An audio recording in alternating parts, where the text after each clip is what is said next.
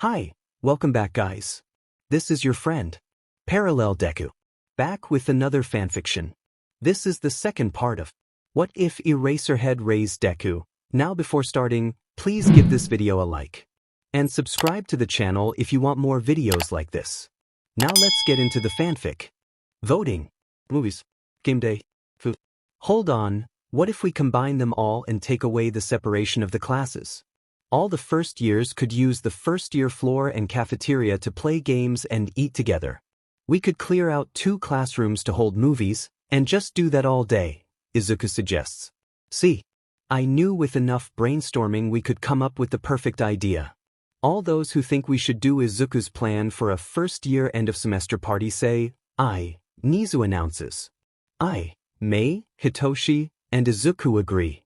Right then, after the first years finish all their finals, we will have a celebration to raise spirits. Nezu smiles. This should be fun, Mei laughs. Alright you 3, lunch is nearly over. You should start heading to class. I'll see you tomorrow. Nezu waves. Yeah, see you tomorrow.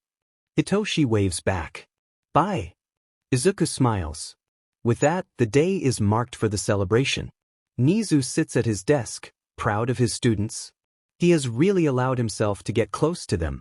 However, on the other side of things, Tamura isn't pleased with the recruits Jiren brought.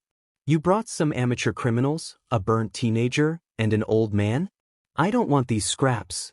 Tamura hisses. Watch it, punk. I'm not an old man. I'm an old drag dealer with connections in America. But if you don't want my talent, fine by me. I have to go find Izuku anyway. Hisashi starts to walk away before Tamura grabs the sleeve of his jacket, causing it to disintegrate. What did you say? Tamura glares at him. I need to find my son Izuku. He's some hero now, and I'm going to cash in on him, Hisashi replies defiantly. You're the brat's father? Tamura laughs. Told you I brought good ones. Mr. Midoriya has a history in crime and drag dealing. He's a classic criminal with connections on both sides. Jiren tries to sell him. I could use that, but it means you're a hero's father, and you two are just more Stain fans. Then it isn't fair. Tamura scratches his skin. Tamura Shigaraki, don't dismiss them just yet. They've come a long way to get here so soon. Normally, it can take weeks to find such recruits. Just think about it, Kurojirai comforts Tamura. Damn it, I need some fresh air and maybe someone to confront, Tamura mutters as he walks to the door. What's his deal? Dabi asks. He has a lot to think about, but please stay and get comfortable. Kurojirai points them to a booth to sit in. Tamura walks until he reaches a large mall. He looks around at all the shops selling hero gear and even merchandise related to the hero killer. It makes him angry. His blood boils and he feels restless. He needs to confront someone. Stupid hero killer. He took my fame, and now the only people I can find are old fools, insane teenagers, and a depressing loser. If he hadn't stolen my fame, every villain in Japan would be by my side. Tamura thinks, feeling agitated. Just a few stores away, Hisashi, Nemuri, Shoyuta, and Izuku walk out with bags of clothes. They had bought swimsuits for a beach visit they were planning. Izuku didn't have any swimwear, so they ended up buying him 3, just in case he needed more for later. All of them came with water tops and rash guards to protect his back. Okay, that's the swim store. Let's hit up a sports store and grab some tank tops and stuff to wear over our new swimsuits. Nemuri suggests. Alright. Hisashi smiles. He planned this day to get Izuku's mind off of Nomu and the League of Villains, and it seems to be working. Izuku walks between his fathers, smiling from ear to ear. He doesn't actually like shopping too much. He just enjoys spending time out of the house with his family. The group walks into the store. They try on a few things before making their way out. Nemuri buys herself a sun hat and a thin red skirt to tie around her waist before they get to the beach. Izuku gets a dark green windbreaker, Hisashi gets 3 new pairs of sunglasses and a pack of hair ties, and Shoyuta buys 2 bottles of sunscreen and a dark gray shawl. Okay, is it just me, or do you guys want to get something to eat too? Hisashi asks. Yes. I'm totally starved. Nemuri exclaims. I'm a little hungry. Izuku mumbles. Good, I've been dragged here many times by Hisashi, so I know a good place to eat, Shoyuta says, stepping onto the escalator. Oh, is it that ramen place? I love that place. Hisashi blushes with excitement. Alright, how about this? I find a bathroom, Shoyuta gets food, and Izuku and Hisashi guard the bags and find a table. Nemuri suggests. Sounds good, Shoyuta agrees, handing Hisashi his bags while Izuku holds Nemuri's. Shoyuta walks over to the stall in the food court, and Nemuri hunts down a bathroom.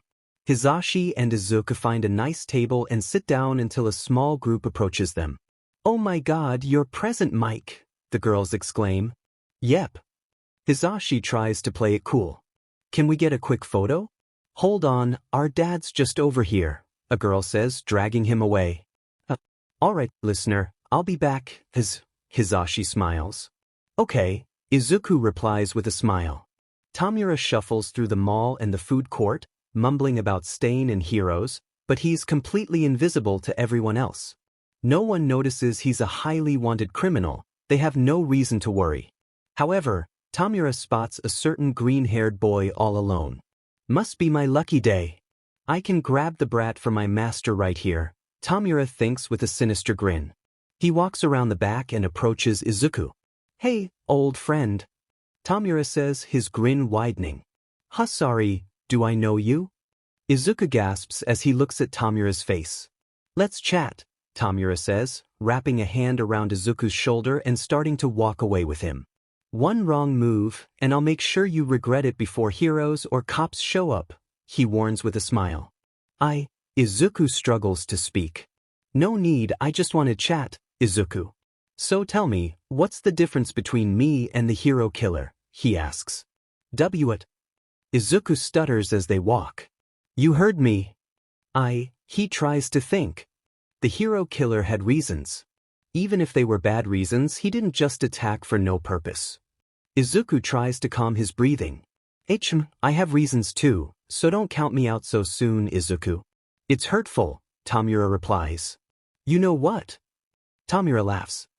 I've actually got an idea now. You helped enlighten me, Izuku. I just have to be more clear about my plans. He laughs coldly. Oh, and one more thing, he adds ominously. I'll be sure to let your dad know you say hi, Tamura grinned. Dad? Izuku's eyes filled with. Izuku. There you are. Hisashi called out from behind. Darn it, I guess we'll have to meet again later, friend, Tamura said before vanishing into the crowd. Izuku, who was that? Hisashi asked, noticing the tears streaming down Izuku's face. What happened? He wrapped his arms around Izuku. Half an hour later, the mall was evacuated as heroes and police officers arrived. Izuku was taken to the police station for questioning while his fathers and Nemuri stayed behind to manage the crime scene, but Tamura had left no trace. I'm sorry, Sho. I turned away from him, and it's my fault that Shigaraki was, Hisashi began. No, Shoyuta interrupted. This isn't anyone's fault. Blaming ourselves or each other won't change what happened. We need to be there for him, Shoyuta insisted. Yeah, why don't you two go be there for him now? I'll handle the hero work here, Nemuri suggested, turning to the two. You would do that for us? Hisashi asked, surprised. Yes, I would. Now go be with your son, Nemuri smiled at them. Thank you, Shoyuta said, hugging Nemuri before heading to the car with Hisashi. The two sped to the station to meet Izuku. They parked and walked through the doors, only to find not their green-haired, bright-eyed boy but an upset detective. Naomasa leaned against a desk, his brow furrowed and his expression serious. Aizawa, Yamada, I was hoping you two would come here. We need to talk, but first, you need to see if you can calm him down, Naomasa said, leading them to the back of the station. Calm him down? Shoyuta asked, concerned. Yes, he's not in a state to answer questions. An officer asked him about Shigaraki and mentioned his birth family, and he panicked. Naomasa explained as he opened a door. Izuku sat on the floor, hands pressed to his ears, tears streaming down his face, his lips trembling. An officer sat beside him, trying to soothe him but struggling. Hisashi rushed to his side. Izuku, it's okay. I'm not going to let anyone hurt you, Hisashi said, wrapping him in a comforting hug. Please don't go, Izuku sobbed, clinging to Hisashi's loose shirt. We're not going anywhere, Shoyuta reassured him, sitting next to them. Worry filled his mind as he wondered what could have caused Izuku's reaction. I'm sorry, sorry, Izuku continued to cry. The three remained on the floor for nearly an hour until Izuku began to calm down. Once he was able to collect himself, Hisashi and Shoyuta joined him for the questioning. They learned that Hitoshi Midoriya had returned to Japan, and there were concerns he might be involved with the League of Villains. Just thinking about it made Izuku tear up again, but he managed to recount his encounter with Tamura to the officers. After Naomasa finished the questioning, he sent Izuku and his fathers home but recommended they see a therapist, not just hound dog. He suggested a doctor he knew nearby. The family arrived home, and Izuku practically collapsed on the couch. He's asleep, Hisashi said, gently rubbing Izuku's forehead. He's hurting, Shoyuta replied, leaning against the kitchen counter while typing on his laptop. If I find his birth father, I might lose my temper. I want you to stop me from doing that, Shoyuta said. Okay, I'm not sure I'm the right person for that. Maybe you should ask someone who doesn't have such strong feelings about him, Hisashi replied, a hint of bitterness in his voice. And Shoyuta glanced at Hisashi. Do you think he won't call me Dad or Hisashi because my name reminds him of his birth father? Hisashi asked quietly. No, I don't think so. I believe he's just nervous, but you don't remind him of that man, Shoyuta reassured him. I hope so. I don't want to be a painful reminder of Hitoshi Midoriya, Hisashi whispered. Yeah, Shoyuta said, walking over to rub Hisashi's back. You're tense, he noted. You aren't. Hisashi replied, which earned a small laugh from Shoyuta. Let's get him to bed.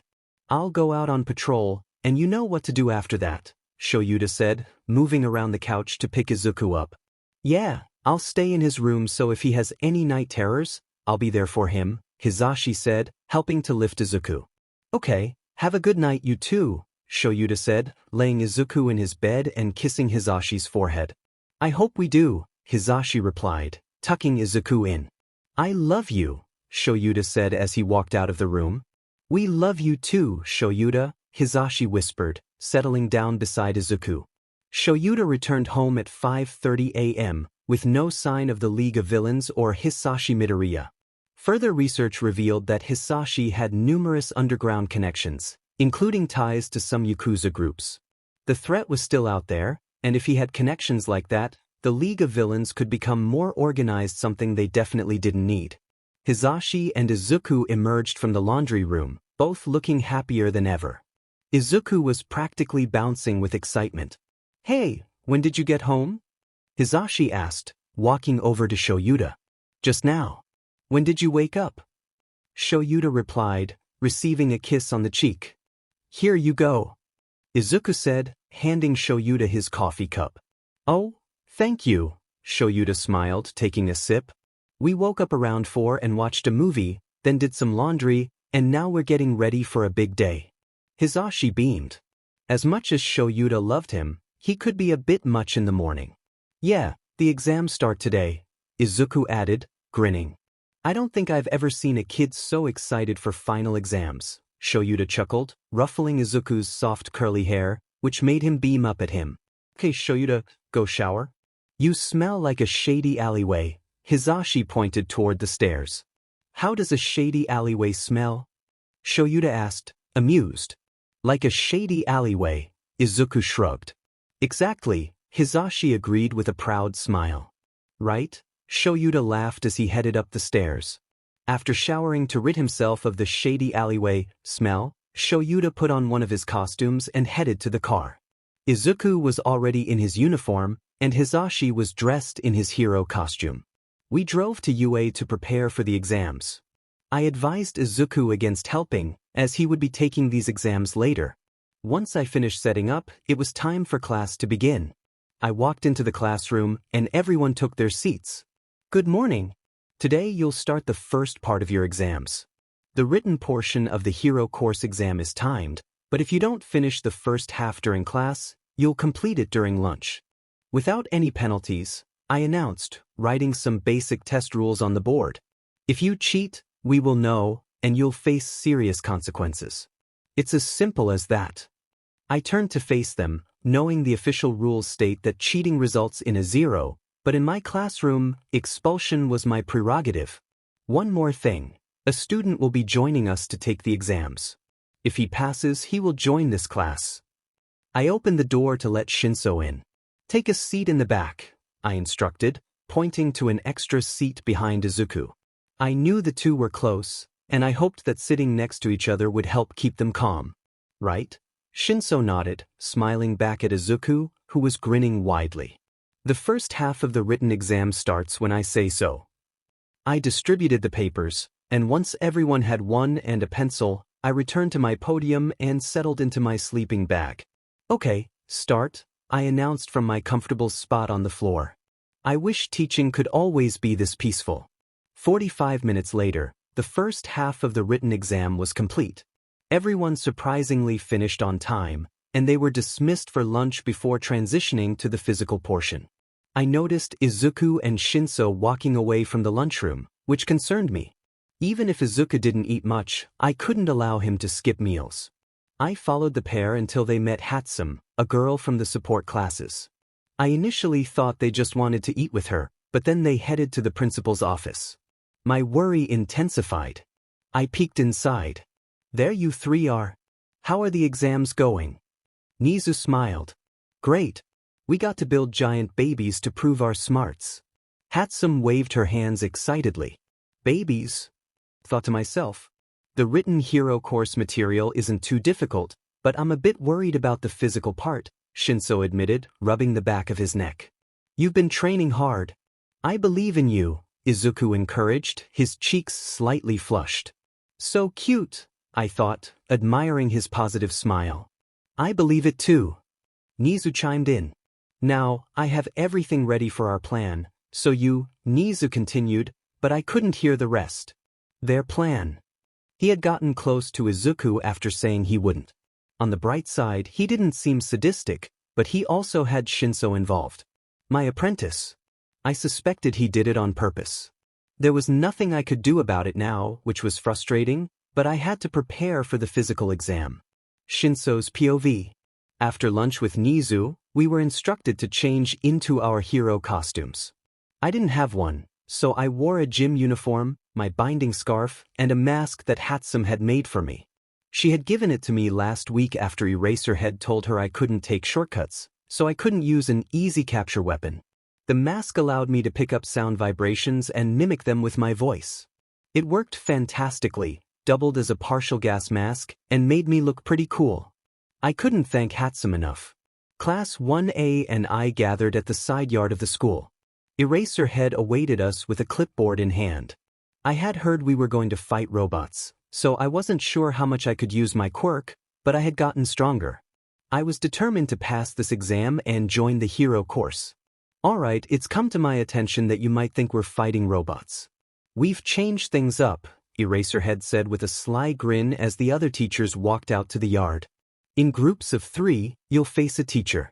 Here's how it will work. Eraserhead activated a small device that projected holograms with names on it. These are the teams, and each team can either fight or evade their teacher. It must be done within the time limit, and anyone who doesn't pass won't be able to go on the class trip. Understand? Yes, sir, we replied, some of us groaning. I looked at the hologram for my name. Team 1. Rikido Sato, Eijiro Kirishima, Minoru Mineta vs. Cementos. Team 2. Tsuesai, Fumikage Tokoyami, Momo Yaoyorozu vs. Ectoplasm. Team 3. Tenya I, Mashireo Ojiro, Hantasiro vs. Power Loader.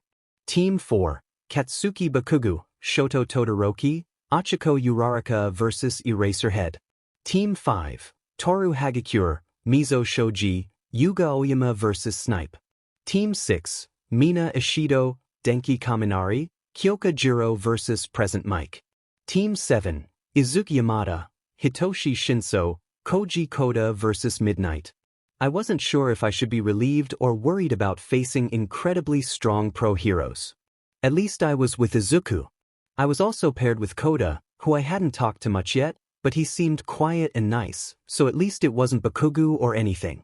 5 minutes before the first match starts. Get ready, Eraserhead instructed. This is going to be fun. Midnight teased Eraserhead. I hoped it would be fun.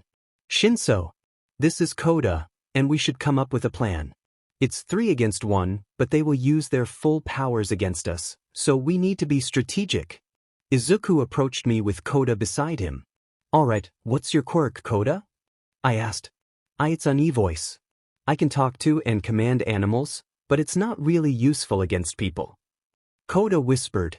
Yeah, but there are plenty of birds and animals around, so your quirk could act as a decoy or a surprise attack, Izuku encouraged him with a smile. Really think so? Koda blushed. Absolutely. Plus, our costumes all have some sort of mask, so Midnight's gas will have a harder time reaching us, I pointed out. This is going to go great. Izuku bounced with excitement. Right, let's do our best to evade Miss Midnight. Koda smiled at us. Okay. I smirked back. The 3 of us decided to go up to the viewing room with Recovery Girl. We wanted to take notes on the battles to find the most effective strategy. Well, Izuku wanted to do that, Koda just sort of agreed, and I was curious if it was even possible to defeat a pro hero. The first match didn't look promising.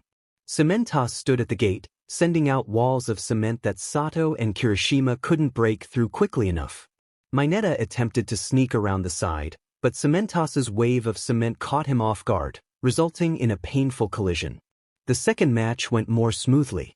Tsu and Tokoyami executed Yaoyorozu's plan flawlessly. They faced a close call at the end, but Tsu cleverly consumed the HNDCFFS, which was quite unappealing, and managed to have Dark Shadow capture ectoplasm. The third match also proved successful. Ida's speed allowed him to propel Ojiro into a makeshift slingshot, enabling their escape before Power Loader could engage them. They had all their bases covered with speed, traps, and strength. It's hard to determine now if I'll pass or not, but I have faith in our abilities. I believe in Izuku's plan, and I'm determined to make it to the hero course. I will be a hero. Chapter 4. Will Bakugo be able to cooperate with Todoroki and Uraraka, or will they struggle against the stealth hero? Katsuki's perspective. I can't believe I'm stuck on a team with Icy Hot. Off-brand Kirby is one thing, but that Peppermint JRK really gets under my skin. He thinks he's stronger than me, and I refuse to let that slide. Aizawa better watch out because I'm coming for him first, then Todoroki. Bakugo, we should prepare and maybe come up with a plan, Icy Hot suggested as he approached me. Like hell, you half and half be. I'm going to take down Eraserhead, so you and Pink Cheeks just watch. I yelled. That's not really a plan. But if you want to fight Mr. Aizawa, then go for it. Round Face smiled. See, she gets it. I replied, striding off to practice a bit.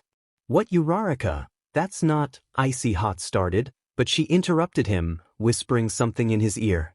He nodded, and they began discussing how to obstruct Eraserhead's view. Whatever they decide to do doesn't matter, as long as they stay out of my way. Third-person perspective. The hero students spent the last few seconds preparing. The match announcement echoed over the speaker, and the 3 sprinted down the road. They fought in a sun-drenched arena, so they had to be cautious about property damage. Achiko playfully tapped Katsuki's back. The hell? Katsuki exploded. If you're weightless, you'll be faster, she shouted. Am's not half bad, Round Face. Katsuki jumped up and then propelled himself forward with incredible speed until Eraserhead's binding scarf caught him. Watch out. Shoto created an ice wall, separating the team. Katsuki faced off against Eraserhead while the other 2 maneuvered around to execute their plan. Achiko devised a strategy to trap Eraserhead using ice, making it impossible for him to escape. Katsuki, although unaware of the specifics, quickly deduced their intentions and attempted to stall Eraserhead. He broke free from the binding and landed a punch on Eraserhead's face.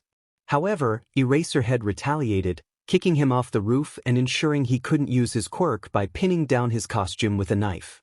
Think that can hold me, old man? Katsuki taunted, getting back up, but Eraserhead turned his focus to the other 2. What the hell? Fight me, Reuniting. Katsuki shouted, using an explosion to rocket forward in search of Eraserhead. I'm not weightless anymore. He found the other two, Katsuki noted, racing toward where he thought they would be. Achiko dodged a strike from Eraserhead's scarf. Shoto attempted to sneak behind Eraserhead, but he kept moving, constantly shifting his line of sight. Damn it, he's too strong and fast. We need another plan. Shoto exclaimed, evading throwing stars. What are you, a ninja wannabe? Katsuki quipped, trying to buy time while unsure if he was out of the fight. Eraserhead remained silent but closed in on Achiko. She utilized her martial arts skills to flip him over. Although he quickly regained his footing, it provided Shoto the opportunity to launch another ice spike, creating 2 walls down and 1 to go. There was only one way out of the icy pyramid, and Achiko and Shoto raced for it. Eraserhead pursued them, realizing their strategy. He nearly caught Shoto before Katsuki exploded in front of him. I told you to fight me, old man. Katsuki shouted, launching another explosion. Eraserhead nullified Katsuki's quirk and pushed him to the ground. A quick throw sent him crashing into a nearby trash can. Katsuki sprang up and punched Eraserhead in the face, only to be flipped onto his back. Sorry, Todoroki said coolly, trapping both of them in the ice structure. Damn it, Eraserhead grumbled, getting off Katsuki. Die! Katsuki yelled, landing another punch before being flipped again. You don't have the cuffs, do you? Eraserhead asked, noticing Katsuki's refusal to stay down. Good work, heroes. Todoroki and Uraraka escaped, the speakers announced. Damn it, Katsuki grunted. You should have listened to their plan. It was solid. You can't do everything on your own, Eraserhead remarked as he approached the ice wall. Shoto melted it away, allowing them to exit. Wow, what a match. Izuku smiled at Koji and Hitoshi. It looked tough, but they pulled through. It makes me more confident that we can win, Koji replied, returning the smile. Yup, there's no way we lose now. Hitoshi smirked. Izuku's perspective. The 4th match just concluded, and they all performed admirably. I can tell Kaken wouldn't stick to a plan, but that's just how he is. If he hadn't distracted Aizawa at the end, I think the other 2 would have been caught. The next match features Hagakure, Shoji, and Oyama. They're set to battle Snipe. I wish them luck as they head into the building. They're fighting Snipe inside a business-like structure, which should be interesting. Snipe uses guns, giving him both advantages and disadvantages. He can hide behind walls, but so can his opponents. Hey, Izuku, have you finished working on our plan? I'm struggling to think about how to fight Midnight, Shinso asked me. Yeah, well, it's going to be challenging, but Midnight loves to talk. If we can avoid her gas attacks and provoke her enough, she might slip up and reveal something. If not, Koda, can you use your quirk to summon birds for a distraction? If you can, we can make a run for it while she's occupied, I suggested, turning to Koda. Why I can? They might fall asleep due to her quirk, though, he replied, looking concerned. But if they can grab her attention for just a moment, we can escape, Shinso encouraged. Right? We need to be quick and keep our masks ready. We should have the upper hand. I smiled at both of them. Sounds good to me, Shinso said, turning his attention to the screen. While we were discussing, Snipe lost his match and got cuffed by Hagakure. Her stealth skills are impressive, so I'm not surprised. But now that match 5 is done, it's time for match 6 with Jiro, Kaminari, and Mina versus Present Mike. Jiro and Mike have similar quirks, but Yamada's is stronger due to his extra experience and training. Kaminari and Ishido need to get close to use their quirks, and I doubt Mike will give them that opportunity. As I expected, the match times out. They tried to get close to him, but they couldn't get within half a mile. Without risking their eardrums. I'm disappointed that they lost. Izuku, let's see if your plan works, Shinso nudges me. HM? Oh yeah, it's our turn. Let's do our best. I smile at him. Right, let's do this. Koda smiles back as we walk down to the training ground. It's mostly flat land with some large rocks scattered around. The gate is on the other side of where we stand. I nod to Shinso and Koda as we pull up our masks. This fight is in our favor, so I'll do my best to ensure we pass. Midnight takes her position and cracks a whip against the ground. Let's get this started. I love a good fight, she laughs. Exams start. The speakers blare and we're off. Come on, Midnight. I thought you loved a good fight. Shinso says, but the mask makes it sound like me. Midnight lets out a joyous sigh and sends a heavy mist our way. Even with my mask on, I hold my breath and dash out of the smoke. We all scatter in different directions. I'll distract her. That's all. I pull out my own smoke bomb and throw it at her. It explodes near her eyes, and I take the opportunity to sprint through the smoke, trying to trip her. I'm heading toward Shinso now. He has the HNDCFFS. If she keeps blocking the gate, we might have to catch her. I stop when I see Shinso hiding behind a rock, preparing his scarf. Is she coming this way? He whispers. Yeah, Koda ran to the back and should be gathering some animals. I nod, hiding behind another rock. Take these. I'm not sure if I can get close to her like you can. He tosses me the HNDCFFS. You sure? I whisper. He nods. Midnight approaches us, unleashing more of her quirk. Even with my mask, it's hard to breathe. I can tell Shinso is struggling to stay awake. I was going to try to get close to her, but then a small army of squirrels arrives to help us. Many of them didn't make it through the mist, but those who did got too close for Midnight's comfort. Stop it, no bad. She tries to kick the squirrels off of her. Get her. Shinso sends out his binding scarf and wraps it around her arms, making her drop her whip. I nod and leap at her, clasping the HNDCFFS around her wrist. Phew. She sticks her tongue out. I thought we were going to run away, but that was awesome. Koda smiles, petting some of the squirrels. We should thank you, Koda. I was about to pass out, but your little friends did great. Shinso points to the squirrel on Koda's shoulder. This was a team effort. You both were incredible. I smile at them. Yeah, Izuku's right, you had great teamwork.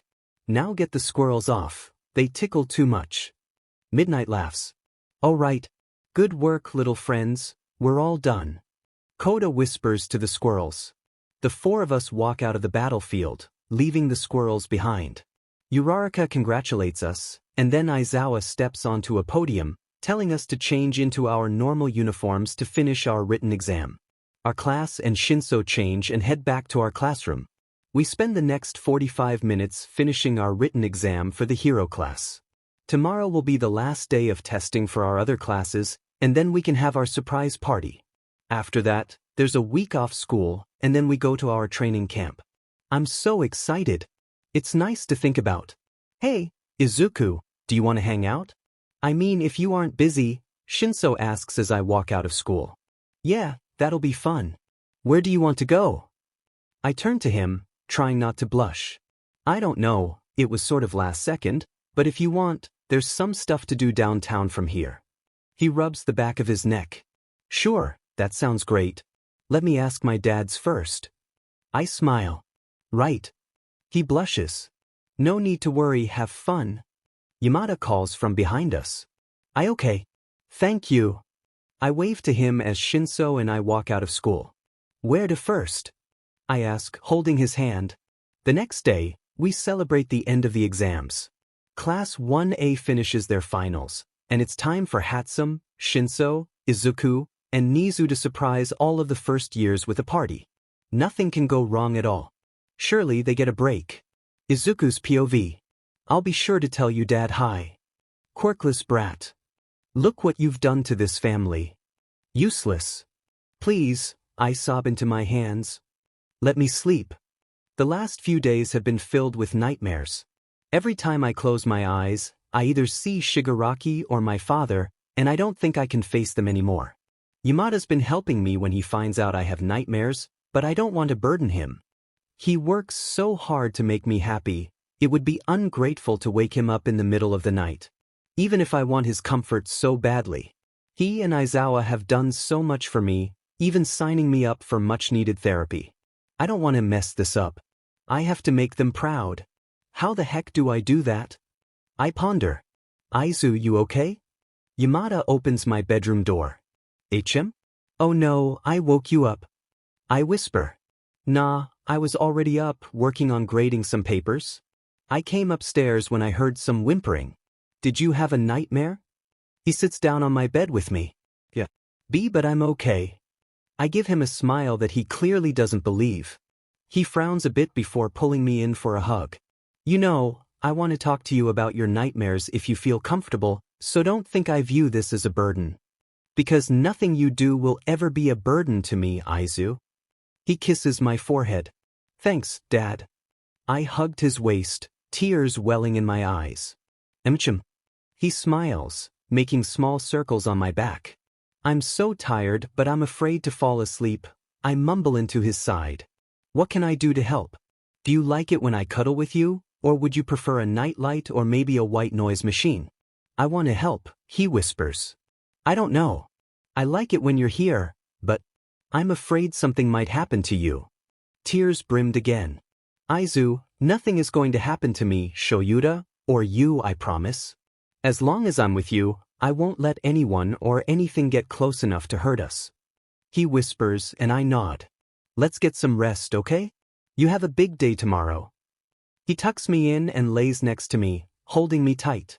I love you, I whisper. I love you too, he replies, hugging me. The rest of the night faded into dark shades of blue as I shut my eyes. This felt good, and for the first night in weeks, I fell asleep and got real rest. I held on to him the entire night, not wanting to lose this feeling, not wanting to lose my family. Morning came, and thanks to my rest, I was able to eat more breakfast than usual. I think I'm getting better again. I noticed Aizawa's smile when he saw how much I ate. It wasn't as much as him or Yamada, but it made me feel good that he was proud of me. I showered and put on my uniform. The injuries on my shoulders were starting to scar, but they seemed minor. They didn't affect my ability to punch or defend myself, so I figured they weren't too bad. I walked down to the car, and we drove to school. I met up with Shinso, and we walked to class together. We visited Hatsume in the support room before heading to class. We wouldn't meet up with Nezu for lunch today because that would be when the first-year party started. The three of us agreed to meet at classroom 1C in the support course hall, an empty classroom where they planned to play movies.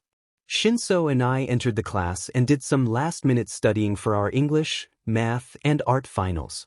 Yamada opened the door and passed out the first exam of the day. An hour later, we finished our exams and everyone was asked to the lunchroom for a special announcement. This was it. They must be announcing the party. Just as I thought, Nezu walked onto the stage and told everyone about the party. Kids began to light up, laughing and cheering as everyone went their separate ways. Izudud, let's go grab a bite from the business hall. Kirishima nudged me. Wait no. Let's get ahead of the rest and go play games. Hagakure tugged at my arm. Actually, I'm going to watch movies in the support hall, I admitted, blushing. I'll come with you, Ribbit, Tsu said, following me. We walked down the building to get to 1C. Izuku, come on, they're going to start it, Hatsume smiled. I got popcorn from the business hall.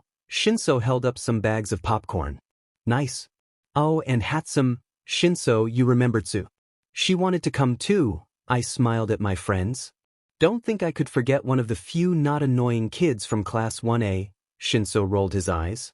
Shinso, I scowled, but Tsu snickered. The four of us joined a few other kids as they started playing a movie called Inside Out. I had never seen it, but Hatsume said she liked it. I sat between Hatsume and Shinso, munching on popcorn. We finished the movie and it was sad. It was good, but no one warned me it would be emotional.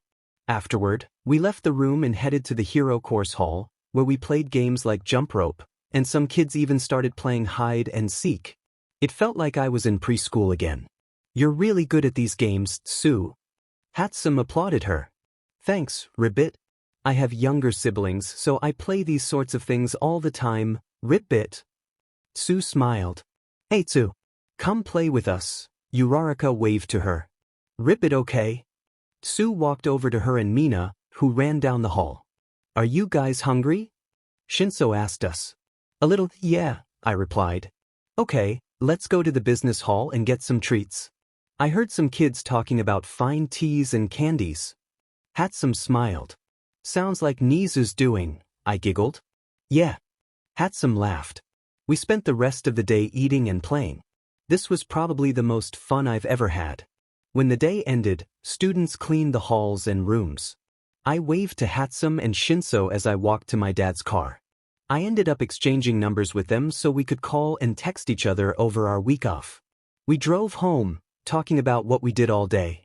Apparently, Aizawa was in charge of movies in the support course and just napped the whole time, while Yamada helped with food or helped eat the food. He usually did both. We decided to take a quick walk around the neighborhood, and Aizawa pointed out the spots where we trained at the beginning of the year. I remembered all our fun times. We laughed about how I almost outran Yamada during my second week of training with them. I smiled just thinking about my family. My family. As we walked around the block, I heard something familiar, someone talking on a phone. I don't think my dad's recognized him, but when I looked at his face, I saw who it was. In a phone booth, I saw my father with a cigarette in his mouth. He leaned on the glass, talking to someone with a raspy voice on the phone. I tried not to panic and kept my face down until we walked past him. I felt like throwing up. But why was he here? I thought he went to America. Please don't let him see me. Izuku, is something wrong? Yamada stopped and turned to me.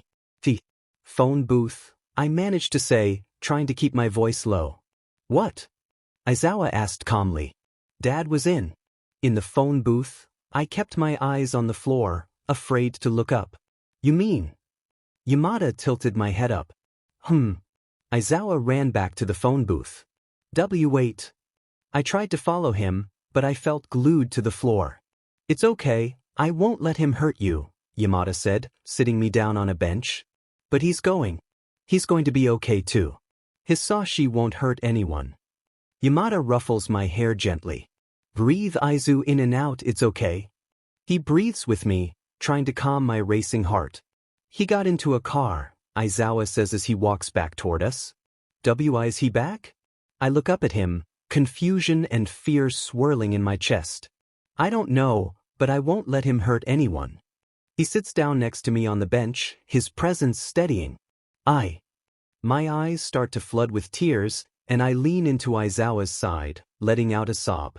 I don't want to go back. Naomesa POV. Eraserhead, present Mike, and their son came in this morning with information about Hitoshi Midoriya. They spotted him in a phone booth just uptown from their house, which isn't a good sign. If Midoriya has been in contact with the League, he could be a threat to Izuku, and that could lead to serious problems for us. I decided not to share this information with the family just yet, especially considering the state I found Izuku in. He was panicked, not in a condition to hear that his abusive father is working with villains who want him harmed. I hope he can cope with the information I provided. I heard he was starting his first therapy session today, and I'm relieved for him and his family. He definitely needs it. After looking into Izuku's case, it was clear he has faced a lot for someone so young. Detective, we're heading out. The League was spotted breaking prisoners out of prison, including Muscular, Sansa said. Right, I'm on my way. Make sure the rest of the prison is locked down and secure. I grabbed my hat and rushed out the door. Whatever they are planning, it's not good, and I bet Izuku is at the center of it. Dabi POV. I can't say I like the League, but they have fame and power, which is all I. Out of all of them, I despise Midoriya the most. I don't care for his son either, but a father should know better than to act like this. Midoriya bragged about a scar he gave the kid, claiming it ran down his back and left a lasting mark. He sounds like my father, but at least he can admit to being a JRK, unlike my old man, who thinks he can escape the consequences of his actions. Hey Dabi, come with me to meet an old school friend of mine. She's really cute, and I want to see her before she moves away. Toga whined. What do I look like, a babysitter? Find someone else to take you, brat. I took a sip of my drink. Hold on, where are you going, bunhead? I need to meet a guy to get some supplies in Muzudafu. I used to live there, so I'm tying up loose ends. Midoriya took a shot of whiskey. Oh, Muzudafu? That's close to where she lives. Let's go together, Toga chimed in. Wait, I'll come with you too. There's an old convenience store there owned by a girl I know. I want to see her and check if she has any underground news for me. Magna joined them. Okay, girls, I'll drive, and you let me know where you want to get off. I'll park the car in the garage near the takeout place. Midoriya grabbed a bag off the table. Right, let's go. Toga cheered. The three of them disappeared through the door, leaving me in peace. I didn't have to think about that weakling anymore. The only reason I hadn't taken him out is that Jiren knows him and he's flameproof. Dabi, where did Magna, Toga, and Midoriya go? Shigaraki hissed at me. Dimen if I know. They're so annoying I usually block them out, I scoffed. HM. There's good news. We found out where those UA kids are going. All might will crumble before us, Shigaraki laughed. Yeah. I turned to him. They're heading to a training camp in the far woods, with the wild pussycats. So, plenty of heroes to take down. Shigaraki smirked. Next week we strike. He started to cackle. It doesn't sound too hard. I look forward to burning that forest down. For now we wait, but the second I get the order to act, I think I'll have some fun. Hitoshi POV. I did it. I passed my exams and now I'm being transferred to the hero course. All that hard work, the weeks of training, it paid off. I received a letter this morning informing me that I would be joining classes 1A and 1B for the training camp.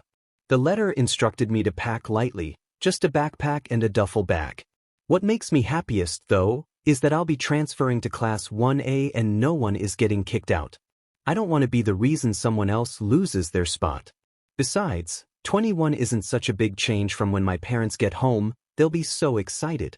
I told them a bit about my training, but this will truly make them proud. It's only 4:30 p.m., so Mom will be home at 5:30 and Dad at 7. I'll order us some dinner, maybe a celebratory meal. Then my phone buzzed. Izuku, is it okay if I add you to a group chat? Now that you're going to be in 1A. Oh right, I forgot I called him as soon as I got the letter. Yeah, sounds good. Izuku. Okay, smiley face. Unknown number. Izuku, who is that? Unknown number. Bakugo, it's a teacher or something. So, it's not, it's Shinso. Does this mean you passed and joined 1A? Yeah, I scored enough to get transferred. Unknown number. That's awesome. This is Uraraka, by the way. Unknown number. Wonderful news, Shinso. I can't wait to be your classmate. This is Tenya Ida. Thanks. Unknown number. This is Yaoyorozu. I can't wait for you to join class either. Red Heart. It feels nice to be part of something. We ended up doing a group FaceTime and talked for an hour. Some of Class A are better than others, but they all seemed happy for me. I'm not sure if I'll get too close to them, but I think it's safe to say we're friends. Katsuki. DM in class. They keep texting me while I'm training. I failed the exam. I didn't do enough, so now I have to train harder. Eraserhead beat me, and so did my team. They did better than I did. You should have listened to their plan. His voice echoed in my head. Even if I hate to admit it, I need better teamwork skills. They had a plan, I just acted without thinking. I can't always rely on my quirk, so I need to be more cooperative. I hate thinking about that. Maybe I'm not good enough on my own, so I need help. Why couldn't I beat them all? I clear my head and return to the weights. I've been training here since I heard I failed. This gym is in my neighborhood and has plenty of weights and equipment. After I finish lifting, I do a lap around the track. Whenever I feel like taking a break, I push myself harder.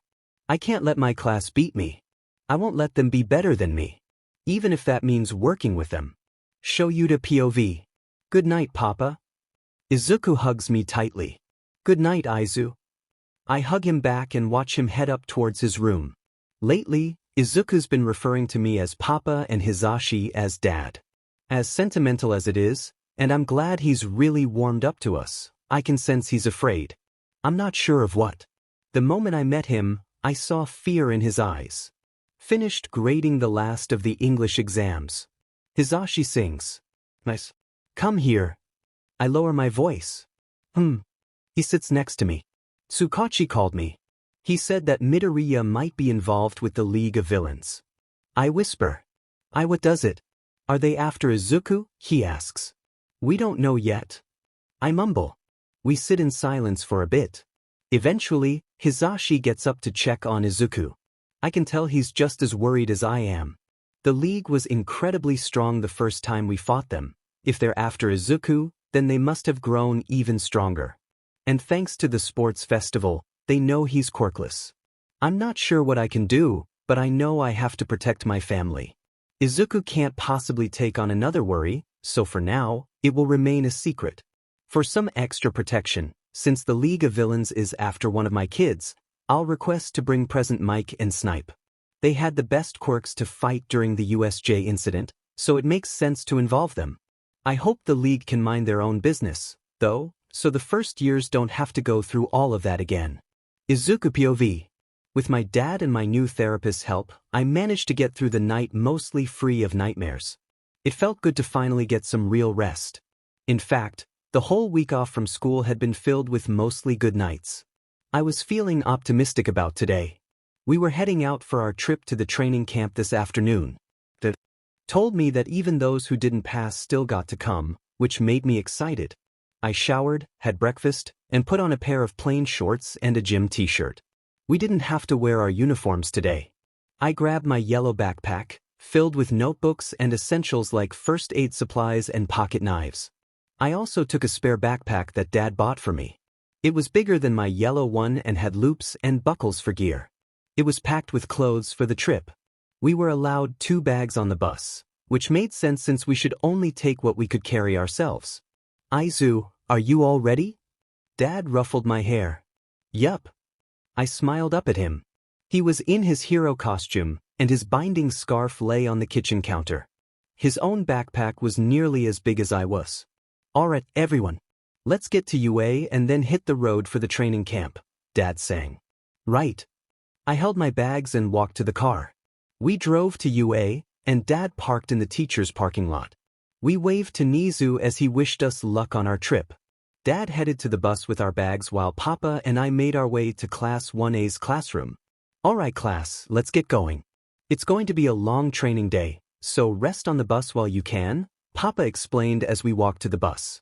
I sat next to Tsu and Shinso, with Ida, Todoroki, and Uraraka across from us. The bus's open arrangement made it easy to see everyone. Ribbit, are you guys excited? Tsu asked. I know I am. It's cool that Class B, present Mike, and Snipe get to come with us, Uraraka smiled. Yeah, I can't wait to train, Shinso said, leaning back in his seat. Agreed. The training will be a great learning experience, Ida added. I'm glad we get to spend time together as a class and as friends, I smiled, and Todoroki nodded in agreement. An hour later, the bus stopped at a small clearing on the side of the road. We poured out of the bus and stretched our legs. I paused when I recognized 2 girls standing in front of us. We're the Wild Pussycats. Welcome, first years, Pixie Bob smiled. Wow.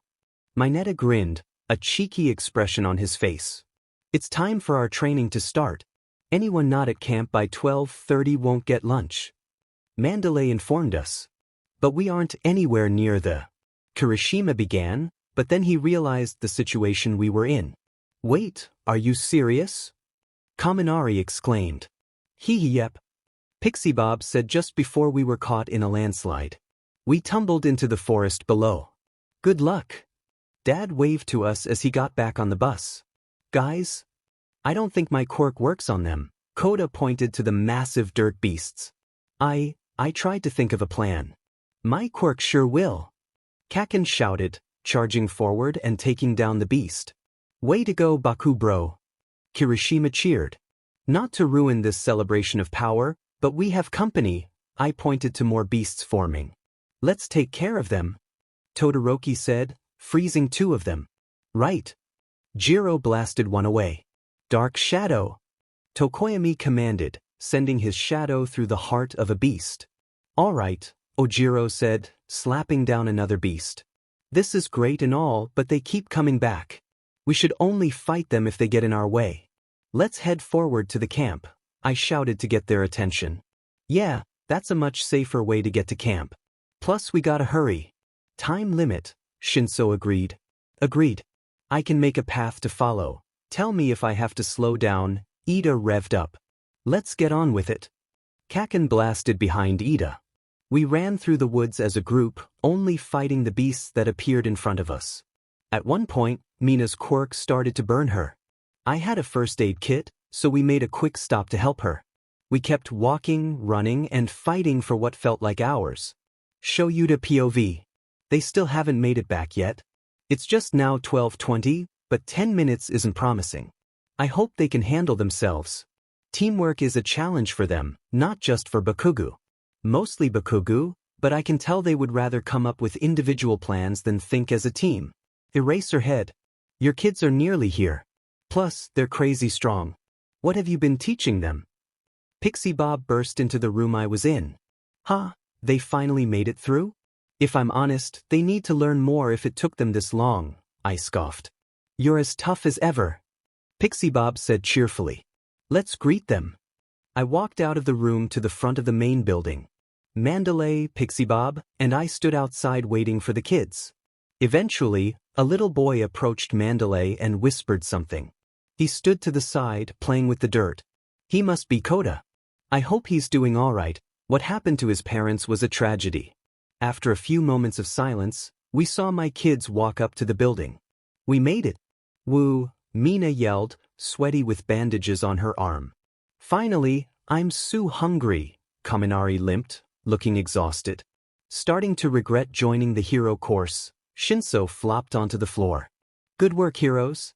You fought for so long and you were so strong. Make your way down to the indoor kitchen. We have dinner ready. Don't get used to us feeding you, though. Pixie Bob sang. Oh, who's this? Izuku approached Koda. That's my nephew, Koda. Say hi, Koda. Mandalay smiled. Empty. Koda delivered a punch to Izuku's stomach. Ah, Izuku sank to the floor, and Shinso and Ida rushed to his side. I promise I'm not laughing, Shinso said, clearly trying to hold back his laughter. Not the best introduction I've witnessed, but somehow not the worst. I'm sure they'll warm up to each other eventually. That being said, there's a reason I teach kids over the age of 10. Wash up and head to the kitchen. Don't keep the heroes waiting, I instructed the class. Yes, sir. They practically ran to the kitchen. They must be hungry. They washed up and then headed to the kitchen, eating like they hadn't had a meal in ages. Kirishima devoured his food as if it might be his last meal. They would have to cook the next one, but I was sure they weren't that bad. Maybe. After lunch, they headed to the baths to soak away the aches from the afternoon. Koda was on patrol for troublemakers. As night fell into a deep blue, I returned to the room I was staying in. Hisashi sat on the bed, engrossed in a book. The curtains were drawn over the window, and I noticed his bag slumped against the wall. Are you just going to stand in the doorway? Hisashi looked up at me. Heh. I walked over to the bed and lay down next to him. I'm not one to take a perfectly good bed for granted. Smirked, tucking myself in. Good night, Sho. Hisashi turned off the lamp beside him. Good night, Zashi. I love you, I whispered. I love you too, he whispered back, moving closer to me. Morning came early for all the students. Everyone was up at 5 a.m. and went for a 5-mile run around the forest before a quick breakfast. The teen heroes devoured their food and then were sent out for training. Katsuki Bakugo focused on enhancing the size of his explosions. He dipped his hands in water to work up a sweat between massive blasts. Achiko Uraraka practiced lifting several heavy boulders at once, though she struggled and had to pause a few times. Tenya Ito worked on increasing the heat tolerance of his engines. He ran around, delivering powerful kicks to rocks to raise the temperature in his legs. Hitoshi Shinso was learning to project his voice and use his binding scarf more effectively. His hands bore the marks of his efforts, but Pixie Bob would bandage him up and encourage him to keep going. Tsu Azui practiced climbing walls and camouflaging herself.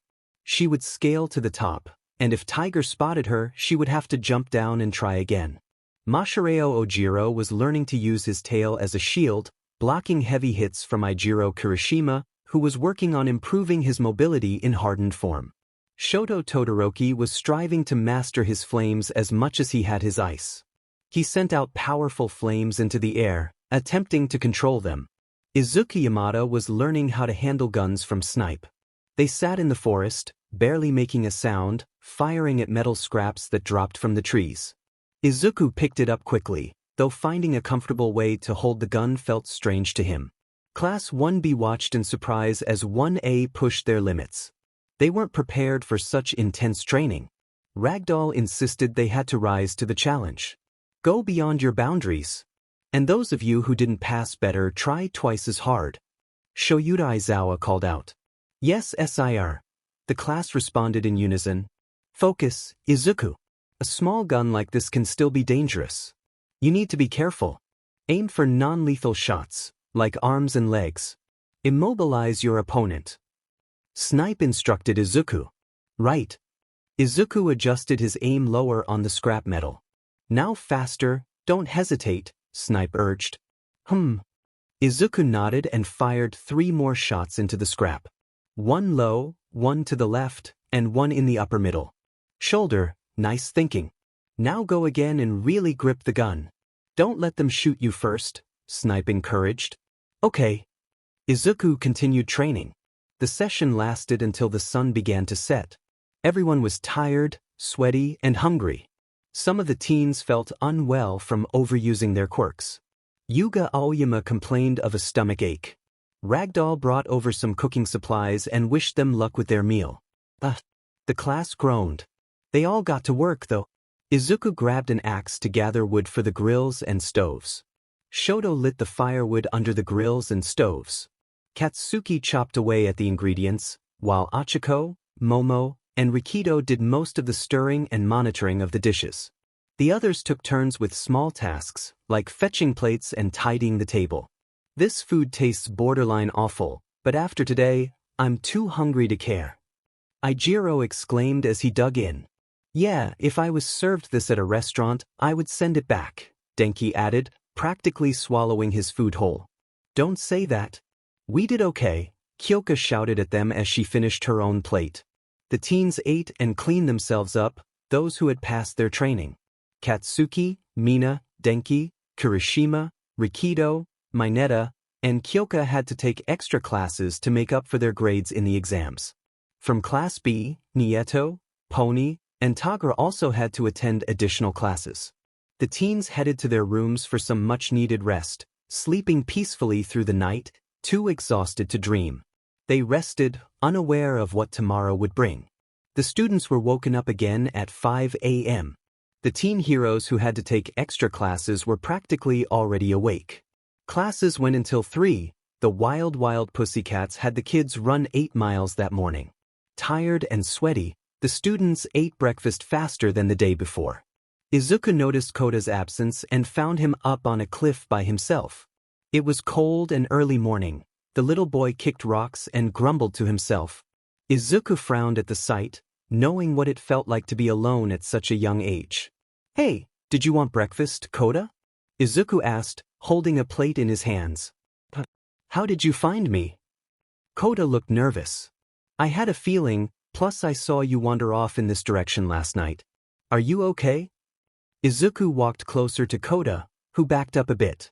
I'm fine, why do you care? Go away. Koda yelled. If you want to talk, you can talk to me. I'll leave this here for you. He set the plate down. See you later then. Izuku waved and jogged down the path along the cliff, worrying about Koda the entire way down. Stupid hero, why does he care? Koda shuffled to the plate and started eating the food. Once back with the rest of the class, Izuku joined Snipe for training again. He greeted the hero and then ran a lap around the forest as directed. Good run, Izuku. Now go change into your hero costume for training, Snipe said. My hero costume? Izuku questioned. A very important part of using a gun is knowing a safe place to store it and the proper and fastest way to pull it out. The students' hero costumes are in the main building, Snipe answered. Oh, I get it. All right, I'll be right back. Izuku jogged to the building to get changed. He slipped on his costume and gauntlets, then jogged back to Snipe. Here, prep your gun. Snipe tossed him a disassembled pistol. Okay, sir. Izuku quickly built the weapon, having become very skilled at disassembling and reassembling pistols. Right then, from now on, you'll add this to your utility belt. It seems the safest. He tossed Izuku a holster for his belt. Buckle it here? Izuku said, clamping it onto his belt next to the first aid kit. Ah, looks good. Now put the pistol inside, and I'll show you how to quickly draw it. Snipe gave him a thumbs up. All right. Izuku smiled. The two spent their training time learning how to draw the gun properly, then how to run and shoot moving targets. Izuku wasn't the best, but he was surely better than most kids his age. The pistol rested in the holster on Izuku's belt, becoming part of his costume and matching. Its black color and rough texture. Katsuki spent the day training with Tenya and Ijiro. To help with Katsuki's uncooperativeness, the three worked together to get stronger. Tenya would tell Katsuki what to do as he ran, helping his lungs, and Katsuki would follow Tenya's commands to attack Ijiro. Ijiro hardened himself with every impact, becoming nearly indestructible. DMN it. Katsuki grumbled as Tenya gave more orders and completed another lap around the hill. Come at me. Ijiro taunted. Demon IT. Katsuki exploded forward at Ijiro but flipped over him at the last second, sending Ijiro the other direction. Nice one. Ijiro struggled a bit to stay hardened. Tsuyu did the same exercise as yesterday with Tiger, but this time, if he saw her, he told Rikido to throw a boulder. Tsuyu dodged them and hit herself again. The loop continued as Rikido stuffed his face with cakes and even packets of sugar. Other students performed their own exercises. Mashireo used his tail for fast travel around the trees, Tokoyami was in a cave trying to control Dark Shadow, Yuga held his naval laser for over 3 minutes, and even Koji overcame his fear of bugs, pushing past his own limits. Shoyuta happily watched over all of it. He hid his smile from his students but couldn't be prouder of them. They had come farther than anyone expected. After everything the first years had been through, it seemed like they were finally getting normal hero school activities and training. They're getting really strong, Eraserhead. Let's treat them tonight with a training game before baths, Ragdoll suggested. Yeah, you're right. But what could be fun in training? Shoyuta turned to the young hero. I think I know just the thing. Ragdoll smiled brightly. What are you two up to? Mandalay walked up behind them, with Koda not far behind her. Just talking about something fun for the kids. They've worked so hard and I know just how to treat them, Ragdoll said, sticking out her tongue. Oh. Mandalay pondered. Training continued for several hours. They worked themselves to exhaustion again. Just like last time, they decided to at least make some sort of meal before passing out. Izuku didn't have to chop as much wood this time. Shoto was able to keep his flames from burning the food, and Katsuki made sure the food was actually seasoned this time. Hey Izuku, why are you wearing your hero costume? Tsuyu asked, noticing the dark colors. Oh yeah, why are you wearing it? And where did you get a gun? Denki pointed to the holster on Izuku's side. Oh, I was training with Snipe, and he wanted me to practice proper and quick pistol handling, Izuku smiled. Also, you should be more worried about the knives than the gun. I've trained with Izuku before, he's really good with a knife, Hitoshi shivered. Thanks, I think, Izuku giggled. I'll change out of my costume when we bathe. No point in wasting what little energy I have when the costume isn't too uncomfortable. Izuku set the last of the firewood down in a pile. That makes sense, we trained really hard today, Denki said, placing a pot down onto the counter. The class finished cooking the meal, and it turned out much better than yesterday. Denki and Ijiro finished in a blink of an eye because of how hungry they were. Izuku ended up eating an entire plate because of how much he ran that day. Katsuki would have gone back for seconds, but they definitely didn't make enough, which made him grumble. All right, little heroes in training, Pixie Bob announced as she walked out onto the patio where the teens were eating. We have a special treat for you, so don't get in the showers just yet. Meet us out at the edge of the forest. No rush, though, this is for fun. Pixie Bob pumped a fist into the air. Fun? All right. Achiko smiled. Let's clean up, then head to the forest's edge. It's just a short walk, Momo says, gathering some pots and bringing them to the sink. Okay, Izuku replies, grabbing the plates from the table alongside Toru. Once the dishes are all done, Class 1A walks along the path to the edge of the forest, chatting and laughing about their training. Hitoshi shares a funny story about Eraserhead's softer side, making several students chuckle at the thought of their usually stern teacher enjoying children's anime. Hey, Class 1A's here! Tetsu shouts, waving at the approaching students. About time, Juzo laughs. All right, let's explain the game. Mandalay smiles, detailing how the activity will work, and excitement spreads among the group. Hold on, not you all, Shoyuta says, catching his more troublesome students in his binding scarf. Extra classes start now, he adds, dragging them away from their classmates. Darn it, Katsuki grumbles. That's not fair. Mina exclaims. I wish I had been stronger during the exams, Ijiro laments. Mandalay splits the classes into 2 teams and then into smaller pairs or groups. Class 1B hides and prepares themselves within the depths of the forest. Izuku looks around at everyone's excited faces and notices Kira is missing. Mandalay, where's Koda? Izuku asks, prompting Mandalay to glance around. He always runs off like this. I wish he wouldn't do it so late. Mandalay replies, her brow furrowed. I think I know where he is.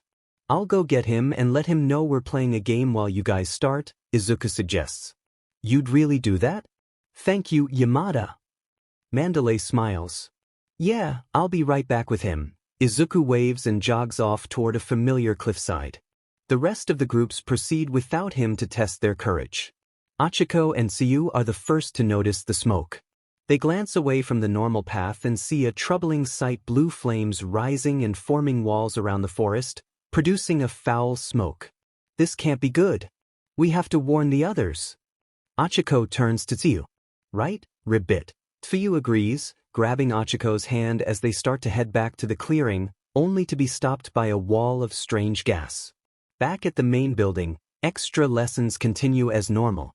The whiteboard displays pictures of good fighting forms. Vlad King explains how to mimic someone's technique. Why does it smell like smoke? Katsuki blurts out. Huh.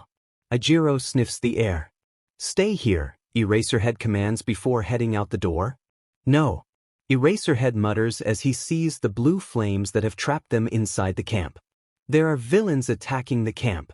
All students avoid battles and report to the main building immediately. Mandalay's quirk echoes in everyone's minds. Hey, Eraserhead, Dabi appears from the side of the building, sending flames toward the stealth hero. Figured you'd dodge it, Dabi taunts, attempting to unleash another wave of flames, but Eraserhead's quirk activates. Eraserhead swiftly kicks Dabi, sending him sprawling. Not bad. Dabi melts into a puddle of brown and black goo. What the Eraserhead begins, heading back inside the classroom. Ha! Dabi cackles beneath Vlad King's attack. Who are you with? Vlad demands. He isn't real, Eraserhead responds, delivering several punches until Dabi breaks apart into goo. Watch the students, Vlad, and help anyone who comes here. I'm going with Mike and Snipe to find the kids, Eraserhead says, rushing out of the room. Izuku reaches the clearing on the cliffside just as he realizes the camp is under attack. Mandalay's warning reaches him, and he hurries around the corner to find Koda. He turns to see a large man laughing over the little boy. Izuku recognizes him as Muscular, an escapee from prison. Stop! Koda sobs as Muscular laughs. Leave him alone! Izuku shouts, throwing a knife that grazes Muscular's arm.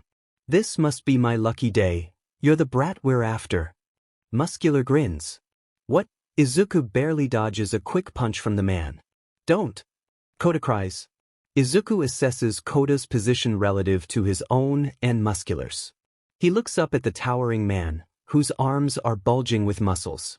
Muscular brings his fist down for another punch that Izuku narrowly avoids. I have to grab Koda and run. Izuku thinks, dodging another attack. Izuku positions himself away from Muscular and darts toward Koda, scooping up the trembling boy and running down the mountainside. Koda clings to him, crying softly. Izuku rubs Koda's back gently as they flee, planning to comfort him once they are safe from the man pursuing them.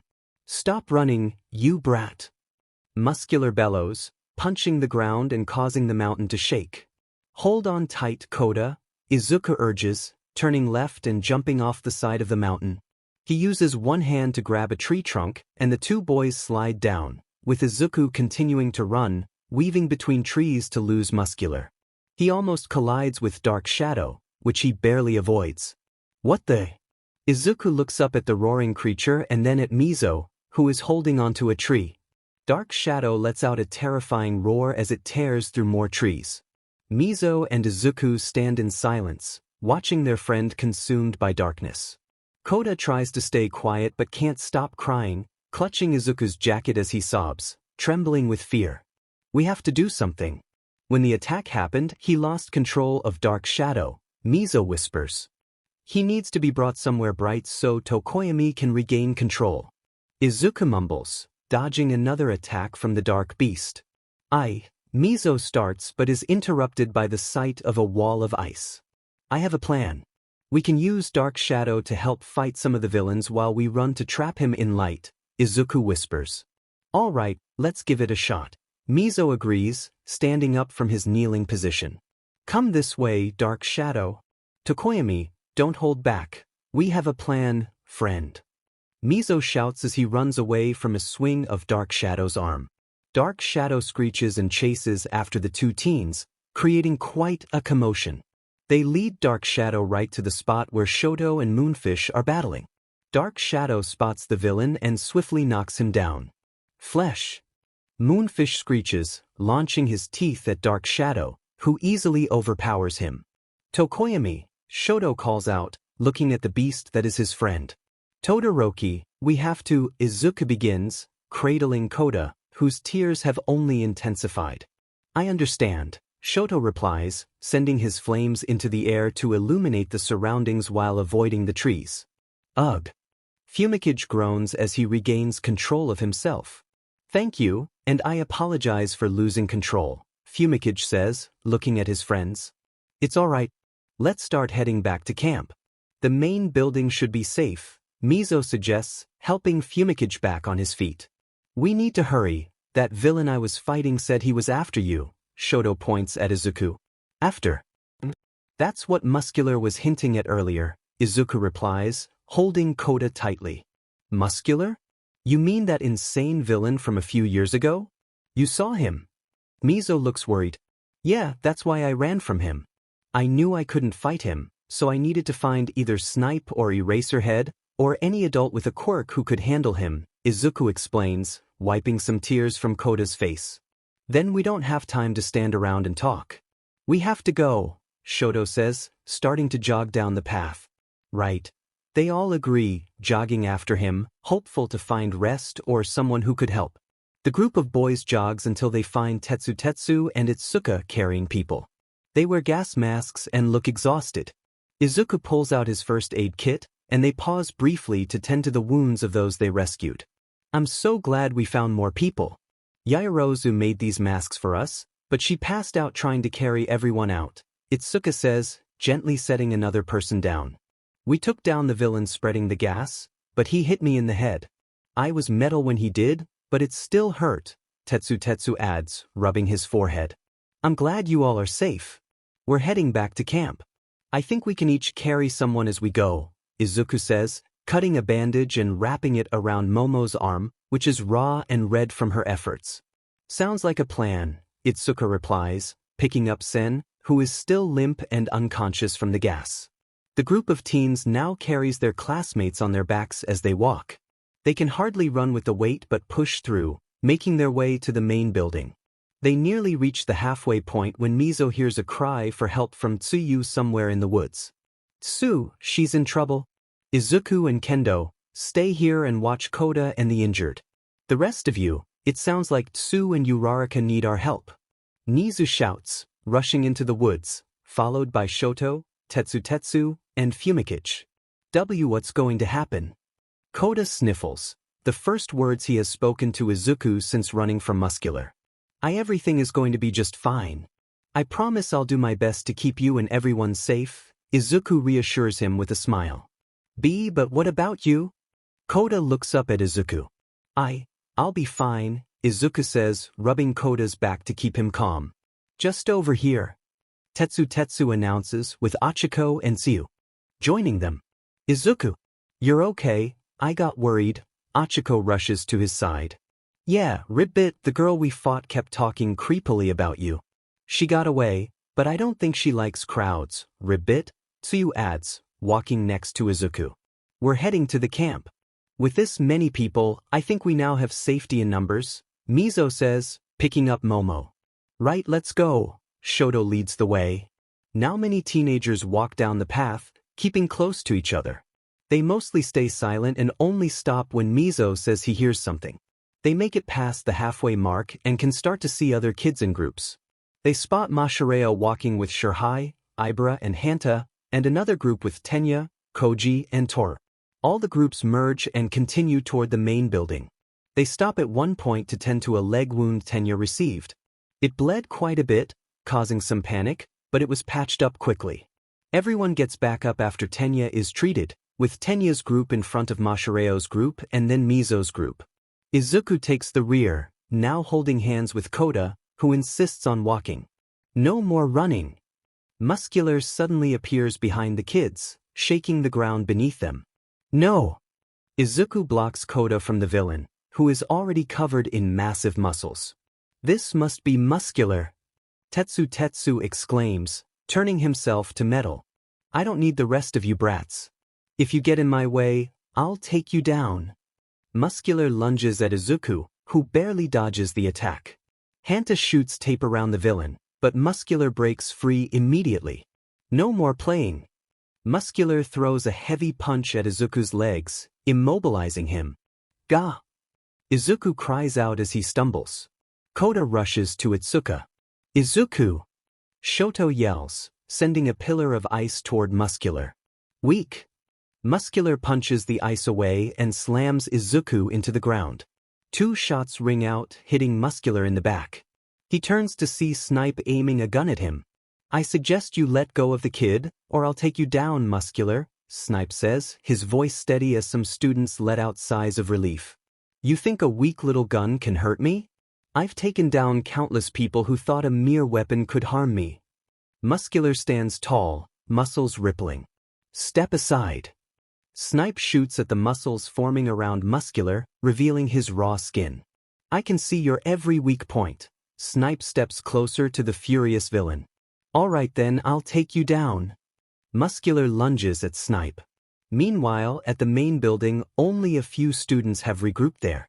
Vlad King works on keeping everyone calm while Eraserhead sprints through the forest searching for other kids, specifically Izuku. He knows this attack was orchestrated by the League of Villains, but when one of the students confirmed they were after Izuku, Eraserhead panicked. He cannot lose him. Izuku! He shouts while running down a path. No students respond. Eraserhead reaches a clearing, where he sees Pixie Bob in distress and Spinner attacking Mandalay. Get off her!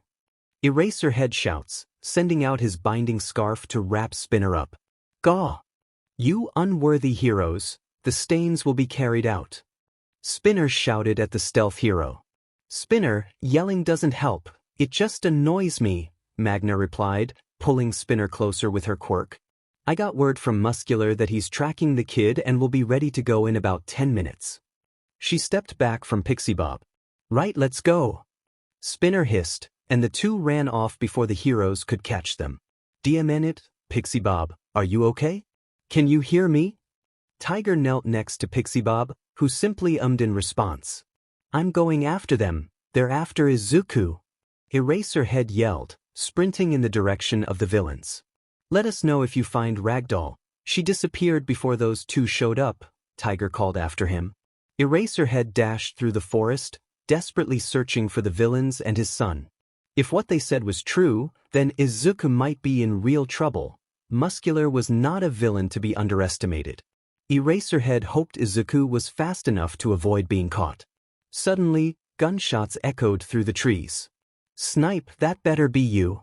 Eraserhead thought, running faster toward the sound. Gwa, Muscular stumbled back, holding his arm. Step away from the kid, Snipe repeated, firing at Muscular. You made it through my quirk. Not bad, cowboy. But I won't lose to you.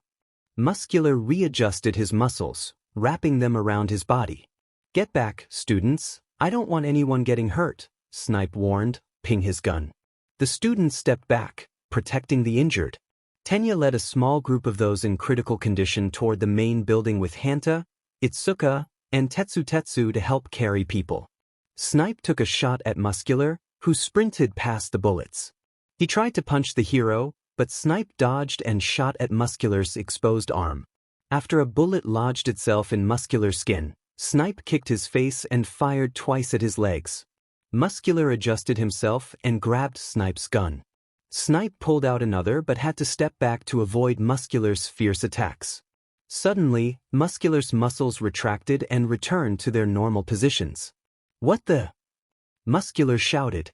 "That's enough," Eraserhead declared, dropping from a tree and flipping the large villain onto his back. "Right." Snipe shot at Muscular's legs to keep him from moving. "Weaklings." Muscular groaned, his legs injured. "Snipe, have you seen Izuku?" Eraserhead turned to the hero. "He's over. He was here. Has anyone seen Izuku?" Snipe asked the students, who wore worried expressions. "No, he isn't with us." "I thought he was still on the floor," Achiko said, looking around. "I've seen the boy in question and I hate to run off, but we have big plans for Izuku. Much more important than you all," Compress smiled from a tree. "No!" Eraserhead yelled at the villain, trying to run after him, but Compress jumped off into the night. "Go after him. I'll use my quirk to shoot you and Snipe after him," Shoto yelled. "Right, let's set up a ramp. Ribbit, I'll use my tongue to sling them. Ojiro and the rest of you pull back, and we can catch up," Tsuyu said, wrapping her tongue around a tree. "Hurry," Shoto commanded, creating a large ice ramp, and the students launched their teachers after their classmate and the villain who took him. Compress landed in front of Dabi, Twice, Toga, and Kurojiri. He barely took a step forward before being knocked to the ground by the enraged teachers. "Grook!" Compress lay on the floor. "Compress, move!" Dabi commanded. "On it!" he whimpered, compressing himself. Dabi unleashed flames at the heroes, who dodged to the side. Eraserhead activated his quirk, halting Dabi in his tracks. Kurojiri opened a portal, and Toga slipped through with Twice. "Let the kid go!" Eraserhead growled, throwing his binding scarf around Dabi. "No can do!" Compress scurried out from Snipe and rushed to Dabi's aid. "Stop!" Snipe shot 2 bullets into Compress's leg. "Here!" Compress released 3 marbles, but Shoto's ice blocked them. "There's no point. Give Izuku back," Snipe commanded, breaking the ice. "Let's leave." Dabi broke free from Eraserhead's grasp and ran toward the portal. "You can't take him!" Eraserhead shouted, filled with rage as he ran to Compress's side and delivered a punch to his gut. "Ugh!" Compress coughed, and out came Izuku from a marble. "What?" Izuku looked around at his father, who reached for him just as Izuku was pulled into the portal. "Papa!"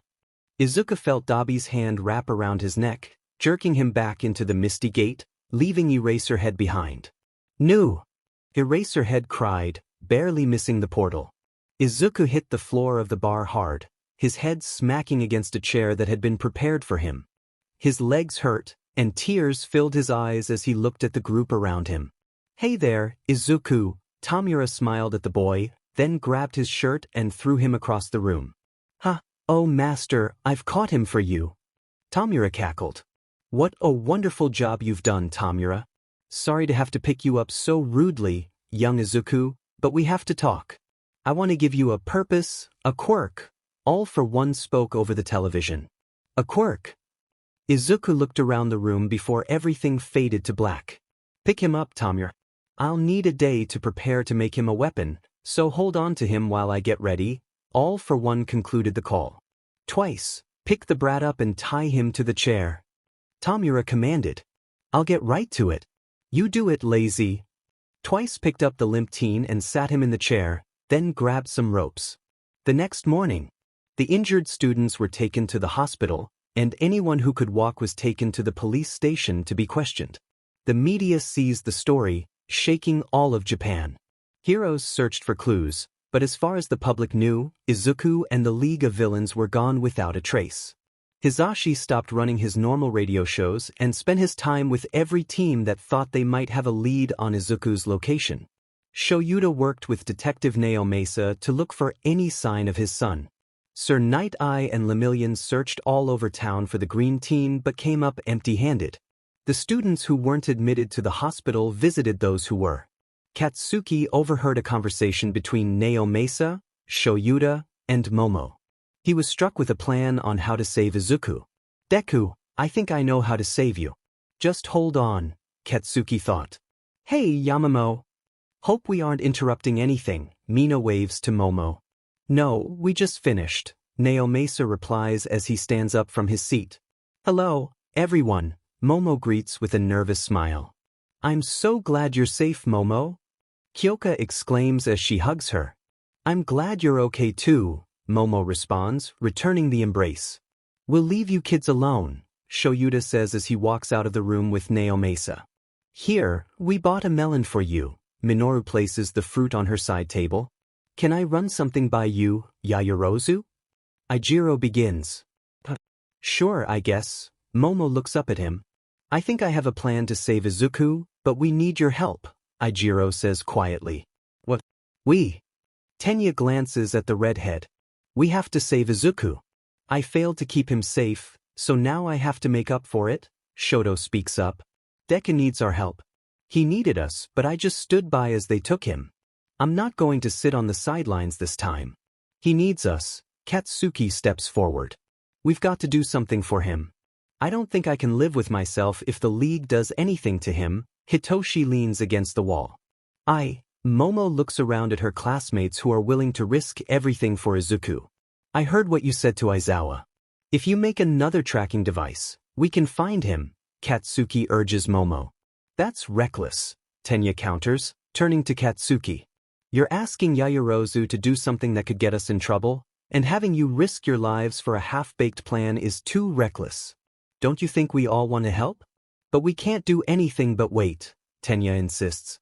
"Yeah, Rip-Bit, we all feel bad about what happened, but rushing in is just asking for trouble," Tsuyu adds. "I feel awful that I didn't notice Izuku was taken before it was too late, but if a bunch of students act without thinking, we'll just get in the way," Mashireo chimes in. "Then don't go, but I have a plan. If we can just locate him, I'm sure we can save him. I'm not abandoning Izuku." Ijiro shouts. "This is a hospital, lower your voice." Hanta whispers urgently at the frustrated teen. "I want to help, but if anything bad starts to happen, we have to back out." Momo clenches her fists. "Yaoyorozu, Ribbit." Tsuyu looks worriedly at her friend. The students talk and debate for a while before leaving the hospital. The class is divided on what to do. They all know it's reckless to proceed with any plan, but Ijiro, Katsuki, Hitoshi, and Shoto are determined to help Izuku. Momo finds it hard to choose a side. She has the ability to locate Izuku, but using it could put several students in danger. In a dim bar in Kamino Ward, Izuku struggles to focus on the people in front of him.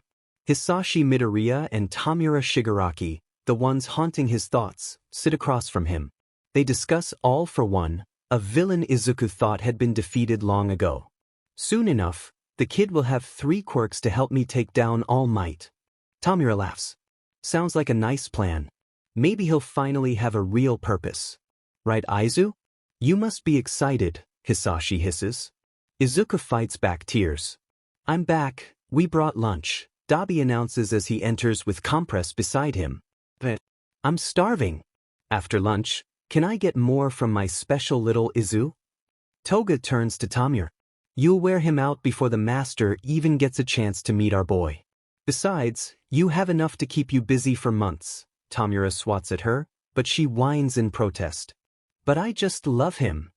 Toga cries, gazing at Izuku, whom she insists is her boyfriend. Izuku is visibly distressed, covered in cuts and bruises. "Oh, let her go on with it. He's tough. It makes her so happy." Hisashi pets Toga's head. Tamura grumbles but eventually nods, and Toga squeals with joy. The pain returns to Izuku as he silently cries for help, only to be met with laughter from the villains.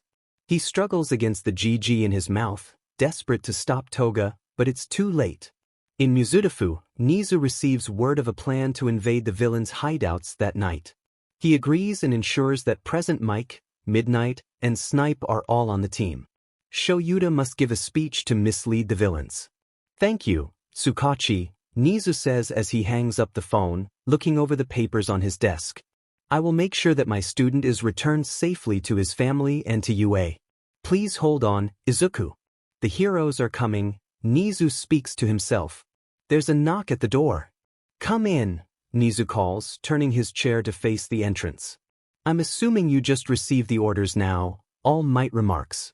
"Yes, you'll be leading the attack alongside Endeavor, Kamui Woods, and Night Eye.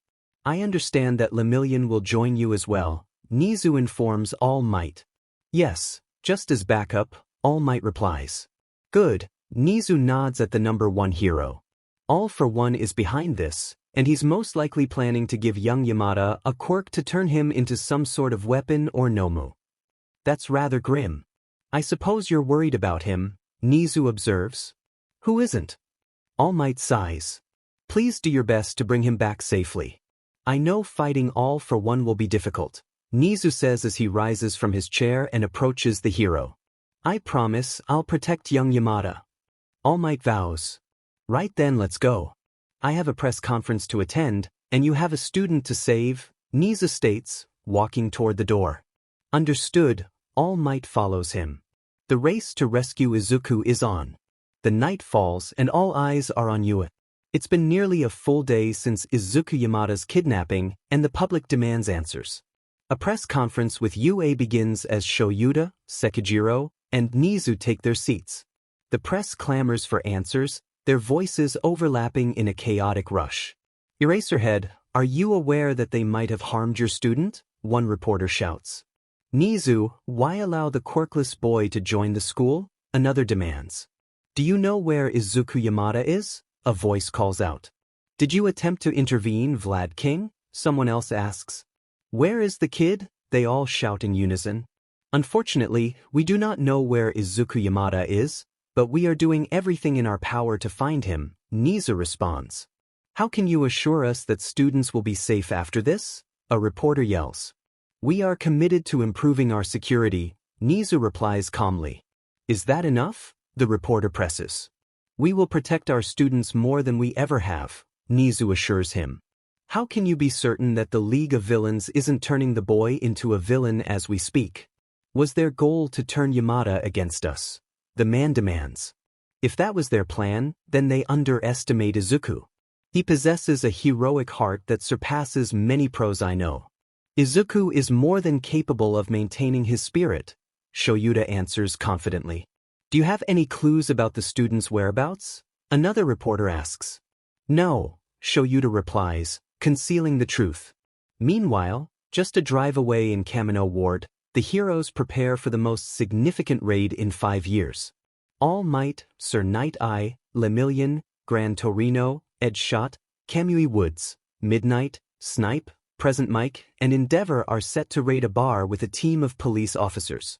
Best Jeanist, Gang Orca, Me Lady, Tiger, and Xless are tasked with raiding the Nomu holding warehouse. Unbeknownst to the pro-heroes, Katsuki Bakugo, Eijiro Kirishima, Momo Yaoyorozu, Hitoshi Shinso, Shoto Todoroki, and Tenya Ida prepare to rescue Izuku as well. Momo has crafted a second tracker for the determined group, and Tenya insists on accompanying them to ensure they retreat when things inevitably escalate. "We need to do this the right way, so let's not waste any time and check out the building," Hitoshi suggests, adjusting his binding scarf. "Should we get disguises?" Momo asks, glancing at the passers-by. "We don't have time. Just keep a low profile." Katsuki growls. "Bakubro, calm down. I know you're worried, but we have to do this right," Eijiro reassures the angry blonde. "He's got a point. Let's find Izuku quickly," Hitoshi agrees. "All right then, let's go." Tenya leads the group toward the side of the Nomu warehouse, unaware of the pro-heroes' plans. Inside, Izuku sits in a metal chair, his hands bound behind him and a GG in his mouth. He watches the television where Tamura Shigaraki is broadcasting the UA press conference. Hitoshi Midoriya rises from his seat. Hey, Kurojiri, can you warp me to downtown Mizudafu? There's someone I need to meet, Hitoshi requests.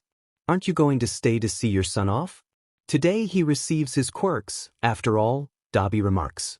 I have more important matters to attend to, Hitoshi laughs. Be back soon, I want you to help test his new powers. Tamura grins. Yeah. See you on the other side, Izu. Hitoshi walks through a misty gate that Kurojiri opens. Izuku scans the room, then focuses on his hands. They are tied behind him in a loose knot. Quietly, he manages to untie himself and wiggles free from his chair. DLVRY. A knock at the door silences the room. Smash. All Might bursts through the wall with a powerful punch. No. Eliminate him, warp the boy. Shigaraki commands. Not so fast, Shigaraki. Kamui woods and snares the league in his branches. Stop him. All Might reaches for Izuku, but he falls through a portal in the floor just before Kurojiri is subdued. No! All Might cries out, unable to reach the teenager. Sir, I have a feeling that yelling means Kurojiri warped someone away, Lemillion observes, turning to Sir Night-Eye. We should head to the other location. Endeavor, stay here. Night-Eye instructs, sprinting down the street with Lemillion. Where are you two, Ugh? Endeavor gives up on calling after them. Izuku's back hits the cold floor as he looks around the dark room, filled with Nomu and tanks containing premature Nomu. One tank stands out to him, and he realizes that Ragdoll is inside it. Ragdoll? He takes a few steps before his legs give out, still recovering. Izuku winces in pain. Young Izuku, it's all right. I'm here to help you, a voice emerges from the shadows. It's all for one, his face obscured by medical equipment. Let me free you so we can. Tok. He snaps his fingers, and a Nomu steps behind Izuku, untying the GG from his mouth. You're all for one. Izuku stammers. My, you've heard of me? This must be thrilling for you, he steps closer. All Might killed you. You must have an immortality quirk. Izuku mutters. What a bright young man you are, Izuku. I have a gift for you. I'm going to give you a quirk, and you'll join my side. All for one smiles beneath his mask. And no, I don't want it. Don't come near me. Izuku crawls backward. Don't be like that, Izuku. This is a blessing for someone like you. Let me give you a purpose. The villain laughs as he approaches the trembling boy. Guys, Izuku's in there. Ijiro informs the others. Really? Is he okay? Tenya asks anxiously. I don't think so, Ijiro replies, stepping down from Katsuki's shoulders. Then let's change that. Hitoshi prepares his capture weapon.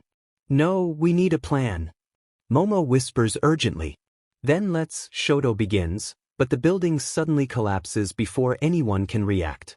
Gross, I don't think I'll ever like these Nomu things, M-Lady complains. Hold on, look. It's Yamada. Best Jeanist calls out to his team, launching threads to lift the frightened teen. Your presence isn't needed. You should leave so I can help him. All for one exclaims, unleashing a powerful quirk that sends the heroes flying backward. You took Ragdoll and Izuku, we won't let you harm them. Tiger charges at the villain but is thrown back like the others. Don't you see how futile this is? I only want to help young Izuku. He's suffered enough, and I want to end that. I'll give him the quirks he deserves and ensure he can use them.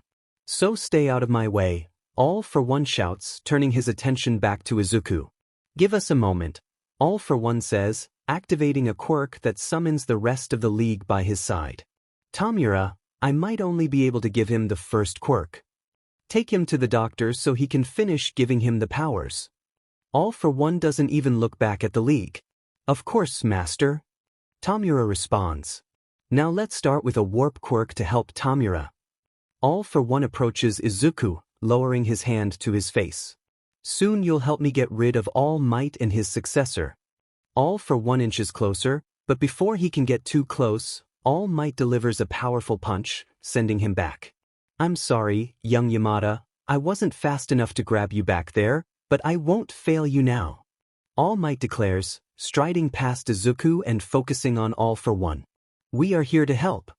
Lemillion shouts from behind Sir Night-Eye. Sir. Lemillion, Izuku murmurs, glancing back at the heroes. No, no, and Tamura yells, rushing toward Izuku. Lemillion intercepts him with a punch, infuriating Tamura. He skillfully dodges Tamura's attacks while protecting Izuku. All for One opens a portal with Kurogiri and turns his full attention to All Might. The two engage in a fierce battle, All Might destroying the medical gear on All for One's face while the villain aims for All Might's injury. We have to do something. All Might can't fight effectively if he has to worry about Izuku. Shoto whispers urgently. Stop. Tenya grabs Shoto's arm, preventing him from rushing out.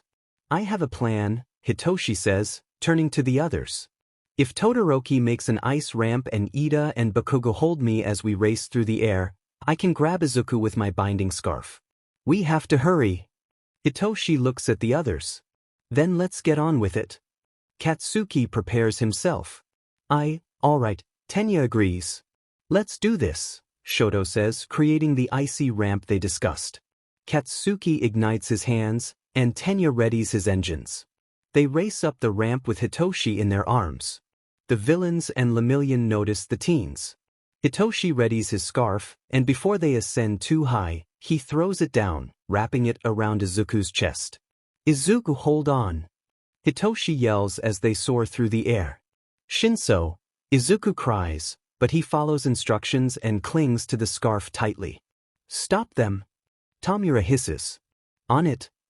Magna attempts to pull Izuku back but is met with a punch from Lemillion. Hurry, get somewhere safe. Lemillion shouts after them. I've got you, it's okay, Hitoshi reassures as he pulls Izuku up, securing him in the scarf in his arms. Izuku clings on, tears streaming down his face. The teens land in a square not far from the fight. Tenya suggests they take Izuku to the police, but when they see he can't stand on his own, they head to the hospital instead. With shattered legs and a bleeding head, Izuku is in poor condition, so Hitoshi carries him the whole way. As they walk, the battle rages on. All Might is on his last leg, his form exposed, and Gran Torino takes a hard hit. Lemillion tries to support his mentor but struggles against the villain. All for One can't land a hit on Lemillion, but Lemillion also can't strike back. The battle concludes with All Might victorious but quirkless, leaving the world in shock about the number one hero. Present Mike rushes to the hospital with Midnight and Snipe, leaving the bar to Endeavor, who is unaware of the situation. They arrive at the hospital and find Hitoshi, Katsuki, and Tenya. Where's Izuku? Present Mike asks, concern etched on his face. They took him in for emergency surgery. They said his legs were shattered, Hitoshi explains, rubbing the back of his neck. They also asked us to direct his parents to the front desk, Tenya adds. Okay, I'll go see what they want, Present Mike says, walking past them. Wait, should he call Izuku's parents? Is Present Mike Izuku's dad? Tenya looks shocked. Sometimes I forget that not a lot of people know that, Hitoshi smirks. Four Eyes will get over it, Katsuki shrugs. I had no idea. Tenya muses, prompting snickers from the other two boys. Around 4 hours later, Shoyuta and Hizashi are allowed to see their son. Tenya, Katsuki, and Hitoshi have gone home, but Snipe and Midnight wait in the room with Shoyuta and Hizashi. At 1:30 a.m., the fathers enter Izuku's room. Aizu.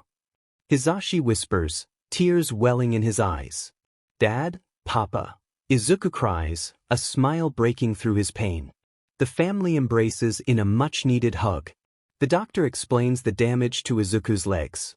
He will be able to walk and run, but he can't sustain another injury like that, or he risks never walking again.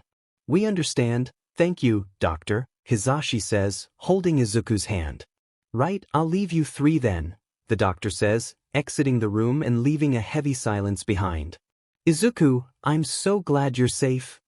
Hizashi squeezes the bandaged teen. I'm sorry I wasn't quick enough to save you. Please, Shoyuta begins but is interrupted by Izuku's sob. This wasn't your fault. Please don't blame yourself. Izuku shifts in the hospital bed. Okay, Aizu, Shoyuta concedes, joining Hisashi in embracing Izuku. The results from some tests came back. I think we need to talk. Another doctor enters the room, holding a stack of papers on her clipboard. Is something wrong? Is Izuku going to be okay? Shoyuta asks, concern deepening. Well, that's the thing. No one has ever seen something like this. The villain who had him was identified as All for One, a man who can steal and force quirks onto people. He started to transfer a quirk to Izuku but was stopped before he could finish. So while Izuku's quirk DNA was altered, he's still quirkless. The natural suppressants inside him didn't leave or change, just the DNA it was blocking, the nurse explains. What does that mean? Shoyuta leans in, hanging on every word. He is still quirkless but might experience some unfamiliar pains due to part of his DNA being changed. The doctor hands the clipboard to Shoyuta, who schemes the page. We will provide medication to help with the pain and sleeping, but we have never seen anything like this before, so bring him in every other week for a checkup. Any day works except Sundays and Tuesdays, the doctor adds with a sigh. But he'll live. Hisashi asks, anxiety creeping into his voice. Yes, Izuku will live, and the pains should subside eventually, the doctor reassures, taking back the clipboard. Let me know if you need anything, and he can be checked out as soon as tomorrow morning, the doctor says before leaving. Do you hurt anywhere? Shoyuta turns to his son, worry etched on his face. No. I can't really feel much. They have a lot of equipment connected to me. Izuku blushed slightly. The little family sat in the hospital room for 3 hours until visitation time ended. They practically had to coax Shoyuta and Hisashi away. The couple drove back to their house, leaving Izuku behind, reluctantly. Izuku's eyes grew heavy, and he struggled to stay awake, fearing the nightmares that might await him. However, the combination of medication and the exhaustion from his recent ordeal made it impossible to keep his eyes open. He eventually drifted into a deep sleep, too tired to experience dreams or nightmares. While some celebrated Izuku's rescue, others placed blame on him for the downfall of All Might. A small storm was brewing for Izuku and his family. Would he be allowed back into UA, or would the parents oppose it? Izuku POV. My dads came to pick me up from the hospital. Papa brought me a change of clothes since I couldn't wear my costume anymore. It was stained and torn. Instead, he handed me a pair of knee-length shorts, one of my gym shirts, and my navy All Might hoodie. I slipped them on while Dad filled out some paperwork for the doctors. Ready, Izu? Papa asked, running a hand through my hair. Yeah, I replied with a smile, my throat still a bit sore, so I kept my voice soft. Okay, let's head home. Dad sang cheerfully, walking to the car with a small white bag in his hands. That must be my medication. I hope it didn't cost too much. We hopped in the car, and Dad drove us home. Papa chatted about some things that had happened while I was away and how the cats were doing. Honestly, I missed mocha, espresso, and cappuccino a lot. I knew they were fine, but I longed for their comforting purrs and meows. As Dad turned onto our street, a wave of relief washed over me. Just seeing familiar sights made me feel like I was really back and not stuck in that metal chair. I wasn't in that dirty bar anymore. I was home. I didn't have to be afraid. Why am I still afraid? The car pulled into our driveway, and Dad turned off the engine. We sat in the car for a moment before Papa got out, followed by me and Dad. Papa held my hand as we walked to the door. When it clicked open, I couldn't help but smile at the sight of the cats rushing toward me. They missed you, Papa said, kneeling beside me. Sorry to keep you worried, I whispered, petting each of the cats as they passed by. Okay, listener, are you hungry? Do you need anything?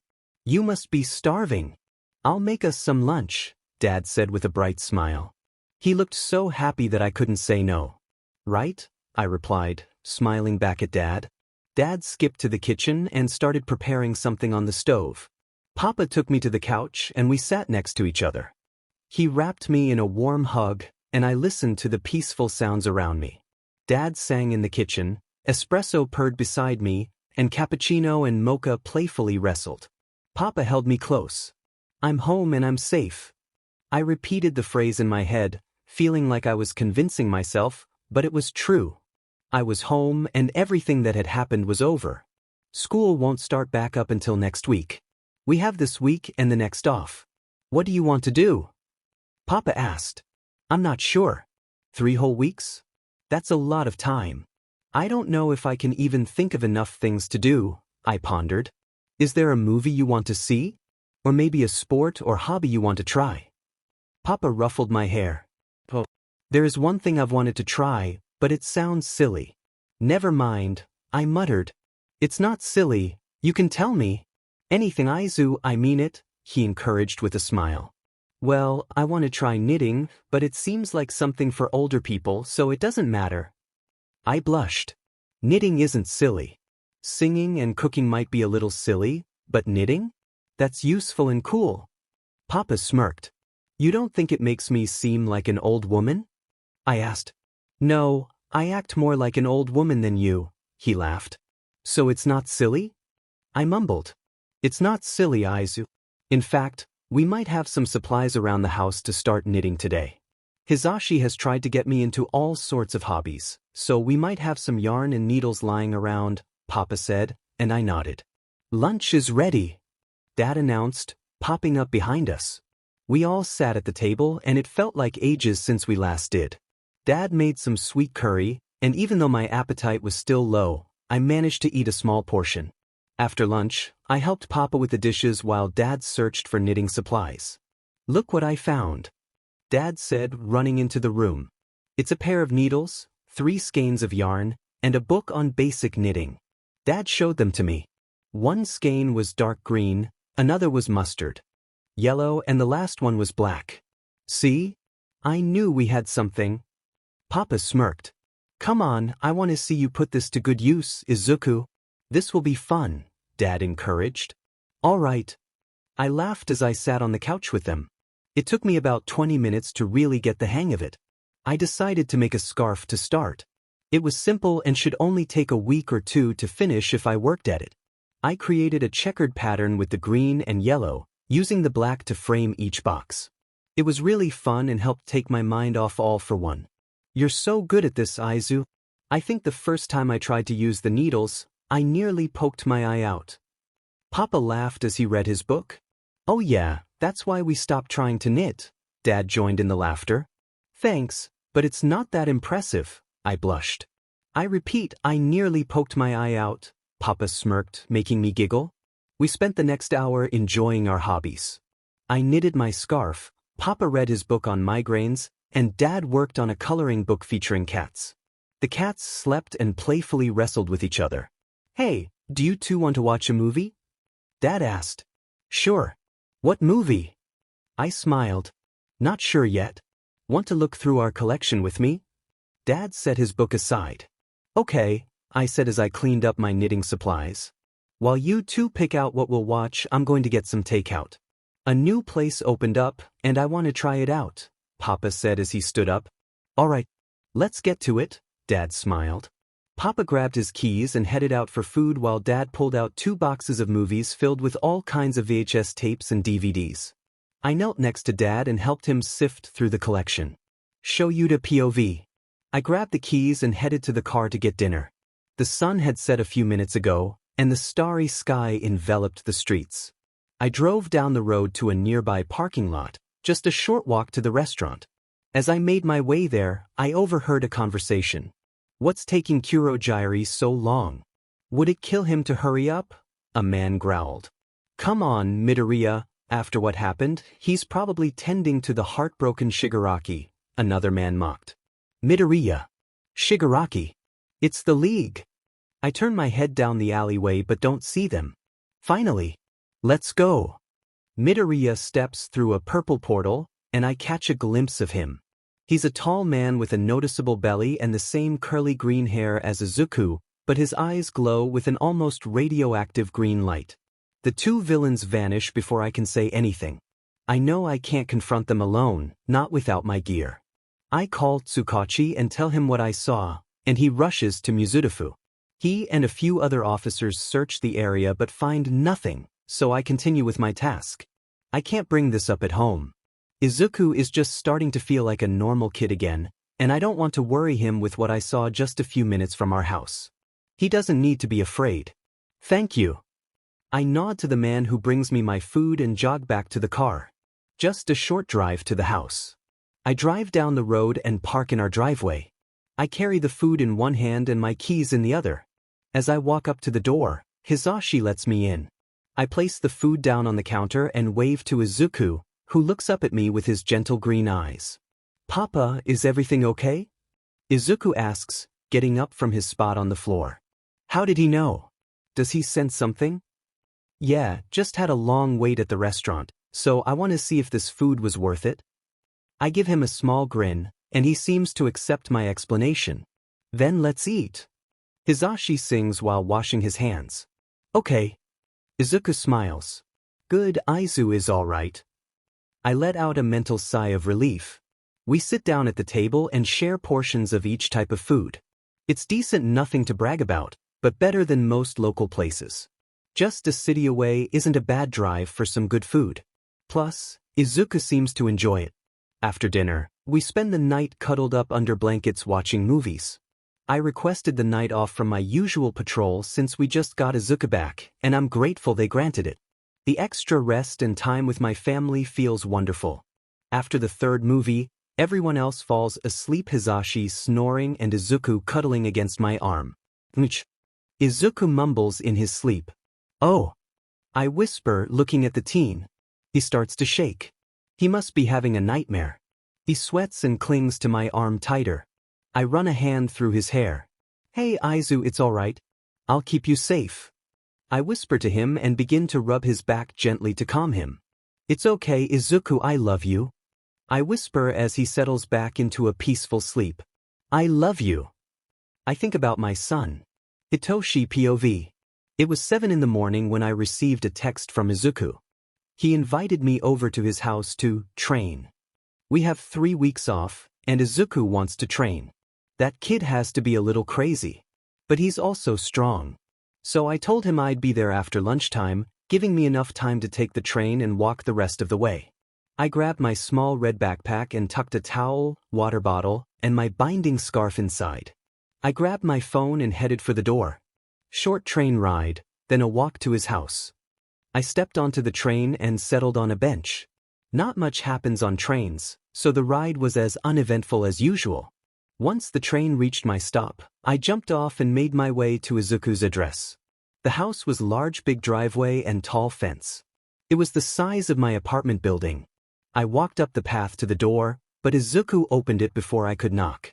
Shinso. I'm so happy you're here. Izuku beams. Yeah, happy to be here. I respond with my usual smirk. Come on, my papa set up some training in the backyard. You got really good with the binding scarf last time I saw you.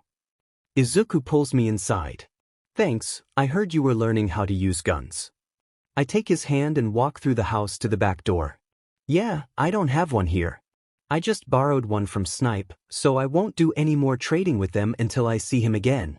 Izuku opens the door, and we step into Eraserhead's line of sight. Bring the scarf. Eraserhead smirks at me. Why, sir? I pull it out of my backpack. But that reckless rescue mission you went on? You used improper form. So let's work on that. He readies his own scarf. You knew about that? I feel my cheeks heat up. Who doesn't? Problem kid. So put your scarf on and try to capture Izuku. Izuku, dodge his capture. Eraserhead instructs us. Okay. Izuku smiles. Train for over 2 hours but only managed to catch Izuku twice, and he definitely let me win those 2 times. He's nimble and quick on his feet. This kid can really dodge. I didn't fail entirely. I might not be good enough to capture Izuku, but if I wanted to catch someone who didn't know I was coming, I'd have them in the bag. After our training in the backyard, Eraserhead suggested we go for a jog to cool down, so we did.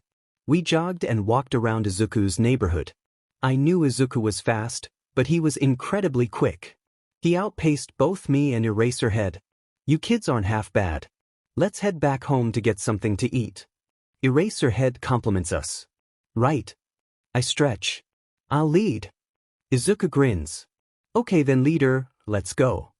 Eraserhead ruffles Izuku's hair, and we start a light jog back to his house. I spent the whole day with Izuku and his dads.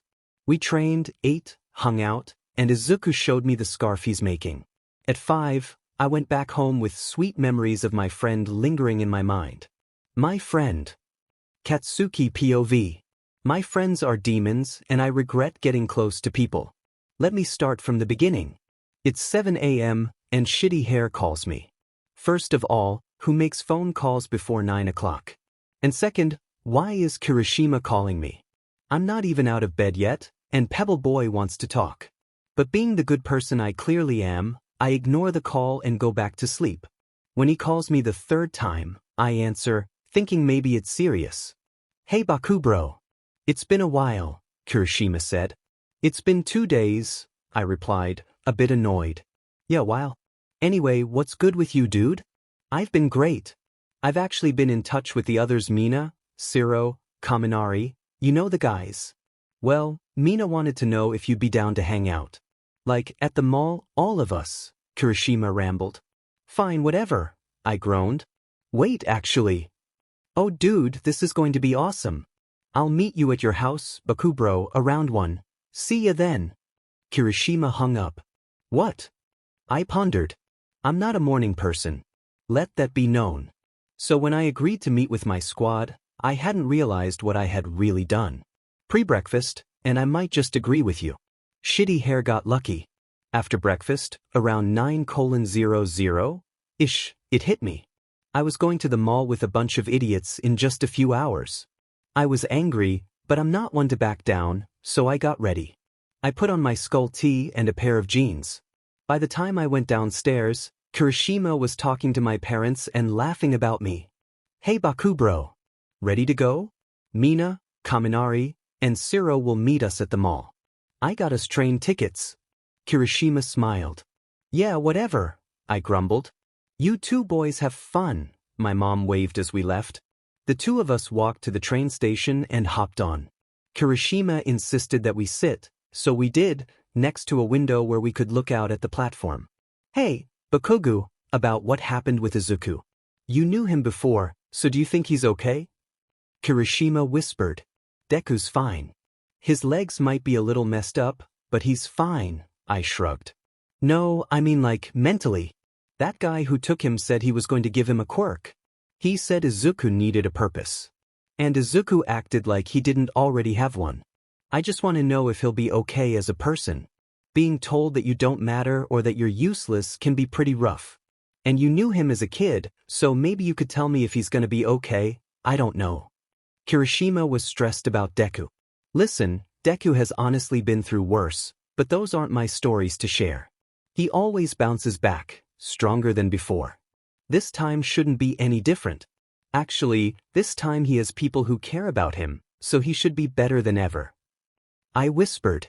I don't normally go out of my way to make sure that Deku is alright, but that doesn't mean I don't worry. We aren't friends, but I still care about the nerd. He's been through too much for me to be careless. Deku has a family now, so I know he'll be doing better. He needs that support to heal not just after the kidnapping, but to heal his past. You really think he'll be okay? Kirishima asked. Yeah, I do. I looked at him. And get out of my face, shark teeth. Where are we getting off anyway? I growled. Oh, we get off at the next station, he smiled. So this one, I grumbled as the train came to a stop. Yeah. Kirishima sprang up, and we walked off the train and out of the station, where we met up with Mina, Siro, and Kaminari. They all stood together, talking about clothes or something. Oi, are we going shopping, or was I dragged out here for no good reason? I shouted. Geez, Bakugo, I didn't know you loved shopping so much. Mina giggled. Yeah. Are you some kind of shopaholic? Siro laughed. I don't like shopping. I exploded, making the whole gang laugh. We walked a block to get to the mall. The air conditioning was nice on a warm day like this. All the shops were open, and the food court smelled good. Could have used some spice though. We walked to a store that Kaminari insisted we would love. Long story short, I didn't love it. Way too vibrant, and he kept picking up animal print shirts like I was into that or something. Well, that was a bust. Kaminari, no more shopping recommendations from you. Let's go to one of my stores. Mina smiled. DMN, Kaminari sighed. Right, Mina store, then let's get something to eat. I don't actually like shopping, just the food court, Shiro laughed. That's fair. Plus, that sounds like a good plan. Kirishima smiled. One short walk later and a quick browse through the store, and now we're all caught up. I'm stuck in a pair of pants, and Shiro and Kirishima are trying to free me from the fabric prison while Kaminari and Mina cackle outside the changing room. They're almost off. Shiro said. Like hell they aren't. I told you they would be too small, but you guys just had to see me try them on, I growled. They are nice pants, Kirishima pulled on my leg. Demen it. I growled. No more. I'm just going to blow them off. I pushed the other two away from me. Don't. You'll wreck the pants. Kirishima shouted. Anas, this changing room is too small for that, Shiro protested. Watch me. I readied my hands on the pants. I shouted, and the building shook. Why? Shiro whined. Shut up, the pants came off. I smirked. What? Oh, they came off all right. It felt like the roof came off when you blew them up. Mina laughed. Whatever, I slid my normal pants back on. I'll pay for these, then let's. I growled. But don't blow up the food if you don't like it. Kaminari cackled. The pants got stuck. They had to come off. I shouted. After that incident, we finally went to get something to eat. Kaminari picked out a place that sold sweets. I don't know why he just wanted junk food, but he paid for it, so I'm not complaining. Today was a good day, Kirishima sighed. Was it really? We didn't buy anything, we found out Kaminari has awful taste, and Bakugo blew up a pair of dress pants he got stuck in. Shiro looked at Kirishima, confused. Yeah, to be fair, we didn't get anything done today, Kaminari shrugged. Yeah, but we hung out. We don't hang out much outside of school, and after everything that happened, it was nice for things to feel a little normal. You guys are my friends, and any time we spend together is good. I actually love you guys like family, so it was great that we got to hang out and have our own misadventures, Kirishima said, a blush creeping onto his cheeks. Aw, Kiri. Mina beamed. That was pretty manly, I teased with a smirk. You really think so? Thanks so much, Bakugo. You're manly too. So manly. Kirishima rambled excitedly. Yeah, whatever, I replied with a sigh. Let's hang out again sometime, I suggested. Yeah, let's do that. Shiro exclaimed, pumping his fist in the air. Maybe my friends aren't total demons. Himiko's POV. I was feeling pretty down. We lost my boyfriend, our money was nearly gone, and Tamura's master was gone too. We had lost so much in just one night. It felt so unfair. The only good thing I still had was some of Izuku's blood, and I could get more without causing him serious harm. Life felt so unfair. But everything started to look up when I decided to take a walk. Recently, I had to keep a low profile, but with my quirk, blending in wasn't too hard. I was using some of my old stash of blood to go shopping for the league.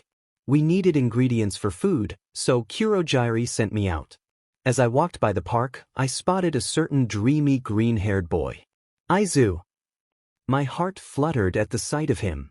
I felt a rush of excitement at the thought of him, but I couldn't act on it. Izuku was with a scary guy and that annoying brat who took him from me.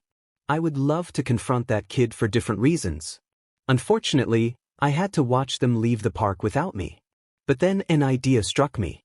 I had a decent amount of Izuku's blood, so if I transformed into him, twice could take measurements to create a copy. After that, the double would take Izuku's place, and I could finally have my revenge.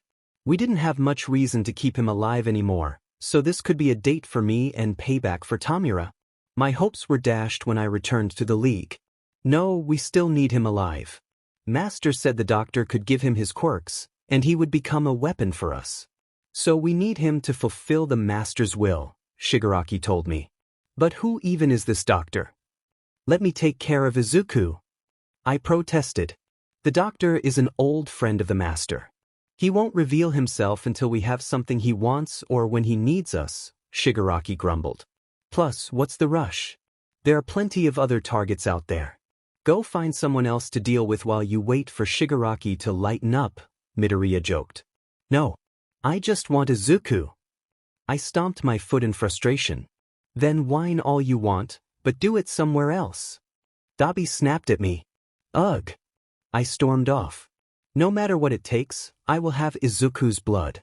Even if I have to do it on my own. All Might's POV. Who knew retirement could be so challenging? I don't even do much, but it feels more difficult than being a hero. I feel like a burden, just like I did when I was younger. I grew up quirkless in a time when most people around me had incredible abilities, and I always felt inadequate. I wished I could have made a difference for so long until I met my master, Nana Shimura. She taught me how to be a hero. And now, I'm faced with her grandson. During my fight with All for One, he revealed Shigaraki's true identity, Tenko Shimura, the last living family member of my master. But when I shared this with Gran Torino, he advised me to keep seeing him as a villain. He's right. No matter who he used to be or who he's related to, he's a villain who needs to be stopped. But I can't stop him because I'm retired. So many problems and I can't do anything. How unfair. I hate feeling like a burden. At least I'm still a teacher. I'm heading to a meeting right now to discuss the third years and how we plan to help them transition into real hero work. Internships and work studies only get you so far. There you are, All Might. Nezu greeted with a smile. Principal Nezu. It's good to see you again, I replied, returning his smile. Before the meeting, I want to discuss something. I'm sure you're aware that Mirio has not only entered his third year but will finish his last year of schooling in just a few months. While it's still a ways off, I think it would be wise for you to start thinking about your teaching career. You've helped your successor, now help the next generation of heroes, Nezu said as we paused.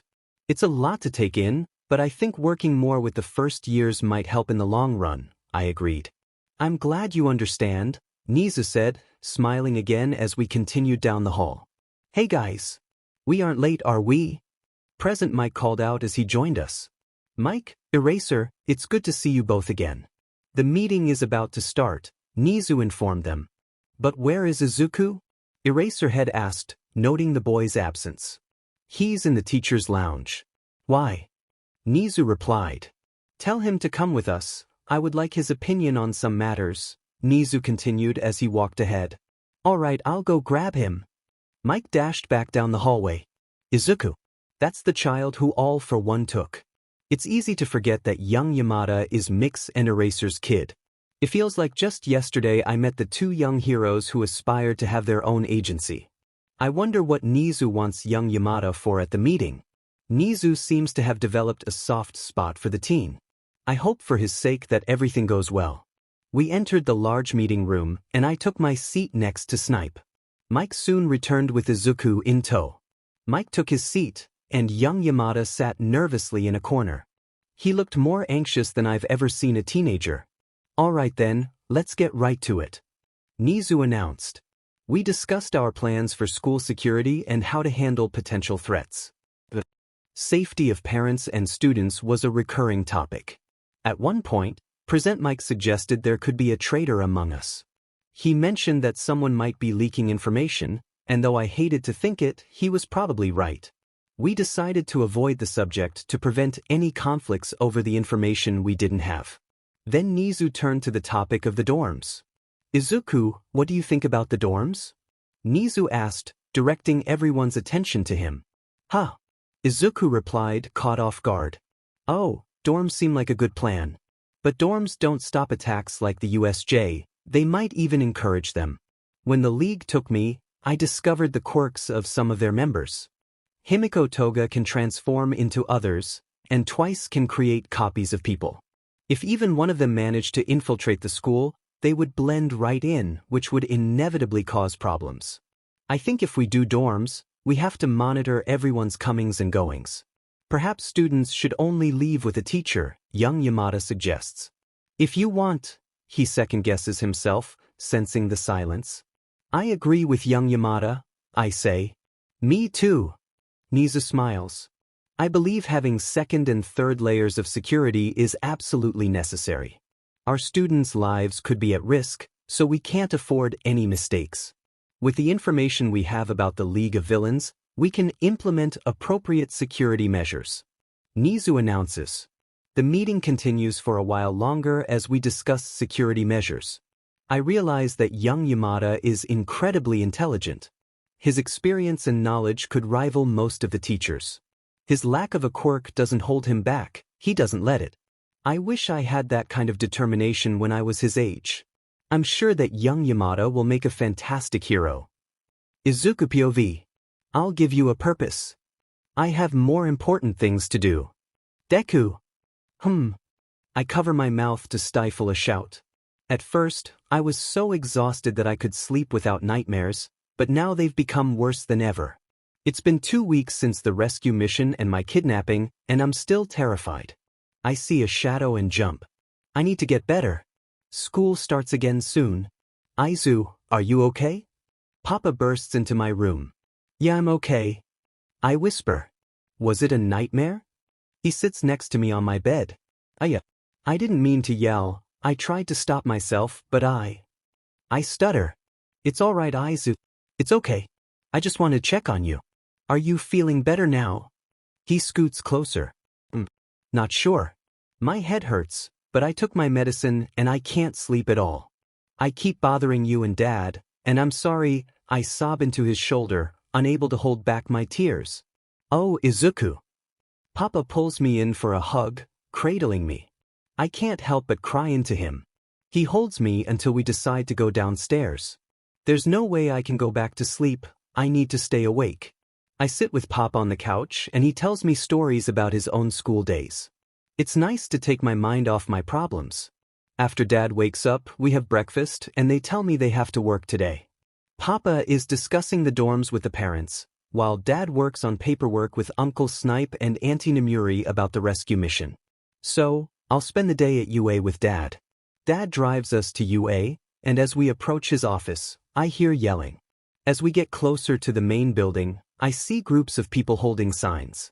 They shout and block the entrance. Don't let him back. You're endangering our kids. The quirkless kid has to go. They're talking about me. Izuku. Let's head around the back, Dad says, holding my hand. Okay. I grip his hand tighter, afraid of the crowd. You there, you're the quirkless boy, aren't you? Let's get a statement. Are you working with the League of Villains? A reporter shoves a camera and microphone in my face. I am. No. I panic, my breathing quickening. Izu. Dad looks at me. Can't you mind your own business? Or maybe talk to people who want to talk with you. This student is in no way associated with the League, and he's more than just the quirkless kid. We have places to be, so go interview someone else. Dad pushes the cameraman and reporter away, and we walk past them. Don't let him in, the parents chant as they see me walk by. Tears well up in my eyes, but I hold them back. Izuku, are you okay? Dad asks as we close the main doors. Yeah. I look at him, struggling to keep myself composed. Let's head to the lounge. He holds my hand. Okay. We walk to the teacher's lounge, and I sit on the couch while Dad works. I glance out the window and see the group still protesting me. Do they really not want me here? Do they hate me? Did I hurt them somehow? I wish I knew why all this was happening. I thought I was finally useful. How did I manage to mess this up? Izuku, don't listen to them. Those people don't know what they're talking about. They don't know you. So come here and let your auntie protect you. Aunt Namuri pulls me into a hug. Thanks. I return the hug but feel tears welling up again. Tell me what troubles you, I want to help. She ruffles my hair. I just don't get it. I thought I wasn't useless anymore. I was finally being useful as a hero, but now people don't want me to do that, I mumble. Izuku, you've never been useless. You've grown a lot as a person and as a hero. I want to make sure you know that you matter. Don't let anyone tell you otherwise. She hugs me tighter. I thank you. I sob into her. Of course. I love you, Izuku. She holds me close. I love you too, Auntie. Nezu POV. I have never been so enraged by the parents' behavior before. They stormed my school and harassed one of my most successful students due to his lack of a quirk.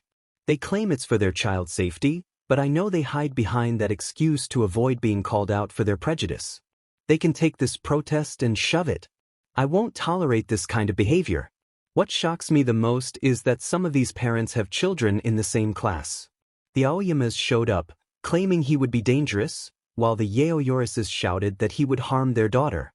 Do they not realize that this boy they despise is the heart of the class? He isn't the strongest or the smartest, but when people have problems, Izuku always helps. His kindness holds this class together. When he was taken, the parents of his classmates went to great lengths to save him. I don't understand humans. Every time I think I do, they do something foolish to prove me wrong. Why must they fight like this? On Izuku and then call the authorities to handle those misguided individuals. It's okay, Midnight whispers, cradling Izuku gently. The boy looks shattered. His face is streaked with tears, and he appears to have not slept in days. Izuku clings to Midnight's side like a frightened child, because that's exactly what he is. I don't even enter the teacher's lounge. I've seen enough. Those parents need to be confronted. They are pushing my student to his limits, and I will not allow this. I storm downstairs and to the front door to put an end to this madness. Kick him out. Save our students, the parents chant. If you came here to be prejudiced against those without quirks, then you can leave. Just because Izuku doesn't have a quirk doesn't mean he's any less of a student. If you think he will endanger your children, then you are mistaken. Izuku has become friends with every student he's encountered, including your own. He holds Class 1A together and won't be going anywhere, I announce firmly. But he's putting our kids at risk. He's a burden. This isn't fair, they shout. What isn't fair? I question the crowd. All of this? That kid hasn't done anything but cause problems. And if saying this makes me prejudiced, then so be it, a man shouts. Was he a problem when he saved the teacher's life during the USJ attack? Was he a problem when he and his team took down the hero killer? Was he a problem when he helped each of your children? So why spread lies? Izuku Yamada is one of the least problematic students we have. So don't fabricate reasons to justify hating a child, I growl at the crowd, which quiets down. The police will be here in 10 minutes. Anyone who doesn't leave now will be arrested for trespassing. I nod at the crowd and walk back to the main building, leaving the commotion behind. I hope that little speech has some effect to help Izuku. He doesn't need any more stress in his life. I want him to know that UA will be safe for him. I won't let some parents keep him from being happy. I will also check in with their children to ensure they're okay. Sunday morning, the day before school at UA restarts, the students were asked to bring and move their belongings into the dorms. Teachers also brought their things. Today is moving day, and some people are more excited about it than others. Shoto Todoroki is somewhat relieved to be away from his father. Even though his father is making small changes since All Might's fall, it's not enough to heal the scar on their relationship. Minoru Mineta is thrilled to be living in the same house as so many young women. For Momo Yaoyorozu, it's a significant change. She's nervous but glad to be surrounded by friends who care for her. Toru Hagakure feels sad to be away from her parents but is excited to spend more time with her friends. Masahiro Ojiro worries about his family but knows they'll be fine. As for Izuku Yamada, he couldn't be more conflicted. His fathers will both be living on campus but in a different building. He's glad to be around friends but fears he might lose them due to his nightmares. Izuku and his father both arrived early with the rest of the staff. Izuku helped his dad settle in, and then they assisted him in moving his desk and posters. He didn't have much to move, so it didn't take long. After a while, other students began to arrive. Hello, Izuku. You got here early, Tenya greets his friend. Hi, Ida. Yeah, I didn't have much to move, so I'm already done. Do you need any help? Izuku offers. Oh, thank you. However, I can manage just fine on my own. I'll move these boxes in and then organize everything, Tenya smiles. Okay, let me know if you need help. Izuku waves as Tenya leaves him in the common space. A few moments pass, and more people come in and out of the dorms. Achiko and her parents arrive, and then her parents leave. Most of the students had their parents help them, including the Aoyamas and the Yaoyorises. Both sets of parents seem to ignore Izuku's presence. I guess they don't like me, Izuku thinks. At one point, Izuku decides to walk around campus to stay out of the way while a team moves in Shoto's things. He starts down a sidewalk and goes around the main building when he is stopped by a familiar blonde. Hey, Izuku, what are you doing over here? Mirio runs up to him. Mirio, I was just walking. I already got moved in, and I didn't want to get in the way. Izuku mutters. Oh, well, it's great to see you again, dude. Mirio smiles. Do you need any help, Mirio? Izuku asks. Yeah, actually I do. I'm not good at organizing, so if you're up for it, you can come help, Mirio says, ruffling Izuku's hair. Why, of course. Izuku smiles. Cool. I can introduce you to my friends too. Come on. Mirio takes Izuku's hand, and the two run to Class 3A's dorm. The building is identical to the rest of the dorm's large brick structures that mimic the shape of the main building. Windows with lime curtains cover the ground-level walls, and trees separate it from everything else. Oh, Mirio. Who's your friend? He looks pretty young. Is he from another class? I've never met him. Nijire examines Izuku, who shyly hides behind Mirio. Mirio, where did you go? I was looking for you. Who's that? Tamaki walks out of the doors. This is Izuku Yamada, the first year I told you about. He came to help me finish unpacking. Izuku, these are my friends, Amajiki and Nijire. Together we make UA's big three. Mirio beams. First names? You two must be close. During his internship, he must have grown on you, Nijire teases. Everyone just calls me Izuku, you can call me that too. If you want. Izuku blushes. Oh, okie dokie then, Izuku. It's nice to meet you, Nijire smiles. Alright, I need serious help, so let's get started, Izuku. Mirio turns to the teen. Okay. Izuku gives a nervous nod. We can help too. Can't we, Amajiki? We just finished unpacking. Nijire follows the two boys inside. Why yeah, we can help. I think. Tamaki mumbles. Great. I'm not too good at this stuff, so let's get started. Thanks. Mirio leads the way to his room. The four of them begin unpacking the room. There are quite a few boxes, so it takes the group a while to get through them. They fold clothes and assemble a bed frame. Nijire is skilled at hanging the posters evenly, while Izuku has a knack for organizing items by shape, size, color, usefulness, and various other categories. They make a great team and finish unpacking just in time for lunch.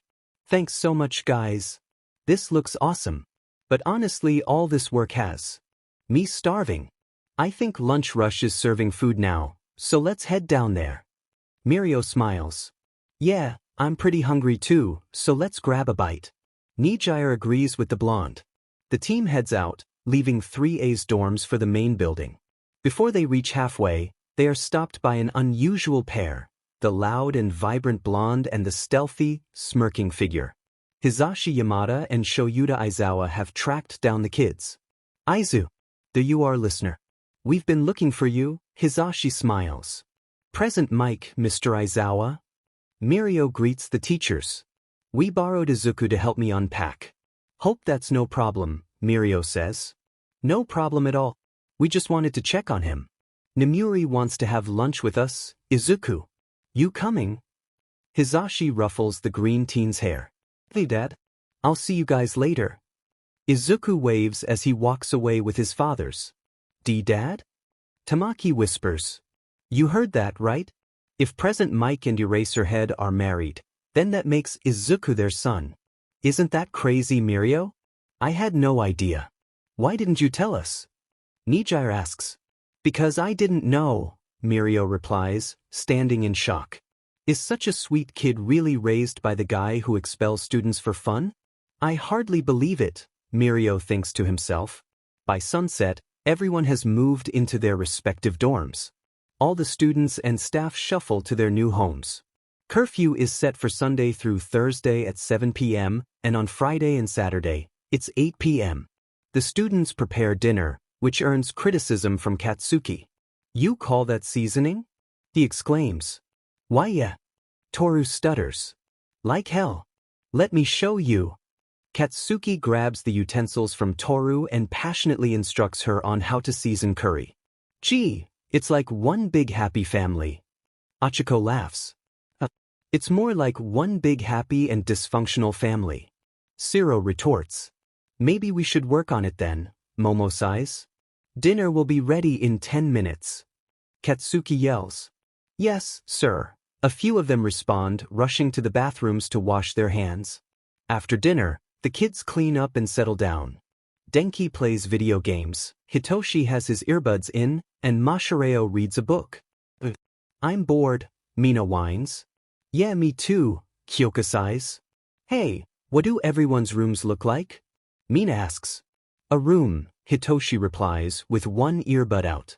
You know what I mean. Hold on, what if we hold a competition to see whose room is best? Mina grins. Sounds fun. Achiko smiles. I'm in.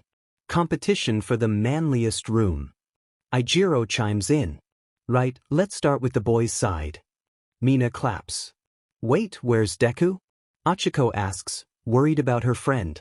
Oh, he went up to bed. Said he wasn't feeling well? Hitoshi sighs, rubbing the back of his neck. Should we check on him, Ribbit? Tsuyu looks concerned. I don't know, he said he would be fine by morning, so maybe it's better to let him rest. I'm not a doctor, though, Hitoshi shrugs. Alright. Well, we can go on without him. Mina claps, and the group walks up the stairs to judge each other's rooms. After dinner, Izuku can't shake the feeling of unease. It's not that he ate something bad, and he doesn't feel feverish. He knows bedtime is approaching, and he can't avoid the nightmares. He looks up various methods to cope, but they all seem silly. So, Izuku decides to face the first one head-on. If everyone is downstairs, maybe if I make a commotion by yelling or falling, they won't notice. Izuku thinks while taking his medications. It shouldn't be too hard to stay quiet enough that no one will hear me. If I go to sleep now, I'll have 1 or 2 nightmares before I can really rest. All in all, this doesn't sound too silly. I'll just have to go to bed before everyone else and remain absolutely silent. I hope this works. Izuku mutters to himself. As Izuku tucks himself into bed, the elevator arrives upstairs for a friendly competition. Mina leads the group through the boys' dorms, and they critique and compliment each room as they pass by. Izuku, however, is already asleep. You worthless brat. Don't you dare get close to me. You're a stain on society, and nobody wants a quirkless piece of trash like you. Hisashi, stop. He's just 5. When I was 5, I could roast marshmallows with my mouth. Daddy, I'm sorry. I doubt that. And what did I say about getting so close to me? Hisashi, please. Leave him alone. Daddy, please, I love you. I said, don't get near me. A bright flash of red fills Izuku's mind, forcing him to witness his younger self in pain for the first time. He gasps for air but buries his face in his pillow to stifle any sound. Trembling, he gathers enough strength to look up and finds Hitoshi sitting next to his bed. Izuku, are you okay? Hitoshi asks softly. Yeah, I'm sorry. I'm sorry I was loud, wasn't I? I'm so sorry. Izuku holds back tears, his cheeks burning with embarrassment. No, don't be sorry. You weren't loud or anything. I just came to check on you since we came up to this floor for a room competition. Are you okay though? Hitoshi whispers. I'm okay. I just get nightmares a lot, so I figured I would come upstairs early so I wouldn't bother anyone. But that didn't work since I'm bothering you, Izuku mumbles. You aren't bothering me. I understand. Nightmares happen. I just wanted to make sure you're actually okay. It seemed pretty intense, Hitoshi whispers. Yeah, my nightmares tend to be like that, Izuku admits, blushing. Can I do anything to help you? It won't be any trouble, and I really want to help if I can, Hitoshi offers, standing up. No, I'm alright. I'll just call my dad's, Izuku whispers. Okay.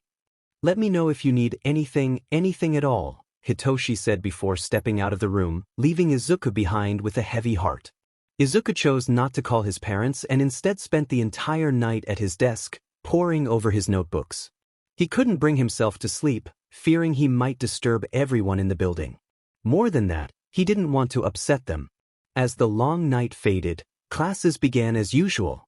The students woke up, had breakfast, got ready, and then filed into their classroom, settling into their seats as the day was about to start. Izuku, did you get any sleep last night? Hitoshi asked, noticing the dark circles under the teen's eyes. Why yeah. Izuku replied, blushing and sweating, unable to deceive his friend. I'm not sure what's going on, but I can help you, Izuku.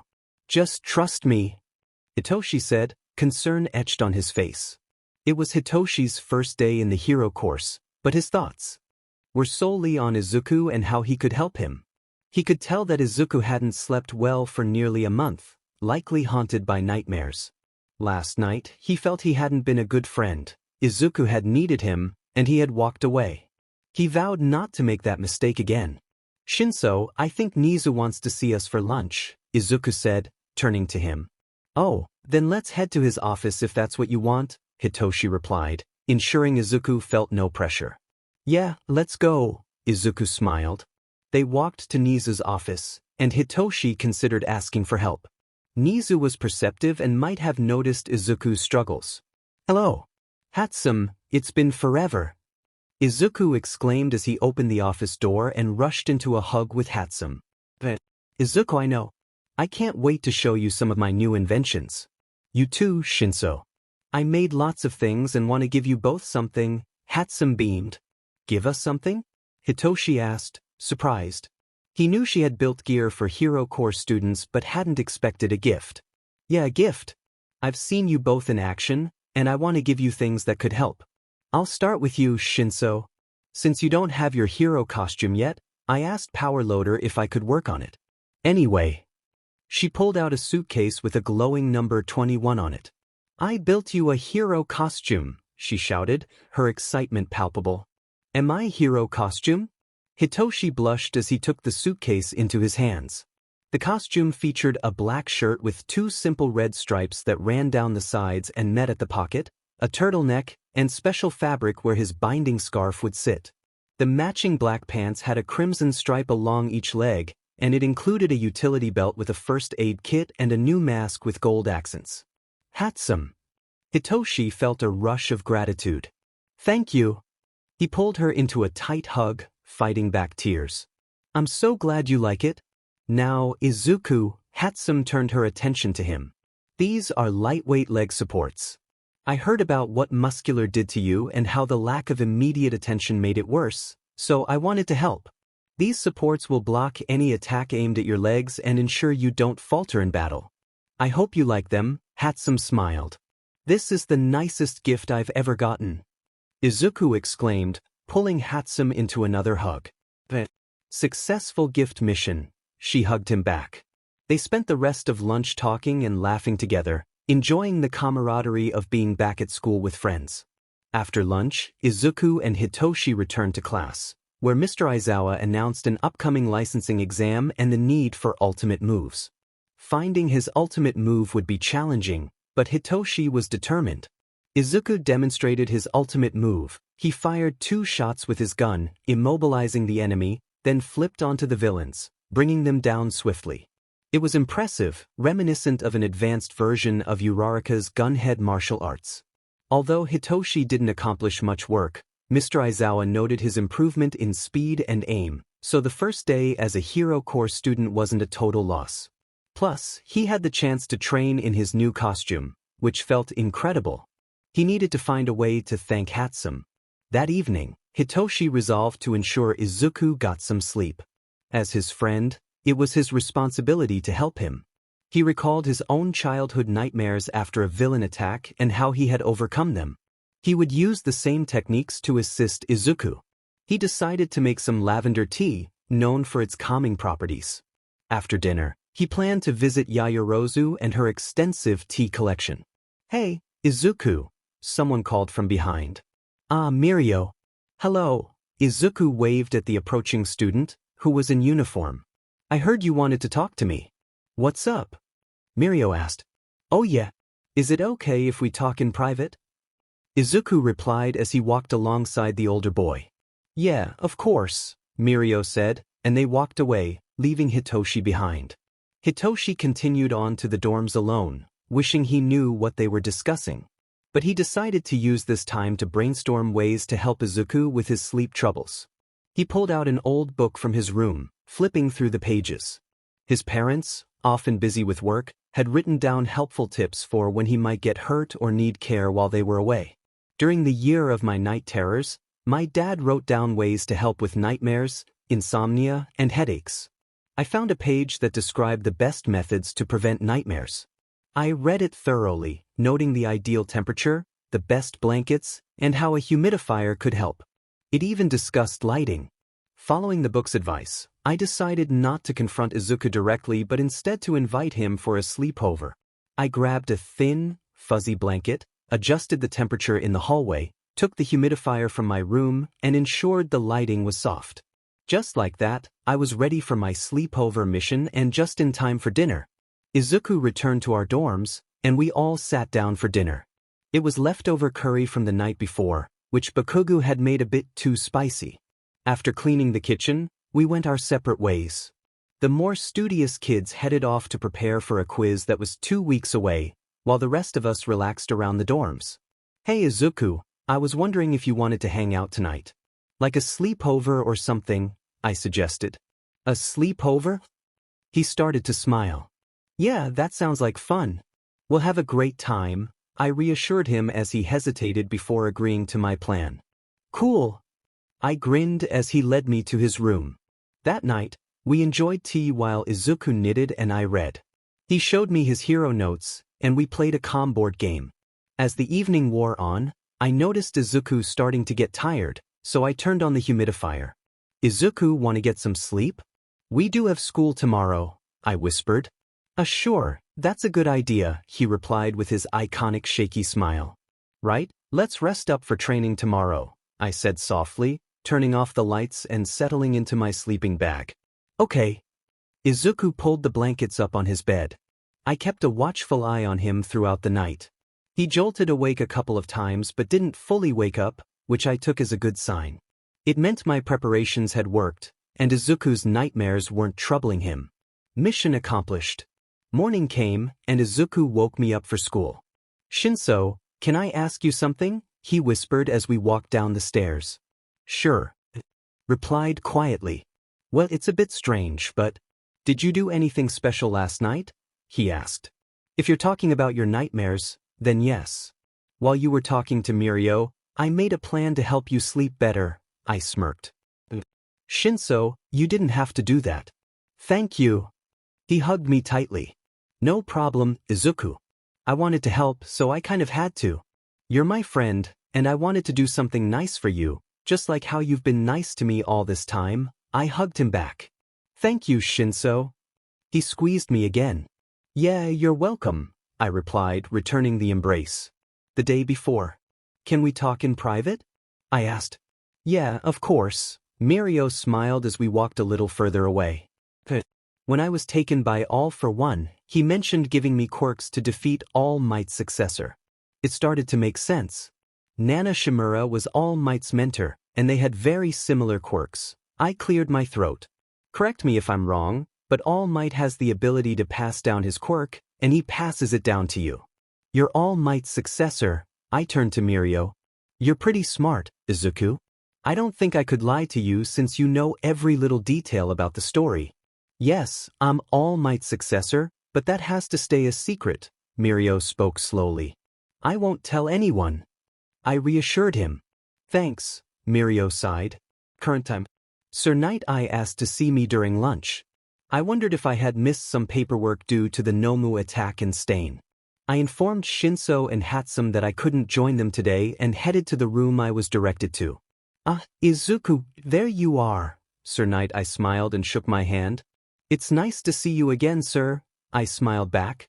I've been informed that you might know about All for One and One for All, he said, leading Mirio and All Might into the room. One for All? Is that what Mirio and All Might's quirk is called? I asked. Yes, it is, All Might answered. I'm certain young Mirio told you that this must be kept top secret. All Might looked at me.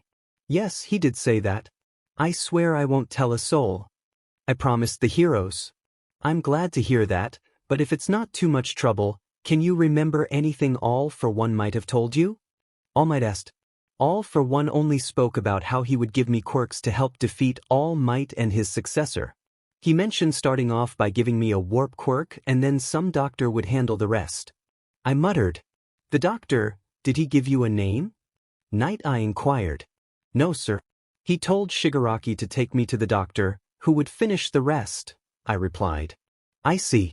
Thank you, Izuku, you've done a lot for us. But are you certain that you don't know anything else about this doctor? Night Eye looked at me intently. Well, he's probably the one who built all the Noma machines and the devices All for One was using. But I didn't hear anything about him, sorry, I rubbed my neck. No need to apologize, Izuku. You helped us when you didn't have to, so thank you. And I'm sorry if we made you remember anything you didn't want to, Mirio ruffled my hair. It's okay, I managed to smile, though it took some effort. After the discussion about All for One, I returned to class. I couldn't shake the feeling that I was involved in something much larger than I realized. I needed to learn more about All for One and One for All. The library would be my next stop after school. Show me what you have so far, Izuku. Let's try to think of a move you can use in the provisional licensing exam. Unfortunately, they don't allow guns or any unapproved weapons, Ectoplasm instructed. Right? I'll have to think a little harder about how to pack a punch without my gear. The good news is my gauntlets are still in the game. Let's give this a try. I sprint toward the copy of Ectoplasm. I feign a punch, pulling back at the last moment, then sweep beneath him and send him crashing to the floor. Before he can recover, I grab his arm and slam him down again, using all the strength my gauntlets can muster. Your strength and speed are impressive, Izuku. Let's run it again, but pay attention to your stance. I noticed an opening that could have tipped you over, so be mindful of your weaknesses. Ectoplasm creates another copy. Yes, sir. I prepare to repeat the move. I practiced various techniques with Ectoplasm for the rest of class. Afterward, I headed straight to the library and selected a few books. I picked one on historic battles in Hero Society, another about quirks and their family trees, and one detailing All Might's past. I was fairly certain I had read the All Might book before, but I figured it wouldn't hurt to revisit it.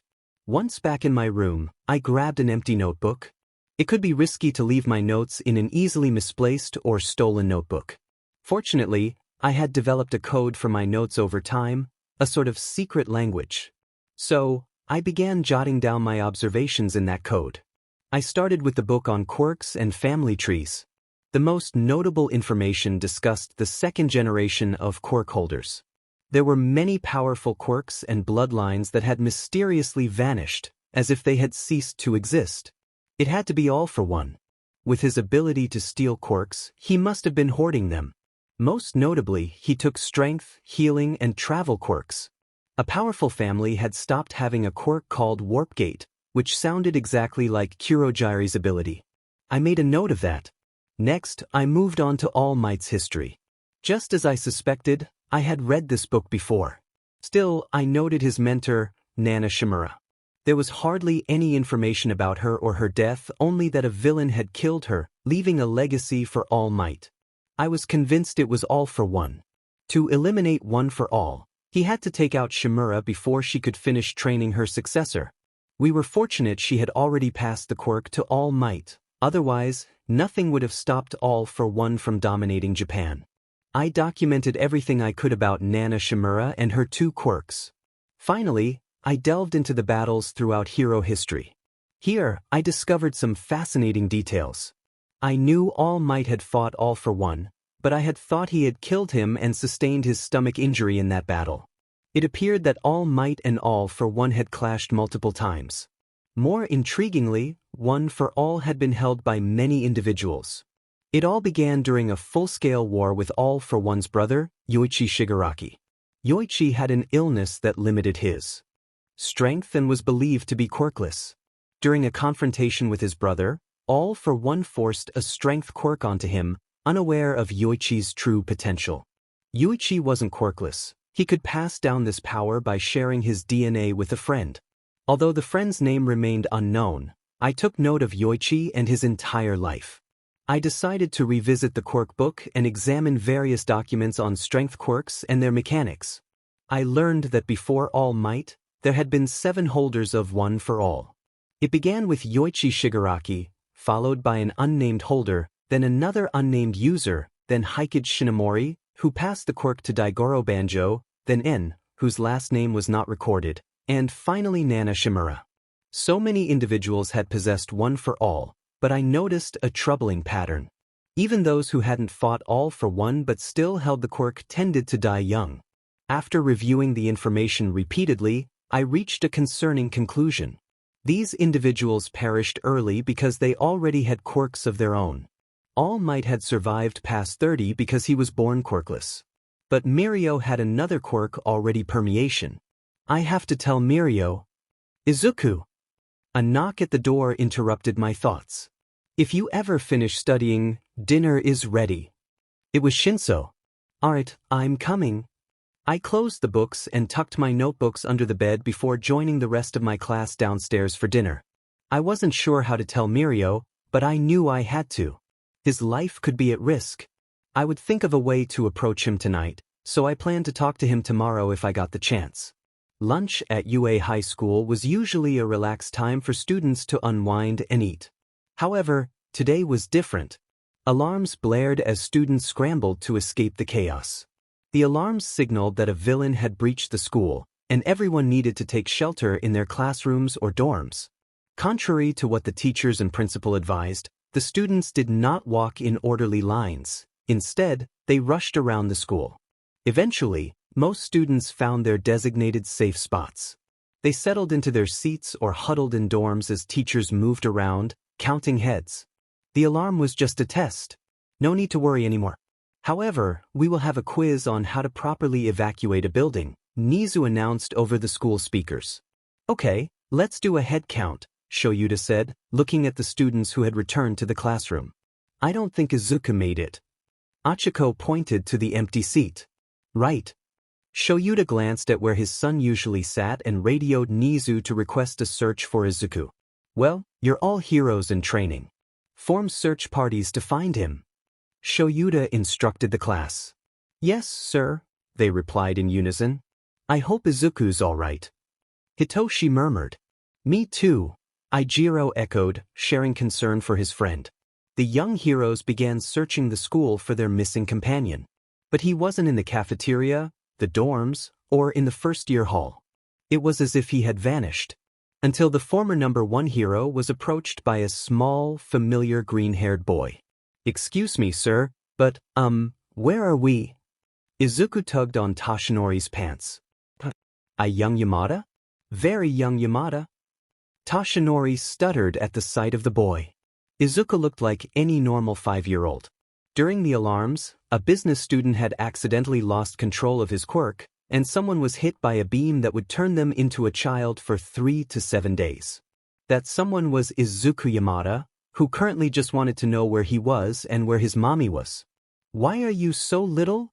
The hero exclaimed, shocked at the sight of the small student. I'm not little. Izuku pouted. You're a child. Wait, do you not remember? Toshinori bent down to the kid's level. Remember what?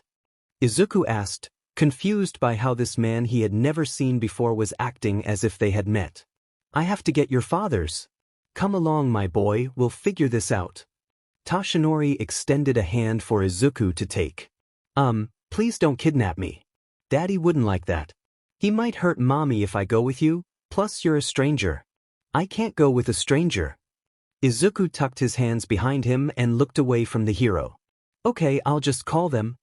Toshinori pulled out his phone. Call who? Izuku asked.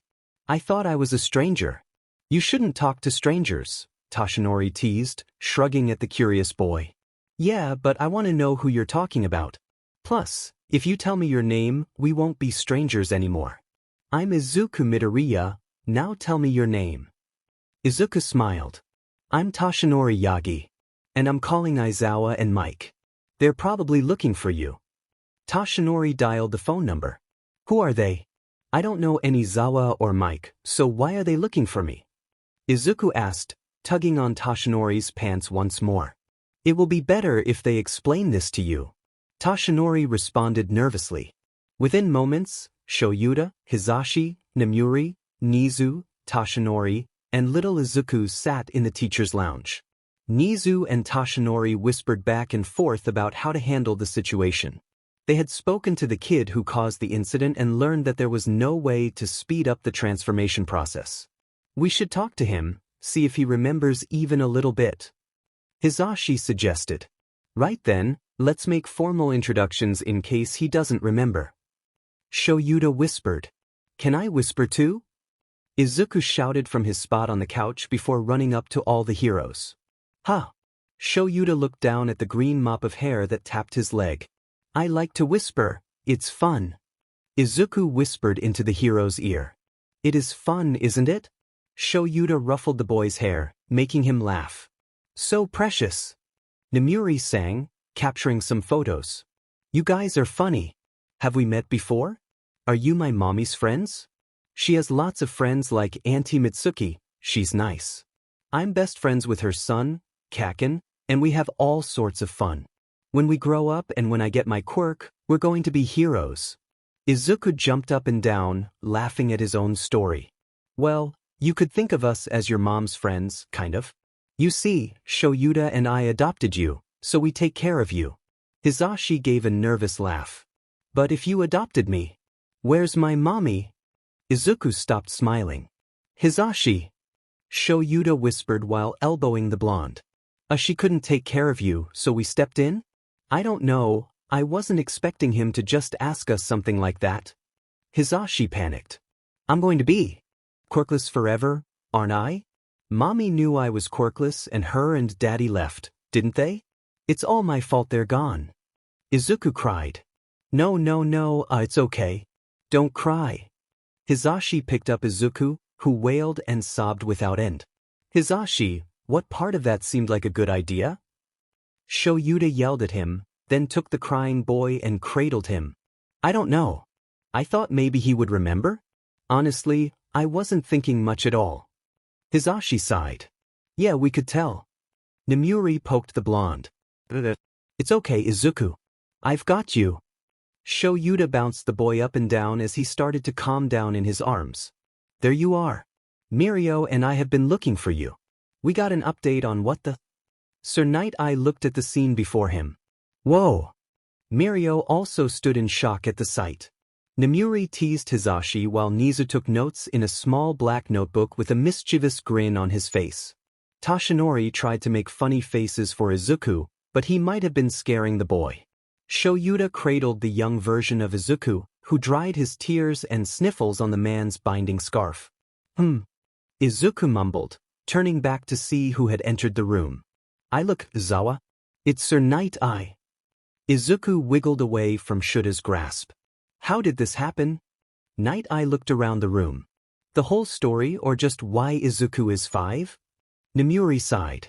Let's start with why he's a child. Night-Eye confirmed. Wow, it's really Mr. Sir Night-Eye. Isn't that cool, Zawa? Hi, I'm Izuku Midoriya, you're super cool.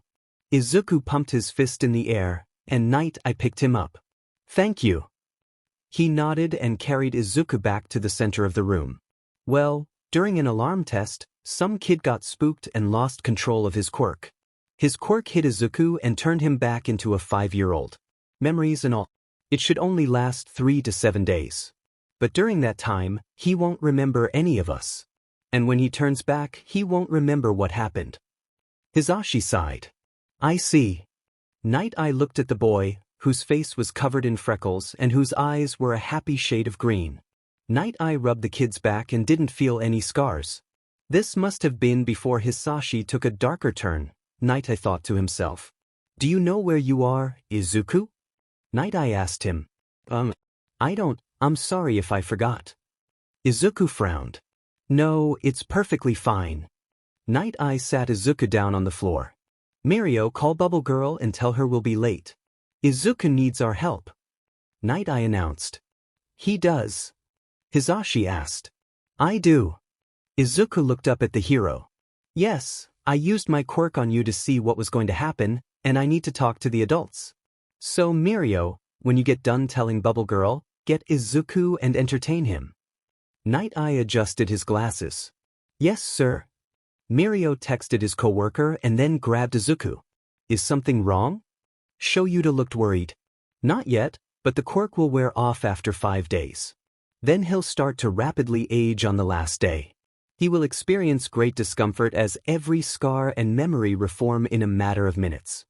Also, after the fact, he might experience some short-term memory loss for a day or so, Night Eye said, glancing at the concerned family. Okay, so we should take him to Recovery Girl the day he is expected to return to normal. That way, she can help ease any discomfort he might feel, Nezu suggested, looking at Shoyuta and Hisashi. That makes sense. Is there anything else we should know? Hisashi inquired. I'm sure you already know he won't remember any of you, but he'll gradually warm up to you. He'll come to see you as his fathers and family again, Night Eye assured them. Thank you, Shoyuta replied, looking at the hero. In the hallway, Mirio was chasing Izuku in a lively game of hide and seek. Izuku tried to hide beside a plant, but despite his green hair, he was quite visible. I'm going to catch you. Mirio laughed. No, don't do that. It's not fair, you have a quirk. I'm smaller too. Izuku giggled, darting down the hall. Yeah, but you're really fast, Izuku. Mirio smiled. Really? Izuku stopped in his tracks, looking up at Mirio. Yeah, really. Mirio scooped him up and tossed him gently into the air. Again. Izuku laughed. Okay, Mirio said, gently tossing him again before carrying him back to the teacher's lounge. You're so funny, Miro. Izuku hugged him tightly. Miaro? Mirio chuckled. Yeah, that's your name. Miro. I'll just give you a nickname since I can't pronounce your name right. I'll call you Big Brother. Because you're big and fun like the brothers I see on TV, Izuku beamed. Big Brother? That's so nice, Izuku. That makes you my little brother. Mirio grinned. Yeah. And it works because Mommy and Daddy didn't want me anymore, so I can have a new family. Izuku's smile faded slightly, and Mirio frowned at his words. What? Mirio held Izuku a little tighter. Oh, Hisashi told me that he and Shoyuta take care of me because Mommy couldn't. But I know it's because I'm quirkless and Mommy knew I would be quirkless forever, so she and Daddy must have left me. It's okay because I have my big brother. Izuku squeezed Mirio affectionately. Right, you do have me, Mirio said, ruffling his hair. Mirio and Izuku returned to the teacher's lounge, deciding that Izuku should stay in the teacher's dorm that night and see how he reacted to his classmates the next day. Izuku said a bittersweet goodbye to his new big brother and cuddled in Shuta's arms as they walked back to the teacher's dorms. The little family of 3 entered their spacious room, greeted by 3 playful cats. Kitties! Izuku exclaimed, squirming from Shuta's hold. Yes, that's mocha, espresso, and cappuccino. Hisashi knelt down on the floor with the cats and Izuku. Oh, because they drink coffee? Izuku looked curiously at the heroes. No, because your papa, Shoyuta, loves coffee so much that he named his cats after different types, Hisashi giggled. I'm almost certain you and Izuku picked the name cappuccino, Shoyuta smirked. Oh yeah? Well, you rubbed off on us. Hisashi stuck his tongue out playfully.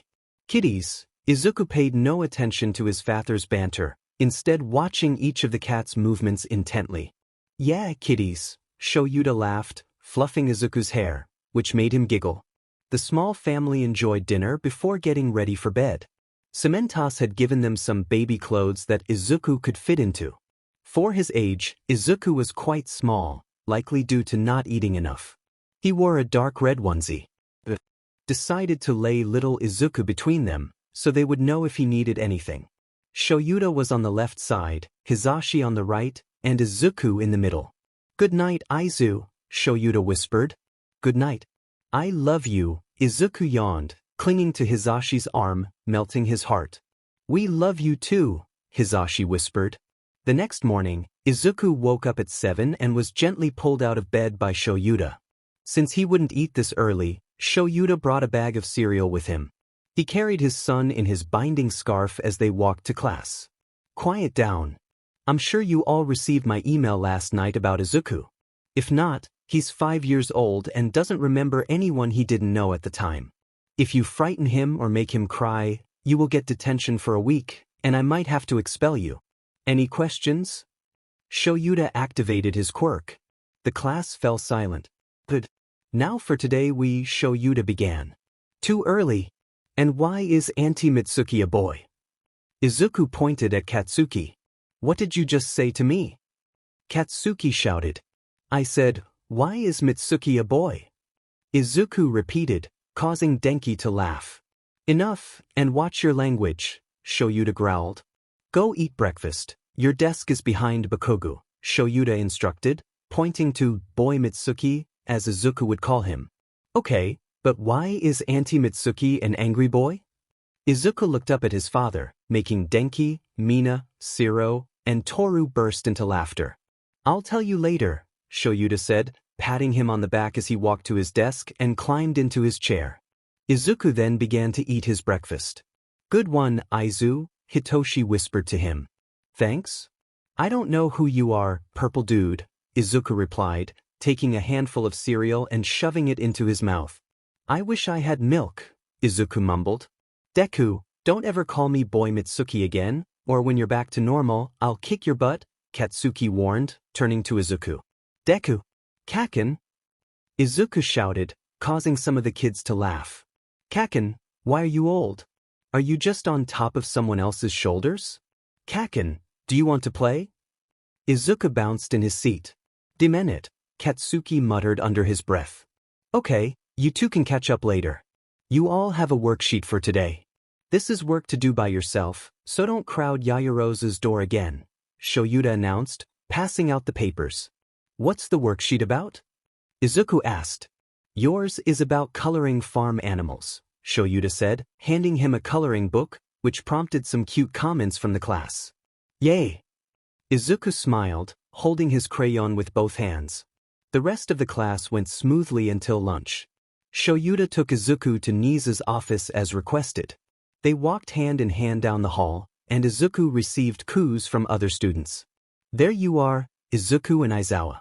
It's good to see you both, Nezu greeted them with a smile. Zawa, who is the kitty bear? Izuku asked, looking at his father. I would be the principal of this fine school. Principal Nezu. Nezu introduced himself to the young boy. The principal is in charge, right? Izuku asked. Yep, Nezu replied. If you're in charge, then can we play games instead of work? I miss my big brother, Izuku pouts. I wish I could help, but the students here need to keep learning to become heroes. I'm sure I can find something fun for us to do, Nezu comforts the boy. Maybe an easy rescue exercise for the hero course? Nezu proposes. Shoyuta questions.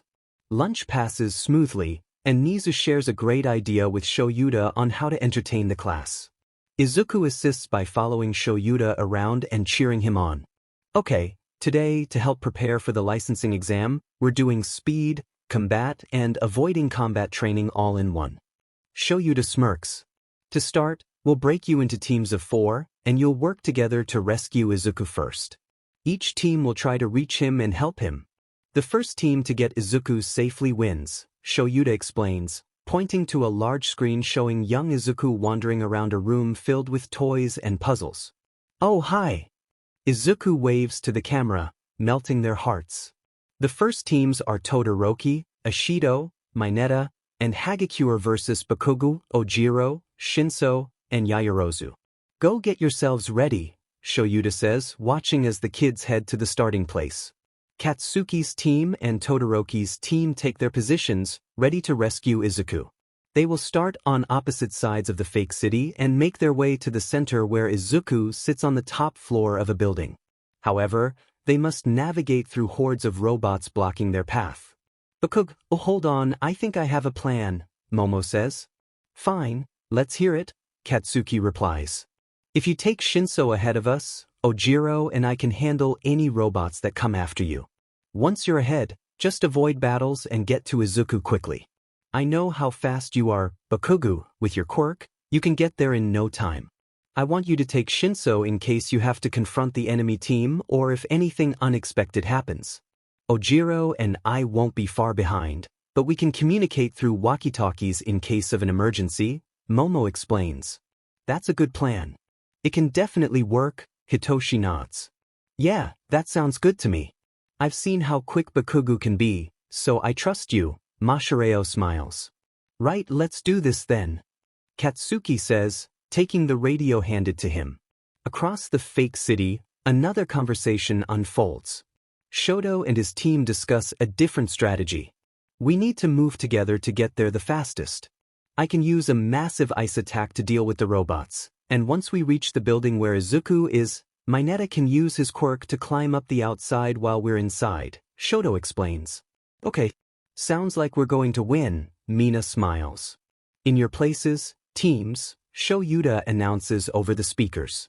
Match start, the speakers blare. Dai. Katsuki yells as he uses his quirk to propel himself and Hitoshi far ahead through the first part of the fake city. Let's hurry, Shoto says, sending out an ice sheet over all the robots as his team runs together. Bakugo, robots incoming on the right. Hitoshi warns. Right. Katsuki shouts, steering left. Katsuki and Hitoshi pass the halfway point, with Shoto's team hot on their heels as they sprint through the fake city. The building is right in the middle, so when both teams arrive, they'll have to compete in speed and strength. Momo and Mashireo take down several robots chasing their teammates and just make it past the halfway point when, on both sides of the fake city, a massive robot emerges from the ground. The robots are larger than the zero-pointers and are marked with a signature from Mei Hatsume. That thing's after us because we're in front. It's going to take some time before Ojiro and Yaoyorozu can deal with it, Hitoshi shouts to Katsuki. Fine, let's take a detour. If we wrap around the buildings, the thing can't see us. Katsuki yells, dodging the first attack from the massive robot looming behind them. Good idea. Hitoshi agrees. They turn down an alleyway and navigate behind the buildings. It takes a little longer to make the turns, but the duo manages. Momo and Mashireo start to distract the robot by making dents in its massive back. Shoto freezes the robot on their side, allowing the group to keep moving. They stop just moments away from Izuku's location when the robot breaks free and swings an arm at the team, causing debris to fall around them. Mineta, hurry to the building and climb the outside. We can handle this guy, Shoto instructs. Right.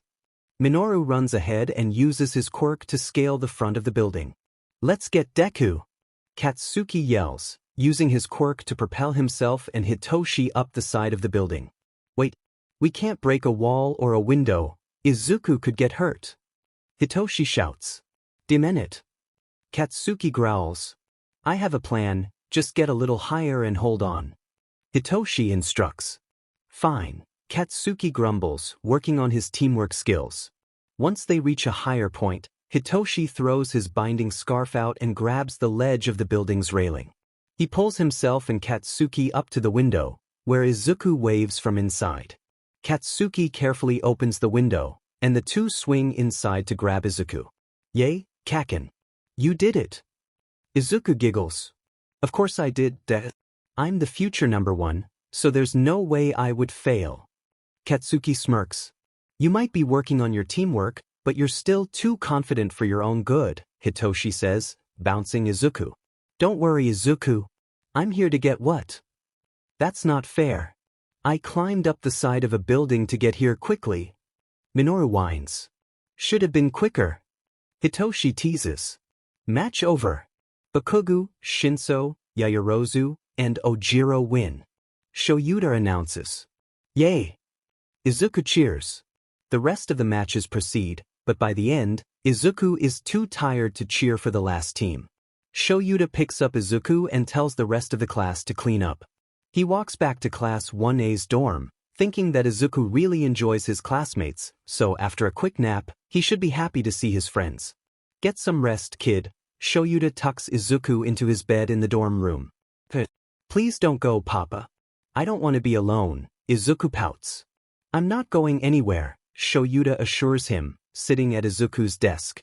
Okay, night-night, Izuku yawns and falls asleep while Shoyuta works on some paperwork. I want to play. Izuku whines, reaching for the pen in Denki's hand. Izuku, cut it out. It's not a game, I'm going to fail. And stop trying to tickle me, I'm very ticklish, Denki pouts. Just let him color, Kaminari. Here, Izuku, color this one, Achiko says, handing him a paper and a box of crayons. Colors. I like colors. Izuku beams. I like keeping my grades barely above failing, Denki laughs. I'm going to color for Papa, Izuku declares as he begins to scribble. Okay, Aizu, let me know if you need anything, Achiko smiles. It's cool that Mr. Aizawa let us watch him while he gets work done, Kyoka nods. I know, isn't he the cutest? Mina coos. Right, dinner's ready. Tenya announces. Yeah. Mina cheers. Little listener, are you here? Hisashi calls as he opens the doors. Present, Mike. Tsuyu waves, picking up Izuku and his coloring.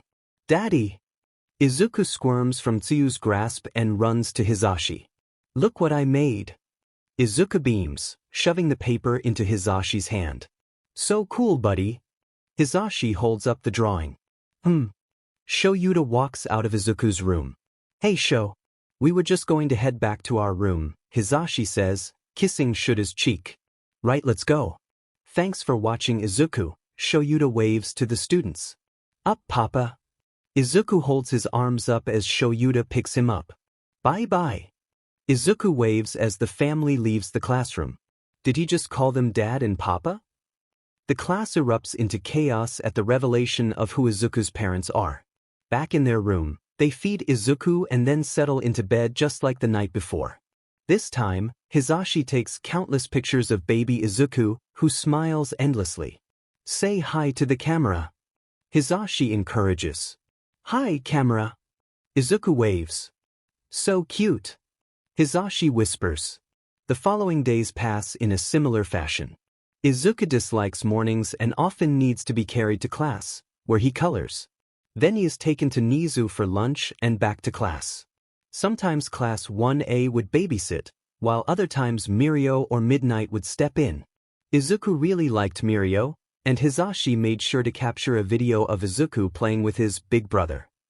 Whenever Izuku saw Mirio, he would reach out and smile, melting hearts all around.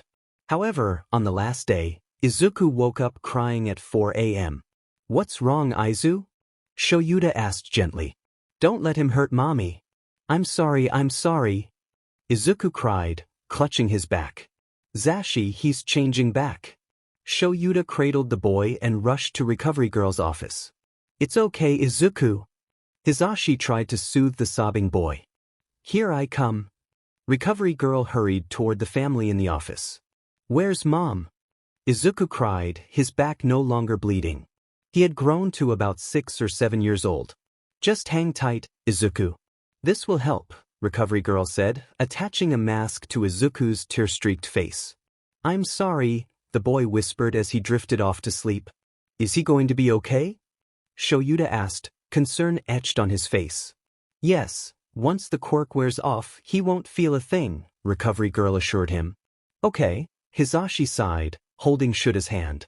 The transformation lasted until lunch. Shoyuta informed the worried class, and they all felt relieved to hear that Izuku would be fine.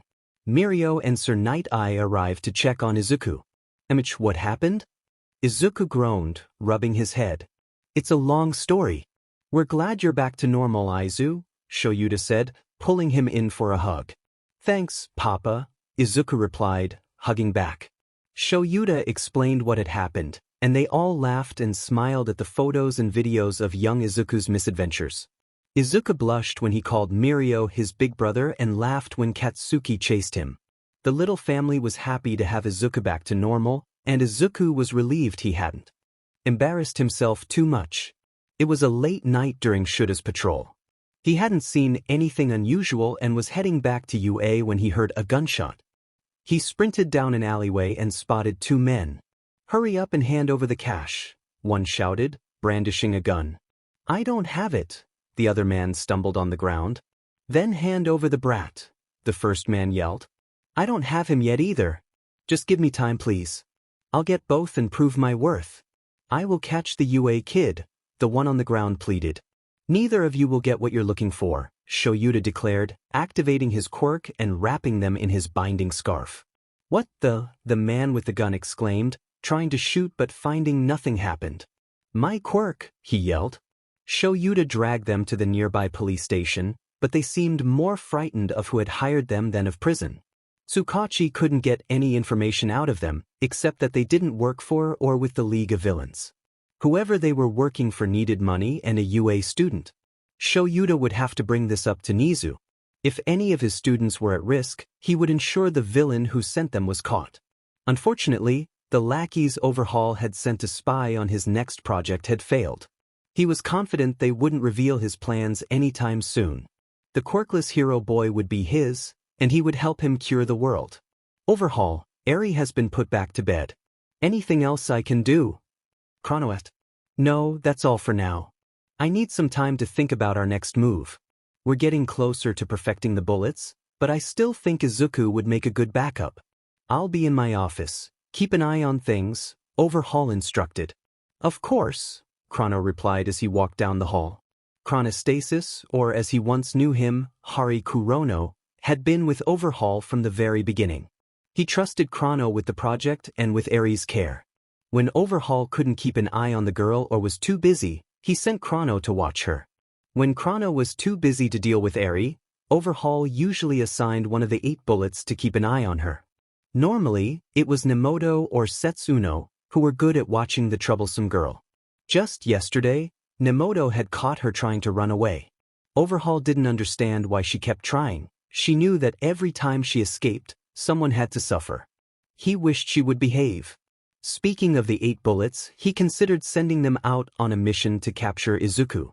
Having him would not only aid in developing his cure for the world but also give him an advantage over the League. The League of Villains would be a valuable asset, especially with their interest in Izuku. I had all the more reason to take the boy. Overhaul, the test products are ready to be shipped out. A warehouse by the bay plans to send them out on undercover boats. Are we ready to proceed? Mimic entered my office. Yes, send them out, but ensure our packages are mixed with other shipments. That way, the blame will fall on typical drag dealers. We need to keep the shy Hasaikai out of this. I glanced at Mimic. Of course, Overhaul. I'll have them out by tomorrow night and on the streets next week. Mimic noted something on a clipboard. Good. I returned my attention to my desk as Mimic left the room. With the first products being sent out, I was eager to see how they performed. I would sell them to low-level thugs who could do the hard work for me. Once I received the results on how the bullets functioned, I could move on to Phase 2, the final product. A few adjustments here and there, and Eri's power would finally be put to good use. I was lost in thought when I heard small footsteps approaching. It had to be Eri. I walked to the door just as she came running down the hall. I gently grabbed her arm, stopping her in her tracks. Where do you think you're going? I leaned closer. Please, stop. Eri's eyes filled with tears. Don't cry, it will only make things worse. I guided her back to her room. You've been very naughty, running off like that. I think you need to be reminded of your place. I led her along. And no, please, she whimpered. Once the sun rises, I expect you to bring me another pack of bullets, since that seems to be your only purpose. I placed her on her bed. Don't let me catch you thinking about running away again, or there will be consequences. I gestured to my gloves before firmly closing her door. Chrono, I need you to keep an eye on Eri. She tried to run again. I radioed him. On my way, Overhaul, he replied. I needed to accelerate the distribution of the bullets. Eri was getting too comfortable with her attempts to escape. The sooner I had the final product, the sooner I could mass-produce them and be done with her. She was a nuisance I was eager to be rid of. I needed to blow off some steam. I would take Katsukame with me to deal with the troublemakers. I would break them down and put them back together just to release my pent-up frustration. Perhaps I would even encounter the League of Villains tonight. They should be cautious, though. When I'm in a bad mood, I prefer to handle problems personally. Mirio's POV. I was on my way to the teacher's lounge to meet All Might after school when I noticed Izuku had left his backpack behind. I decided to return it to him before leaving with Sir and All Might. I headed to the 1A dorms, where a friendly green-haired girl directed me to his room. I knocked, but the door swung open as I did. "Hey, Izuku, you left your—" I noticed he was completely asleep at his desk. "Heh." I sighed and placed his backpack next to him. Leaning over, I saw what he had been working on. It was a notebook filled with some sort of code. What caught my attention were the images alongside the text: my picture, All Might's, Nana Shimura's, and others I didn't recognize. They depicted quirks and concepts I could read in the same mysterious code. Is Izuku researching one for all? I wondered. Izuku rubbed his eyes and turned to me. Oh my gosh. I didn't notice you came in. I just sort of passed out. I'm so sorry. Can I help you, Mirio? He waved his hands in front of his face. You're okay. I saw you left your backpack in the teacher's lounge, so I brought it to you. I smiled. Oh, thank you. Izuku nodded. If you don't mind me asking, what are you working on? I inquired, still curious about the notebook. I actually wanted to talk to you about this. I looked into your quirk a little and found some interesting information. I meant to discuss it with you earlier, but it slipped my mind. Here, take a look. He handed me the notebook. I can't read this code. I chuckled. Oh, right, I can explain it to you if you're not busy. I found some important details, but I'm having trouble recalling everything. He smiled nervously. Actually, is it all right if All Might hears this? He's quite knowledgeable about quirks, and the more we know, the better control I can have. I looked at him. Of course. We can do this here or anywhere else. Izuku gathered 3 notebooks. All Might is in the main building, so we should run into him there. We exited his room. Right. Izuku beamed. We walked back to the main building and encountered Sir and All Might. I explained the situation briefly, and we made our way to an empty room inside the building, where we sat down as Izuku began to share what he had discovered. You found out who the other vestiges were? I've looked before but always came up short with answers, All Might said with a sigh. I had to dig through old quirk family tree books to find instances of strength quirks that were never passed down, so I'm not sure if it's entirely accurate, Izuku admitted, blushing. Still, this is a lot of information. Thank you, Izuku. Sir acknowledged him. This is just the first bit of the first book. If you guys are busy, we can wait to discuss the rest. Izuku rubbed the back of his neck. I don't think we're in any hurry, so please continue. I'm also curious why you recorded the former vestiges' quirks. Was there a specific reason, or did you think it might be useful? I asked. Let me check, it's hard to remember exactly why. Izuku flipped through the pages. Oh, here it is. I recorded the quirks because there's a chance that one of the future holders might be able to access the old quirks, but it's a lot of energy that could overwhelm the human mind and body if they couldn't handle it, Izuku read from the coded notebook. Are you suggesting that Mirio or another future hero could use quirks from the past? Sir asked. Yes, but it's incredibly dangerous. The person who would use those quirks would need to be more than human. Even under the best circumstances, if a normal person who already has a quirk tried to activate the old quirks, it could be disastrous. In theory, Izuku said, looking up from the notebook. Wait, you mentioned a normal person with a quirk. Does that mean someone without a quirk could handle that energy better or worse? All Might asked. Better in theory. Think of quirks like having a cup of water. People born with a quirk have their cup full, it can't hold any more. When you add another quirk, it becomes unstable and likely to spill or even break. A quirkless person has an empty cup, so filling it with another quirk puts them under no stress. This is all theoretical, so take it with a grain of salt, Izuku explained. So I can't use the former holder's quirks? I sighed. Actually, I shouldn't be using one for all. That's another quirk. Does that mean I'm at risk of losing control or something? I started to worry. I wasn't sure how to tell you this, but during my research, I found an unsettling pattern. Izuku glanced at me, then back at the notebook. I discovered that people who held the quirk and already had another quirk had a significantly shorter life expectancy. Even those who never fought villains, Izuku said, looking away. What? All Might exclaimed, panic in his voice. Think about it, All Might.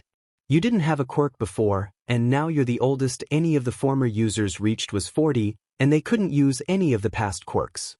The energy was too much for them to handle. But that's just a theory. There could be another reason. Izuku looked down at his notebook. It makes sense, I said. I'm worried that I think it also makes sense. But I agree we should look for another reason. Let's not jump to any conclusions, Sir added. I put you in danger. Young Mirio. I'm sorry, All Might said, looking at me. We sat in silence as everything sank in. It made sense now. Sometimes, even after all my training, I still lose complete control of my quirk. My mind raced with thoughts. But then I noticed Izuku. His face looked upset. He didn't want to bring us this bad news, but we had pressed him. Even when he became visibly uncomfortable, he still told me about One for All. Now we each worried about ourselves while Izuku worried for us. He didn't deserve to feel awkward or bad for sharing the truth. I had to reach out right now. Thank you, Izuku. I promise I will do good with the amazing information you've given us. I promise, and I don't think I can thank you enough. I pulled him in for a hug. He struggled to hold back tears. Yes, Izuku, you have done so much for all of us, and we should thank you for your efforts. You've informed us of some very important things, thank you. Sir rested a hand on Izuku's shoulder. Thank you, young Yamada. You will make an amazing hero, All Might nodded. After the embrace, Izuku thanked us and made his way back to his dorm. I had a lot to think about. The future of one of the strongest quirks to exist was in my hands. I needed to do the right thing. I also needed to figure out what the right thing was. No matter what happens, I will be a hero and protect the future of this quirk. Show you to POV. After weeks of training and hard work, it's time to take my students to their provisional licensing exam. They've all come very far in their hero work, and while I don't think it's a good idea to let first years enter the heroine world so soon, I can say I'm almost proud of their efforts. Keyword almost. They still have a long way to go. I just hope this exam doesn't crush them. However, if I know my kids, they won't let failing the exam stunt their growth. If anything, it pushes them further. They really do go beyond and plus ultra. Alright, everyone off the bus and into the main building. Don't procrastinate. Kaminari, do not put that in your mouth. I sigh, trying to tame my class. They spoke to some other students and then headed for the main building. I was just going to enjoy some alone time in the seats and maybe even catch up on paperwork, but I was stopped by an annoyingly familiar face. Hey, Eraserhead. Ready to watch your kids get knocked out? It's something I look forward to every year. Ms. Joke approaches me. Joke, it's been a while. Not long enough though. I sigh. Good one. How about this, let's get married. Haha. Joke loses it to her own. Joke, I have a husband. This joke is getting old. Plus, don't you have a girlfriend? I ask her. That's what makes it so funny. She laughs. Right. I groan. Ms. Joke and I head up to the seats to watch our students while they battle. She decided to sit next to me even after I told her not to. She's like that, and it might be nice to see her face when she realizes my kids shouldn't be underestimated. I look down at the field as the students are released. I notice Bakugo walks away from the main group, only to be followed by Kaminari and Kirishima. I'm glad he has friends that will follow him when he does reckless things like that. I don't doubt his power or planning. I just know every student out there is targeting them.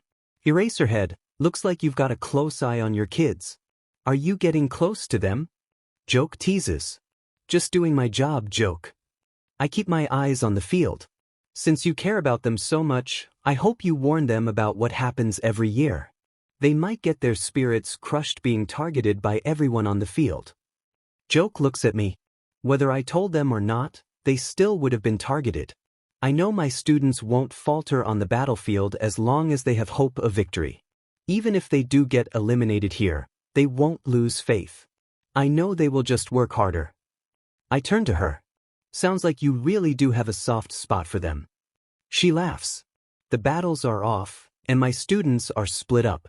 They all manage, running in small groups or dodging on their own. I notice Izuku disappears from view after being confronted by some girl, but I know he's fine. I see Yaoyorozu, Shoji, Azui, and Jiro head into a building. It's an obvious trap from the outside, but I think they can handle themselves. I notice Todoroki also ran off alone, and he's already finished a battle with quite a few kids. Watching my students fight to prove themselves is a little nerve-wracking. Not that I would ever let anyone know, but I care about these kids a whole lot. I want to go down there and teach them what they're missing, but it's too late for that. I just watch from a distance. Luckily, none of them got eliminated in the first round. Aoyama gathered his class at the last second and pulled through with an amazing attack. Izuku teamed up with Shiro and Uraraka and passed the exam around the halfway point. I'm glad for them. Izuku POV. The first part of the exam was hard, but I made it through. Honestly, I'm a little on edge though because this girl I fought knew some personal stuff about me, and then she hurt my tongue. She really should cut her nails. But I passed the first part of the exam, so I shouldn't worry too much about it. I was very happy to see that all my classmates had made it through the first part too. Todoroki and Kaken made it even after running off. They're pretty strong. Now it's time for the second part. The staff explained what we would be doing and what would happen, then we were off. Kaken ran off again, but the rest of us stuck mostly together, only separating a bit to cover an entire area. Over here! I shout to my team. It's going to be okay, we're going to help you. I pick up the actor and hand him to Yaoyorozu, who has a stretcher ready for people that are worse off. Good job everyone. But let's keep moving forward. Ida directs us to an unsearched area. Before we can get down there, we hear a crash. Oh no! It looks like the villains have returned. You all should move to the safe zone because they are heading straight for it. The speakers announce. I can handle the villains. You all keep rescuing or work on moving people. Todoroki shouts. Right. We all agree, then work together to move the injured. I run to help move people from this area to the next. I notice that guy from the front gate of the arena goes to aid Todoroki. I'm sure they can handle this. Don't worry, ma'am, I will get you and your son to safety. I say, picking up the woman and holding her son's hand as we walk to the next area. The villains are still getting closer. Shiro points out that Gang Orca's gang is getting way too close. What are those two doing? I look at Todoroki and the other student, and the two are fighting each other. I'm going to take care of them. Keep moving the people. I shout, readying a smoke bomb from my belt. I run up to the gang and throw 2 smoke bombs into the chaos. A few of them shout, struggling to find a way through the smoke. I ready the knife that the examiners let me use and head into the smoke. I mostly stay low, tripping people and trying to immobilize as many as possible. Once some of the smoke clears, I see just how many there are. I throw one more smoke bomb, then run out of the crowd. I now turn my attention to the main villain, Gang Orca. I run up a nearby rock and throw a smoke bomb at his chest. What are you two doing? Can't you wait to fight each other? The task at hand is to take down the villains, so pull yourselves together. I shout, running towards Gang Orca and delivering a swift punch to his head before dodging an incoming attack. Finally, a hero with some sense. Gang Orca exclaims, rubbing his head where I struck. Get up and do something to help. I urge the heroes in training who are still on the ground. I grab my knife and evade another strike. Gang Orca lunges to punch me, but I dodge just in time, leaving a few shallow cuts on his arm. I maneuver around a sonic attack, sliding beneath his legs and jumping onto his back. He tries to slam me into the ground, but I've learned a lot from the first Nomu attack. Todoroki manages to get up and unleashes flames in our direction. I quickly dodge to the right, and Gang Orca takes the brunt of the heat before a powerful wind sweeps in, causing the fire to spiral around him. It must be the other kid's quirk at work. Keep it up, you two. He's vulnerable to fire and dry air, so don't change a thing. I'm going back to help, I begin. With that, our last part of the exam is over. Finally, please make your way to the infirmary if you have any injuries, the speaker announces. The exam is already over? That felt quick. Oh well, Maybe someone needs my help cleaning up. Izuku, thank you. You kept me grounded when I let my anger take over, Todoroki says, nodding at me. I should be thanking you as well. I let my past interfere with my future. I won't do that again. The other student apologizes. Yeah, just try to sort this kind of stuff out off the battlefield, I reply, rubbing the back of my neck. Right. The student. Us. After that, we all gathered to view a screen that would soon display our scores. I spotted Shinso and hurried over to him. Shinso, how did it go? I wave as I approach. Izuku, it went alright, I think. How about you? I heard you went to confront the villains and had to stop Todoroki and another kid from clashing. Shinso smirks. Yeah, I hope it went well. The other two seemed to have some unresolved issues with each other that carried into the fight. I understand, but it made their actions seem selfish. I shrug. I get that. Hold on, they're putting the scores up.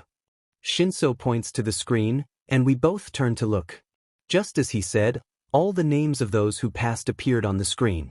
I searched for my name, and when I found it, it felt like a weight had been lifted from my chest. Then I looked for Shinso's name, and there it was. We passed! I exclaimed, smiling. Oh, thank goodness, Shinso sighed in relief. Darn it! I heard Kaken mutter. He hadn't passed, and neither had Todoroki. Not to sound rude, but it made sense. Those two struggled with teamwork, and the last round was all about that. I'm disappointed they didn't get their licenses, but at least they have a second chance. I hope they learn from their mistakes. This is amazing. Almost our entire class passed. Uraraka cheered. Yeah, we did great. Ojiro beamed.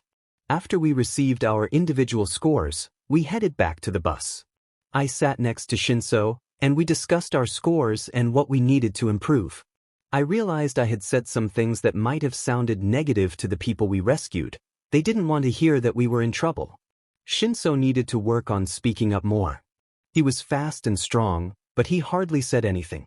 So I talk too much, and Shinso doesn't talk enough. Maybe we can help each other out.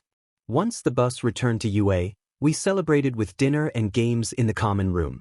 We made katsudon and shared stories about our experiences during the exam. After dinner, Mina set up a video game for us, and we all took turns playing. It felt like one big family. My big family. The day after the provincial licensing exam was Saturday, a day when UA students usually get special permission to visit family. However, Class 1A had something else planned. Masahiro Ojiro and Denki Kaminari went straight to their teacher to pitch an idea for a small trip. That doesn't sound like a bad idea, boys. Tell your class we leave in an hour. Shoyuta nodded as the two left the office. Thank you, Mr. Aizawa. Masahiro waved, and the boys dashed back to their dorms. This is going to be so fun, Denki laughed. Masahiro and Denki had come up with the idea late the previous night. While cleaning up some of the games from the celebration, Denki had the sudden inspiration for a trip. He wasn't sure where everyone would enjoy themselves, but that's when Masahiro suggested a beach trip. A beach in Mizudafu had recently reopened after being cleaned, making it an easy destination from UA. Really? A beach day? That's awesome. Achiko smiled. Yeah, a beach trip sounds great. Hanta cheered. It's going to be so fun. Koji added. Hey, that beach in Mizudafu Izuku, didn't you tell me you helped clean that? Hitoshi asked, looking at me. Yeah, I did it for my training, I replied, feeling a bit shy. That's so cool, Izuku. You really cleaned a whole beach by yourself. Tsuyu asked, impressed. Yup, but it wasn't much. I rubbed the back of my neck, feeling modest. The whole class was excited about the trip to the beach, except for Shoto and Katsuki, who had to attend extra classes to secure their licenses. Katsuki and Shoto had already left with midnight for the training center. Other than those two, the entire class grabbed their beach gear and headed to the main building to meet with their teachers. Hizashi and Shoyuta agreed to take Class 1A to the beach as a small reward for passing the exam. Hizashi wore a summer version of his hero costume, while Shoyuta donned a black t-shirt paired with his usual black pants and his binding scarf wrapped around his neck. All right, listeners. It's time to get on the road, everyone. Make sure you have everything you need. Hisashi calls out to the class with a cheerful smile. Yes, sir. The class responds enthusiastically as they crowd onto the bus. Please try to stay in a single file line. Tenya urges, attempting to organize the excited students. As they settle into their seats, the class buzzes with anticipation about the fun ahead. Toru has brought a beach volleyball set, and Tsuyu has a boogie board, which only heightens their excitement for the trip. We're here. Everyone off the bus and get ready for some real fun. Hisashi beams. Don't forget to put on sunscreen. If you get burned, it's not my problem, Shoyuta adds, trying to be heard over the kids' chatter. Woohoo! Denki shouts, dashing straight for the water. He just reminded everyone to put on sunscreen. Tenya calls after him. After managing to catch Denki, the group applies sunscreen and heads out for some fun. Izuku, Hitoshi, and Mina help Toru set up the volleyball court while Tsuyu and Achiko engage in swimming games in the ocean. Denki splashes around, chasing after Hanta and Minoru. Volleyball is ready, Mina announces with a smile. Alright, let's form teams of 4 and play against each other. Ijiro suggests running over. Okay, that sounds fun. Izuku replies, a hint of excitement in his voice. I choose Izuku, Uraraka, and Ojiro for my team. Hitoshi declares. Great. I want Mina, Siro, and Kaminari on my team. Ijiro grins. Nice try, but I'm staying in the water for the whole trip. Denki teases. Ijiro frowns. I'll be on your team, Ribbit, Tsuyu says with a wave. All right. Ijiro beams. Oh, let me be the judge. Let me judge. Hisashi races over. This is perfect. Anyone else want to play? Mina calls out. Maybe later. I want to relax for a bit, Tenya replies with a smile. Yeah, I'll join later. I want to finish this chapter in my book. Momo waves to the group. All right then, let's start. Hisashi encourages. Wait, can we use our quirks? Mina asks. I don't see why not. It could be good training and make it more exciting. Izuku responds with enthusiasm. Okay, let's get this game going. Tsuyu agrees. The teens take their positions, and Mashireo serves the ball with his tail. It flies toward Ijiro, who hardens up and sends it right back. Achiko uses her quirk to make the ball float, passing it gently to her team. It hovers over their heads, causing a moment of panic until Tsuyu reaches for it with her tongue. Nice try, Ribbit, Tsuyu exclaims, sending the gravity-free ball back to the other side. Got it! Hitoshi shouts, passing the ball to Izuku. Right? He yells, hitting the ball back over the net. Mina steps back and takes a shot, passing it to Hanta, who attempts a strong hit but narrowly misses the net when Achiko releases the ball from zero gravity. Not fair, Mina complains. Great job, Achiko. Hitoshi cheers. Rematch. Come on, let's go again. Hanta laughs. Alright, best 2 out of 3. Let's do it again, everyone. Hisashi encourages. The teens play several more rounds, and eventually, everyone joins in on the fun. They laugh and play until Shoyuta announces it's time for lunch. The class gathers at the bus and decides to explore for a place to eat. Aizu, you used to live here, right? Do you know any good places to eat? Hisashi asks. Yeah. But when I lived here, I didn't eat out much. There was this nice place that serves a variety of dishes, just around the corner, Izuku replies with a smile. Sounds like the best plan we have. Tenya nods. Yeah, if you liked it, I'm sure it's good, Hitoshi adds. Following Izuku's directions, the class arrives at the restaurant and enjoys a delicious lunch, sampling various dishes until they're full. Afterward, they take a leisurely walk back to the beach. Hisashi and Shoyuta lead the way, and once they return, the kids reapply sunscreen before diving back into their activities. Izuku and a few others decide to rest on the beach after their meal. Maybe a quick nap, then I'll be ready for my round of volleyball, Hitoshi yawns. Sounds like a plan, Shoyuta says, leaning back in his beach chair. Raraka, come throw this frisbee with me in the water, Ribbit, Tsuyu invites. Okay, that sounds fun, Tsu. Achiko replies, running to join her. After 2 hours of activities, the day winds down. Everyone cleans up and boards the bus, their faces bright with smiles. Upon returning to UA, they freshen up and have dinner.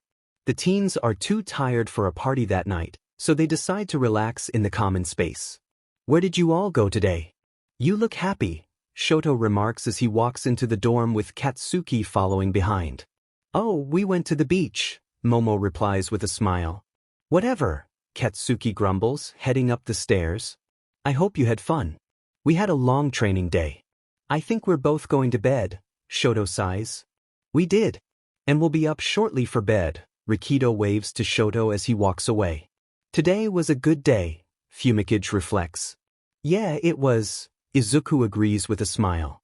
Hi, I'm Nijire Hato, and this is our shy friend Amajiki. He gets a bit nervous around people. Oh hey, you're Mina, right?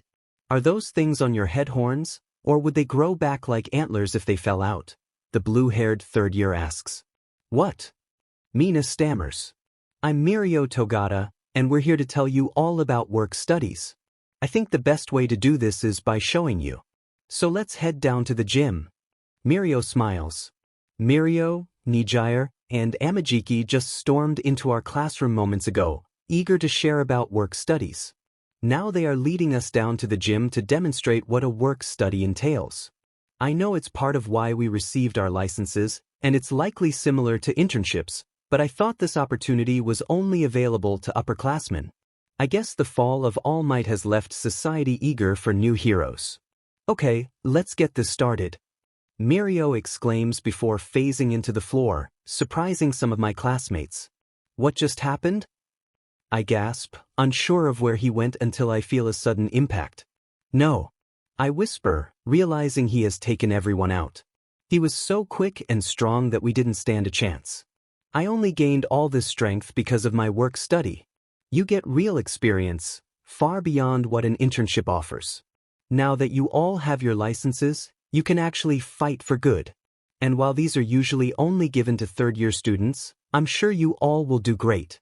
Mirio smiled as we lay on the floor, catching our breath. Maybe we should help them up first, Nijire suggested, skipping over to us. After Mirio finished showing us the ropes, we finally understood how the work studies would work and how we needed to prepare. Todoroki and Bakugo wouldn't be able to participate in a work study until they received their licenses, which was probably for the best after witnessing their behavior during the exam. Shinso, I'll see you at lunch. I need to grab something from my dorm room. Izuku waved to me. See you at Nezu's office, I replied, but was stopped by Eraserhead. Shinso, I want you to do your work study with Fatgum, Eraserhead said. Fatgum? But I didn't receive an offer from him, I responded, confused. Not yet, but I'm going to talk to him. Since you can't join the agency I work for, you should go to Fatgum. Trust me, I know you'll grow the most under him, he assured me. Oh, sir. If you really think that's best, then I'll work with Fatgum, I nodded. Good. I'll see you after school for training today, he said as he walked away. Right? I muttered, making my way toward Nezu's office. That was a bit strange, but okay. I walked down the hall to Nezu's room and found Hatsume reviewing some notes. Nezu appeared to be listening intently. They must have been discussing something important. Oh, Shinso. Where's Izuku? He asked me to help him make some changes to his costume. Hatsume waved at me. Izuku said he needed to grab something from his room. What are you two working on? I asked, sitting in a chair next to Hatsume. We were discussing how to involve the students more in security measures. Now that classes 1A and 1B have most of their licenses, they have the legal right to confront villains.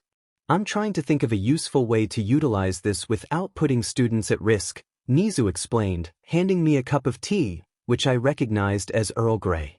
That sounds challenging. If you exclude the students entirely, they might take reckless actions on their own, I said, taking a sip from the cup.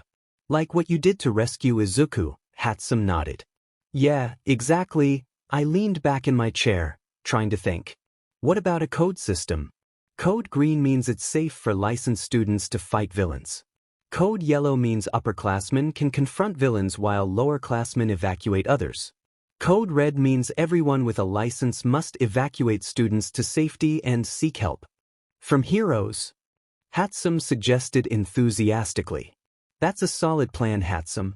But we might want to use something other than colors. The villains might figure out what they mean, Nezu replied thoughtfully.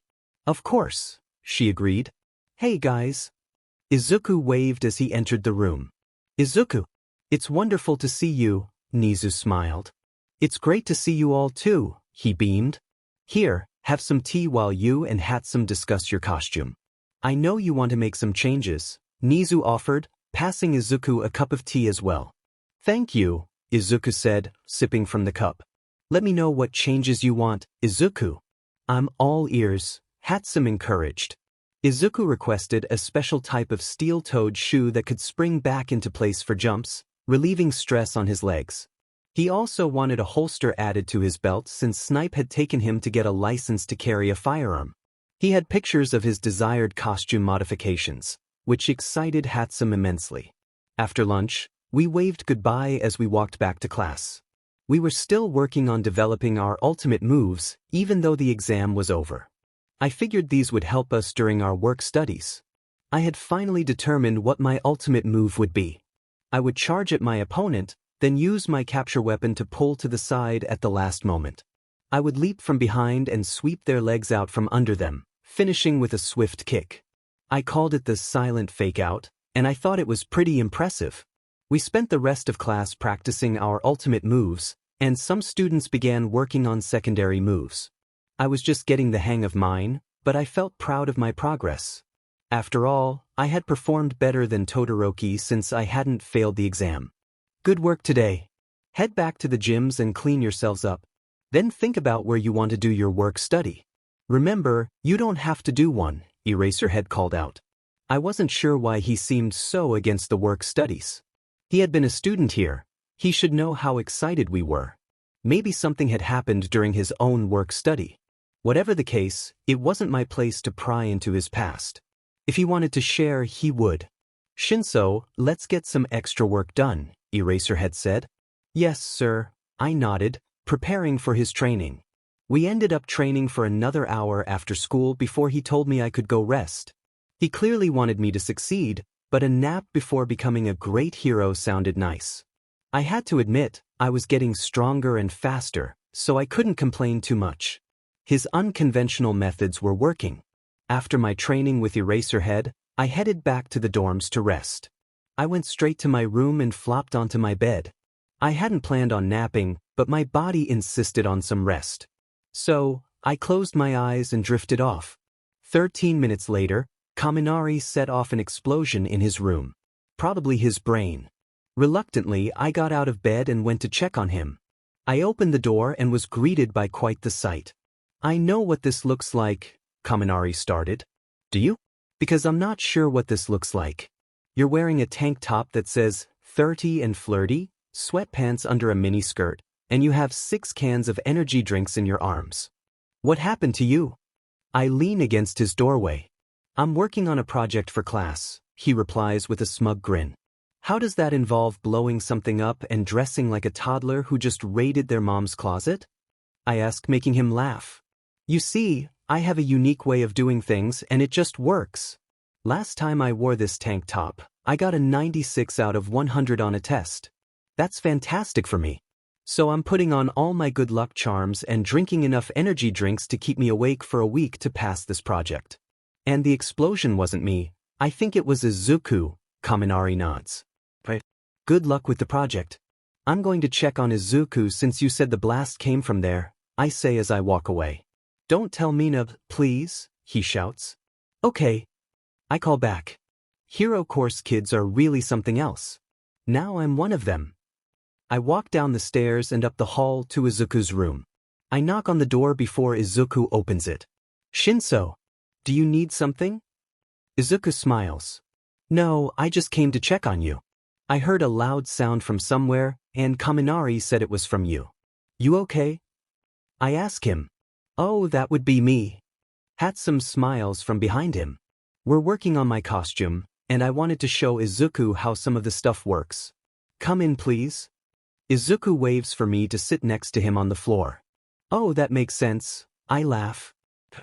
I messed up a bit on the configuration of the steel toe shoe, so when I shut it, it snapped so loudly it sounded like an explosion.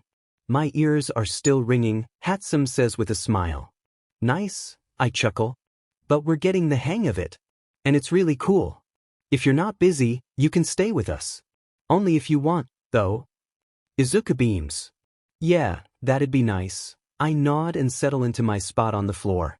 We sit in Izuku's room until dinner, laughing and watching in wonder as Hatsume works on her projects. I understand why she calls them her babies. She puts so much effort into her inventions, and she loves all of them dearly. It's beautiful to watch her work, and it's incredible to see Izuku learn from her. Both of them are remarkable.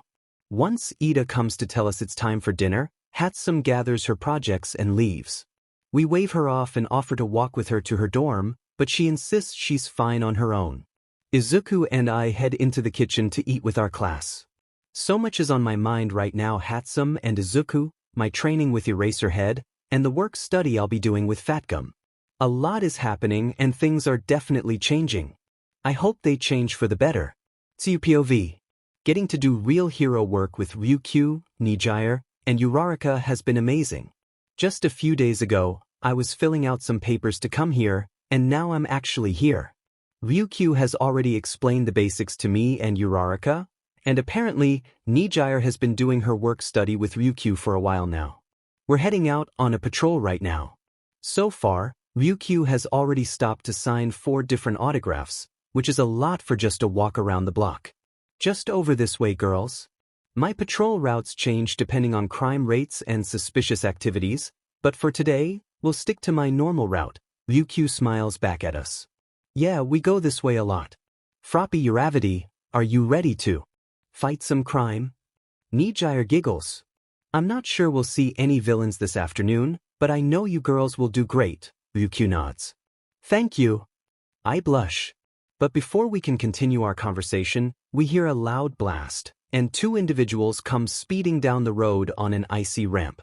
One has an ice quirk, while the other carries 2 large bags. Stop them, thieves. Someone help, a woman shouts after the 2. That's our cue, girls. Stop those villains. Ryukyu calls out, transforming into her dragon form and gliding after the speedy criminals. Right, let's go. Nijire uses her quirk to float after Ryukyu. Make yourself weightless. I'll use my tongue to fling you toward the villains. I tell Uraraka. Okay, she replies, activating her quirk. Once she's weightless, I wrap my tongue around her and get a running start before flinging her far into the distance. I hop after them as fast as I can, using my tongue on traffic lights to propel myself forward. When I catch up, I see Uraraka floating the villains up into the air toward Ryukyu and Nijire. Great plan, Froppy. Uraraka waves to me. Good work, girls, Ryukyu says as she captures the villains. My first true hero mission, and I did well. Hitoshi POV.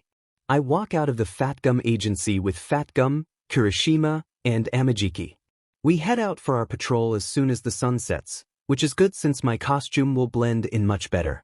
The other 3 stand out like a sore thumb, but they're strong enough to handle it even if people can spot them. I'm so glad I get to work with 3 kids this year. It's going to be a lot of fun. Fatgum smiles. I'm glad I get to work with you, sir. Kirishima says. Yeah, this opportunity means a lot. Thank you, I nod. Oh please, no need to be so formal. I'm lucky to be working with such strong kids, Fatgum says, taking another bite of his snack. What was that? Amajiki points to a crowd where we hear a loud noise. Not sure, let's go find out. Fatgum runs and we follow him. There's a man holding a weapon, and another who appears to be injecting himself with something. They're shouting at the crowd. Stop! Amajiki extends his fingers, transforming them into tentacles that grasp one of the men before he is shot. My quirk. Amajiki's limbs, where his quirk was activated, go limp. Stay out of our way, the man shouts, firing again at Amajiki, but Kirishima steps in front and hardens, absorbing the impact. I don't think so, Kirishima exclaims. This is over. Fatgum charges at the armed man, and the 2 engage in a fierce battle. Red Riot, the other one, is getting away. I shout, pursuing the other villain. Right here I come. Kirishima calls after me as we sprint toward the villain who darts down an alleyway. Stop, villain! Kirishima yells. Make me, you brat! The villain retaliates, launching sharp projectiles from his skin toward us. Kirishima hardens to withstand the blows while I leap upward using my capture weapon. I notice the villain injecting something into his side. It's definitely drags. He's got a lot of drags on him, Red Riot. I shout, pulling myself onto a rooftop above. All right then, let's take him down. Kirishima shouts, charging through the projectiles toward the villain. No, don't, the villain yells in desperation. Game over, criminal. I descend from the rooftop and wrap my scarf around the villain, slamming him to the ground just as Kirishima joins me. Nice work, man, he smiles. No, it's not fair, the villain cries. Are you crying? I glance at him. Come on, that's not manly at all. Kirishima bends down to the villain, but I realize I've loosened my grip. Brats, the villain laughs, sending more projectiles our way. My shoulder is grazed, and Kirishima is knocked back. The villain continues to laugh, injecting even more drags into his neck. The projectiles surge from him as he attacks. I'm fortunate not to get hit again. No more of this. I will defeat you and protect my friend and these people.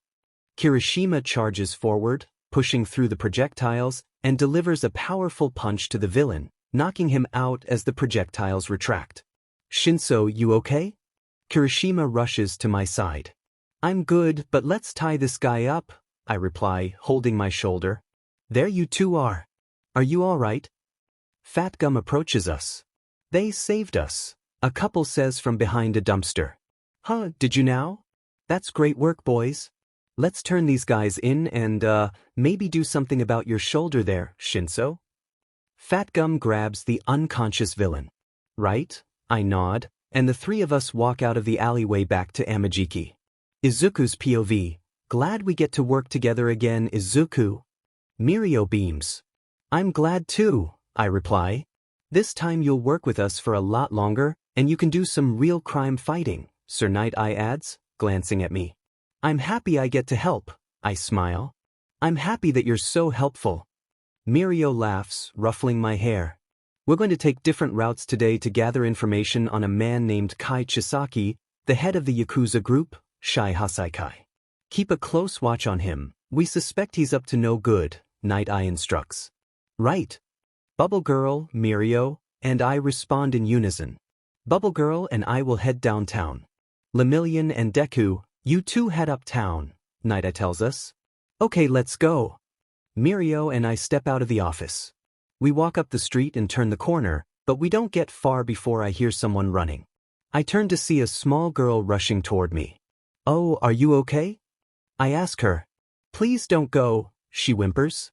The girl ran off again, and I couldn't believe that my associate let her escape.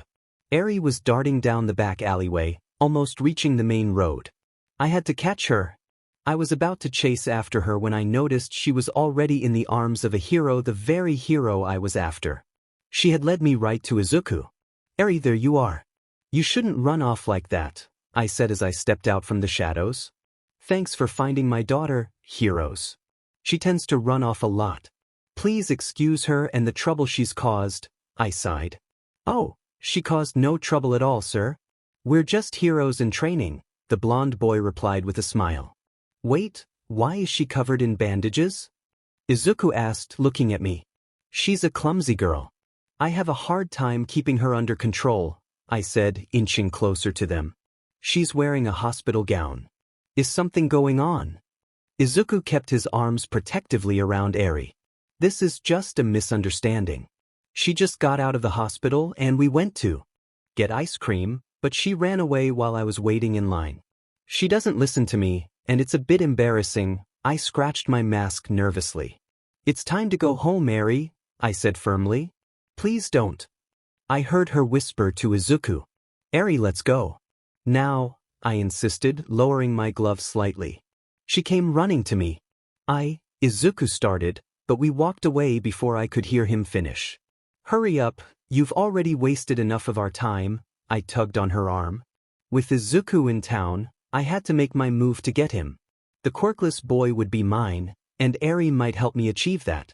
You saw him? Don't worry, meet Bubble Girl and me at the corner across from the agency. I spoke into the phone. Are they okay? Bubble Girl asked, concern etched on her face. They're fine, but they came in contact with Chisaki. We need to see what they found, I nodded. Right, sir, she replied, and we rushed to the corner. While I wouldn't admit it, I was worried about the boys. The first time we were explicitly targeted was during the hero killer incident, which ended with Izuku getting seriously injured. They had better be all right, or I wouldn't forgive myself for not using my quirk to protect them. We ran a few blocks and met up with the boys. They seemed okay, but they mentioned that Chisaki had a little girl with him named Eri. Deku told me it looked like she had suffered severe abuse and neglect. With that information, we could start building a case. It might not be enough to arrest Chisaki, but we could take Eri away from him and keep her safe. As we walked back to the agency, I noticed Deku's expression. He looked upset that he let Chisaki leave with Eri. I could tell he wanted nothing more than to help the young girl, and this situation seemed personal for him. Deku, I promise we will save Eri. We just need time. I'm glad you didn't attack then. We could have lost both of you, I said as I opened the door to the agency. Yeah, there's no way we won't save Eri, but we need a lot of people and a lot of planning first, Lemillion added with a smile. Now that we know Eri exists, we can help her. You both did well. Bubble Girl agreed. But all we received from Deku was a light smile and a nod. I wished I could calm his nerves more, but his worry was justified. If Eri was indeed being abused by Chisaki, we needed to act quickly. Her life could be at risk. Sir, we got a call from Fatgum's agency. They have news about the Overhaul situation, Centipeder announced as he walked into the room. Right, I'm on my way. You three head to my office. I'll be there shortly, I nodded and headed into the side room. The call from Fatgum revealed some troubling information. I decided then and there that we needed a raid team. I contacted a few pro heroes and a police squad to accompany us in order to save Eri. We would hold a meeting tomorrow to inform everyone about the situation. I would need to do some research on Eri, but first I dismissed Lemillion and Deku for the day. They would learn everything when the time came. I hoped the information would be received well. The last thing I wanted was to hurt them over my mistake. I should have used my quirk on them. After we returned, I followed through with Eri's punishment. I crafted another set of bullets. Each time I did this, I got closer to the final product. At this rate, I should have it ready by the end of the week. Overhaul, the League of Villains members that are ours are waiting in the living room, Mimic informed me as he entered the operation room. Just a few days ago, I had visited the League. Unfortunately, I lost one of my men, but on the bright side, I took down one of theirs. A life for a life. Good, I'll be up shortly. Tell the 8 bullets to meet me in the kitchen before we speak to them, I instructed, keeping my eyes on Eri, who was asleep in the metal chair. Of course, Overhaul, Mimic replied and left the room. I think we're getting really close to the first of the final product, Overhaul, Chrono said as he set the new batch of bullets down. I know. Pretty soon, it will all be over, I turned to him. I can't wait, sir, Chrono said eagerly. Let's go meet the League members, I said, grabbing Eri and starting to walk to her room. After leaving Eri in her room, I made my way upstairs to the kitchen. They sent me 3 members, one of whom seemed utterly useless. The man had a weak quirk, lacked intelligence, and was not particularly strong. He was Izuku's father, but since he wasn't quirkless, he was of no use to me. Hello, as of today, you all become real Yakuza members. I just have a few questions, I said as I sat on the couch. I'm good, this is temporary. So don't get too excited, little man.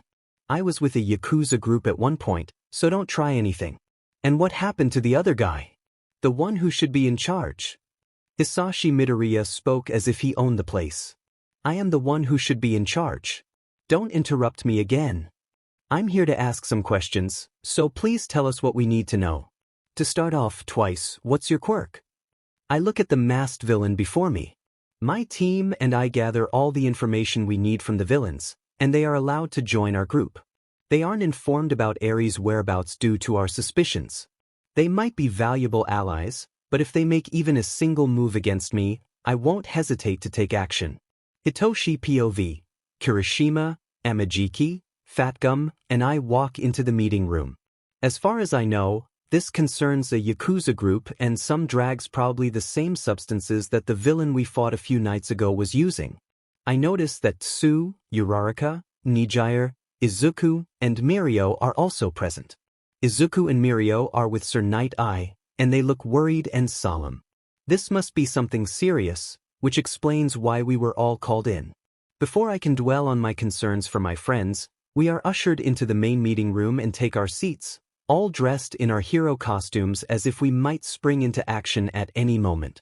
Sir Night Eye stands in front of a board and begins to explain the situation. This is the Yakuza group we believe is behind a drag that could potentially eliminate someone's quirk permanently. As Fatgum can tell you, Sun Eater was shot with a bullet that inactivated his quirk.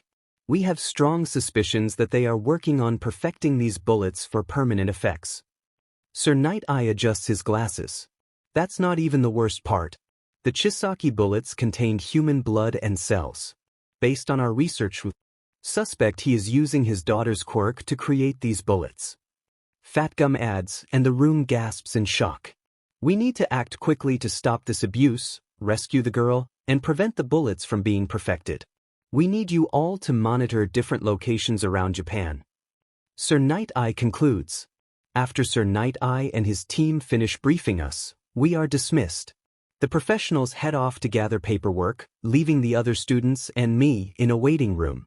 I notice how upset Izuku and Mirio look, as if they feel responsible for the situation.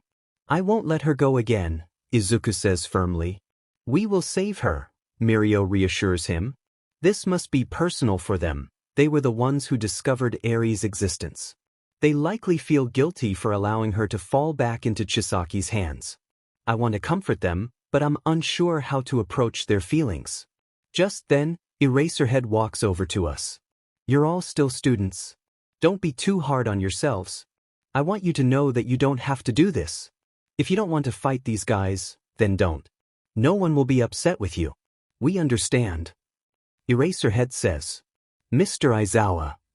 Uraraka blushes at his kindness. Just call me Eraserhead when we aren't at school.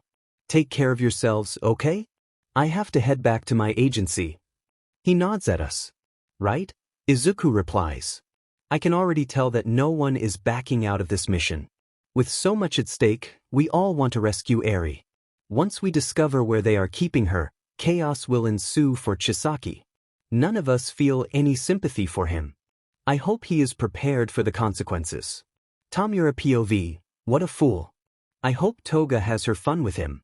He took Compress's arm, killed Big Sis Magna, and then thought he could take charge of the league. Who does he think he is? I made sure to tell Twice, Toga, and Midoriya to do as they please. I hope they want Overhaul dead. He tried to use Izuku as leverage to gain my allegiance, claiming he had a plan to capture him, but I knew if he didn't already have Izuku, he would struggle to get him. UA has tightened its security. I doubt I'll ever get my hands on him again. I lost Izuku, and I won't be swayed from my goal by empty promises. Overhaul should know better. Do you really think sending those three alone was a good idea? Midoriya doesn't seem trustworthy, Twice might lose it, and Toga is already unpredictable, Dabi comments. That's exactly why I sent them. I know they'll create the most chaos, I grin. So you just sent them to stir trouble? Spinner asks. If that's what they end up doing, I wouldn't mind, I shrug. I would be far from upset. Seeing Overhaul caught off guard in chaos caused by my team would make this whole situation much more enjoyable. I hope Overhaul is ready to face the consequences. Third-person POV. The sun beats down on the heroes and police as they approach the base where Overhaul is keeping Eri. Thanks to Sir Night Eye's quirk, they have located her, and now it's time to save this little girl. I won't let her go this time. Izuku mutters. I will save her, Mirio declares, staring at the gate before them. This is the moment where the students' hard work will be put to the test. The moment the heroes can prove they don't need all might for major missions. The moment Eri can finally be given hope for a better life. This is the police. We have a warrant to search the area. If you do not comply, you are in direct violation of the law, an officer announces, knocking on the gate. Villains and thugs pour out of the building and begin to attack the team. Ryukyu transforms and swings her tail, taking out some of the villains, but a larger one proves to be a challenge. The rest of the main team charges forward through the crowd. Careful of the time, knowing that Overhaul could strike at any moment, Rocklock shouted, "Let's hurry up and get inside." "Right." Lemillion responded, using his quirk to burst through the doors. The team dashed down the hall, skillfully avoiding the criminals that approached them. They halted at a built-in section of the wall, where Sir Night-Eye pressed panels in the wood to reveal a secret passage. That's creepy," Rocklock sighed as the group sprinted down the stairs. "I've found the quickest way to the girl's room. Follow me." Sir Night-Eye called out. "Lemillion, use your quirk to break through the walls for us." Sir Night-Eye commanded. "Right." Lemillion began, ready to punch a hole through the walls when the very structure began to shake and shift. "Gah!" Red Riot shouted as a hole opened beneath the heroes, leaving Lemillion and the police behind. "Keep going, Lemillion. Eri needs you." Sir Night-Eye shouted through the ceiling. "All right." Lemillion yelled back. The heroes searched for a way out of the room, but as they approached the door, they were confronted by a small trio clearly aligned with Overhaul. "I don't think we can let you pass," the blonde one smiled. "I can handle them. Go on ahead." Sun Eater prepared to attack. "You sure, Sun Eater?" Hitoshi asked, looking at his teammate. "If Sun Eater says he can do it, then he can do it." "We have to find that girl," Fat Gum declared, kicking down the doors. "Good, let's keep going then." Sir Night-Eye took the lead again. The heroes ran down the halls, the floor and walls shaking as if trying to crush them. Lockrock acted quickly, using his quirk to stabilize small sections of the hall. Everything was going well until Fat Gum and Red Riot managed to save Eraserhead from being separated. "I'm sure they're all right. We have to hurry." Sir Night-Eye yelled as they continued running. The situation grew increasingly intense. The walls never stopped shifting and seemed to grow stronger. The heroes pressed on, determined to help the young girl who desperately needed them. They kept running to save Eri. Before anyone could make the next call, they were all separated. The drag's mimic was using were taking effect, splitting them up according to the League of Villains' orders. Rocklock and Izuku found themselves alone in one room, while Eraserhead was with Hitoshi and Sir Night-Eye. This was exactly how Hitoshi Midoriya had planned it. "Hey bud, wouldn't mind coming here for a second, would you?" Hitoshi smiled, inching closer to Deku. "You stay away from me." "I thought the League had nothing to do with Shai Hasaikai," Deku grumbled. "First of all, the League has connections to everyone. You knew that. And secondly, I'm not the one who's thirsty for blood. You should be worried about her." Hitoshi smirked as Himiko Toga tackled his son too. "The floor. Dim it." Deku growled, narrowly avoiding a knife aimed at his arm. "Don't avoid this, Izu. I just love you so. And Tamura said I could do whatever I want. I want to be you forever." Toga smiled, brandishing another knife. "I love you, Izuku," she laughed. Underneath the underground Shai Hasaikai base, a battle had just begun. Red Riot struggled to move from the impact of a punch that sent him crashing into the wall. Fat Gum absorbed as many punches as he could, but it was clear he was running out of time. Even his quirk couldn't withstand the sheer force of Kendo Rappa. His punches could break bones in seconds. He practically pulverized opponents for breakfast. Rappa had no intention of losing this battle, but he didn't want it to be easy either. He was a fighter with a spirit that wouldn't be tainted by the desires of others. All he wanted was a good battle, a real challenge, the one thing he had been missing. "Is that all you've got? Is the only thing you can do is take hits? Fight me, Diminit." Rappa shouted as he continued to pummel Fatgum's diminishing form. "Please, this battle has only just begun. I won't let you win, and we will help Eri." Fatgum yelled as he absorbed another flurry of punches from the enraged Rappa. "I have to get up. Come on, Fatgum needs my help. I can't just watch from the sidelines. I have to do something." Red Riot thought as he struggled to lift himself. He recalled his childhood, All those times he witnessed terrible things but never acted. He never made a move, and he certainly wasn't a hero. But I'm a hero now. I'm strong now. So I have to give it my all to fight this guy. Red Riot stood and rushed to Fatgum's side, taking a heavy punch from Rappa. I thought I took care of you, Rappa said, surprised. You didn't, you just underestimated him. And thanks to his strength, I can beat you. Fatgum yelled as he unleashed all the stored energy from their battle. Gah! Rappa shouted as he was sent crashing into the opposite wall. Thank you, Red Riot. You did well. I'm going to help you, I promise, Fatgum said, lifting the teen. Demon, it's a tie, Rappa groaned. Huh. Fatgum looked shocked that Rappa was still standing. Take him to the back. We can heal him up. I want us to battle again, a real battle. I won't underestimate him again. Now let's go, Rappa growled as he walked toward the side room. Sorry, Red, but this looks like our only choice, even if it's probably a trap, Fatgum whispered. Fatgum carried Red Riot to the side room, where they bandaged his wounds. Rappa tended to his own injuries but was too impatient about fighting the heroes again. All he wanted was a good battle, something that baffled Fatgum. Toga hissed, grabbing her shoulder. Deku kept a steady hand on his weapon and turned Toga off of him. She landed hard on the floor, still clutching her injury. Holy cow! Who gave him a gun? Hisashi backed away but was shot twice in the leg. Demenit, is this revenge or something, brat? Don't make me burn you! Hisashi shouted. You can't lay a finger on me. I upgraded my costume. Small grenades, a gun, more knives, and fireproof fabric. I suggest you stay where you are, Deku glared at his father. So Batis, did you want to see me bleed, Izuku? How sweet of you! Toga leaped at him but was kicked back, a knife thrown into her shirt to keep her down. No fun, Izu. Don't you love me? Toga whines, her voice filled with desperation. You're insane, Deku replies, not even glancing at the girl pinned to the floor. That's not a very nice thing to say to your girlfriend, Izu.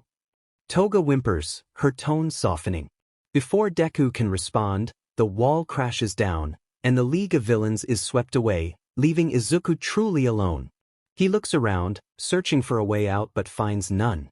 Deku, are you alright? Hitoshi calls out from behind the walls. Shinso. I'm fine, but stand back. I'm going to break down this wall and join you, Deku shouts. Good idea. Eraserhead yells from the same room as Hitoshi. Here it comes.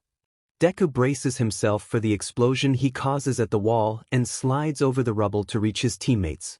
I'm glad you're safe, Eraserhead says, ruffling Deku's hair and pulling his hood down. Must crush them all.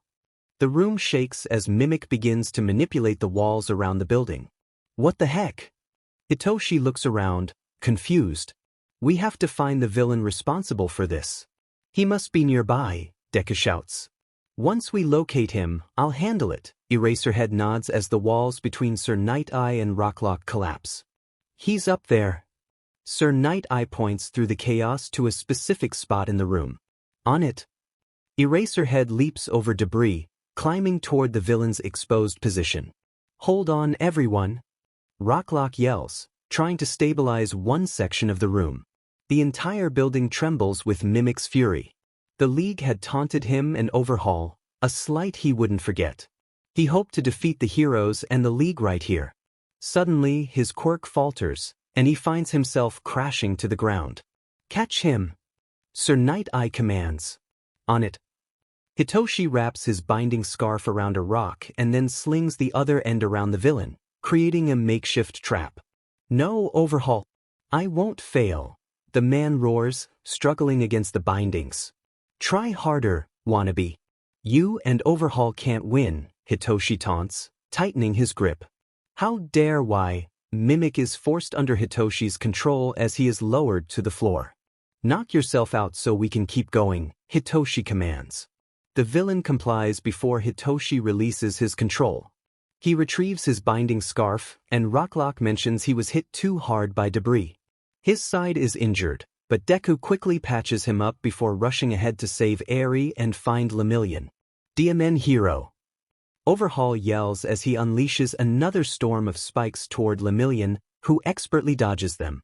You keep your hands off Eri. Overhaul shouts again, narrowly avoiding a powerful strike from Lemillion. If you think I'm going to let you hurt her again, you're mistaken. Lemillion shouts, using one for all to punch Overhaul across the room. Brat, Overhaul mutters, quickly regaining his footing and launching another large attack, this time aimed at Eri. No! Lemillion yells, sprinting to Eri's side. He scoops her up and leaps as high as he can to avoid the spikes. Eri sobs quietly into Lemillion's side. I won't let him hurt you. Not ever again, Lemillion whispers as he lands with a powerful punch, pushing back the deadly spikes. I have to do something. Chrono struggles to reach for the final product bullets. I only have one shot. I can't hit him. I have to hit her. Chrono kneels and fires the final bullet straight toward Eri. Eri! Lemillion shouts as he turns back to the girl and blocks the bullet. The final product enters Lemillion's body. Just like that, his quirk disappears. But not one for all. The quirk wasn't his. If Overhaul wanted it erased, he would have to go back in time and eliminate the first holder. I still have one for all. I can keep fighting for Eri.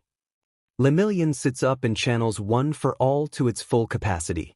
I have better control than ever, Lemillion mutters as he blasts through the cement and punches Overhaul right through the mask, shattering it. No, you should be a quirkless nobody now. You brat. Overhaul loses his temper, sending spikes flying throughout the room. Lemillion struggles to dodge them, ultimately getting one spike lodged in his leg. Without the ability to navigate the chaos easily, Lemillion faces a tougher battle. He pulls his leg free and rushes back to Eri when he hears an explosion from the wall that had trapped them. Lemillion, Eri! Deku shouts, throwing another bomb at Overhaul as soon as he spots him. Deku, let's grab Eri now. Eraserhead and Sir Night Eye can handle Chisaki, Hitoshi suggests, nodding toward the heroes and Deku. Good plan. Now, let's put it into action. Eraserhead yells as he climbs over the spikes and charges toward Overhaul. Deku? You brought Izuku right to me and expected to escape. Overhaul laughs, retreating behind some spikes to evade Eraserhead.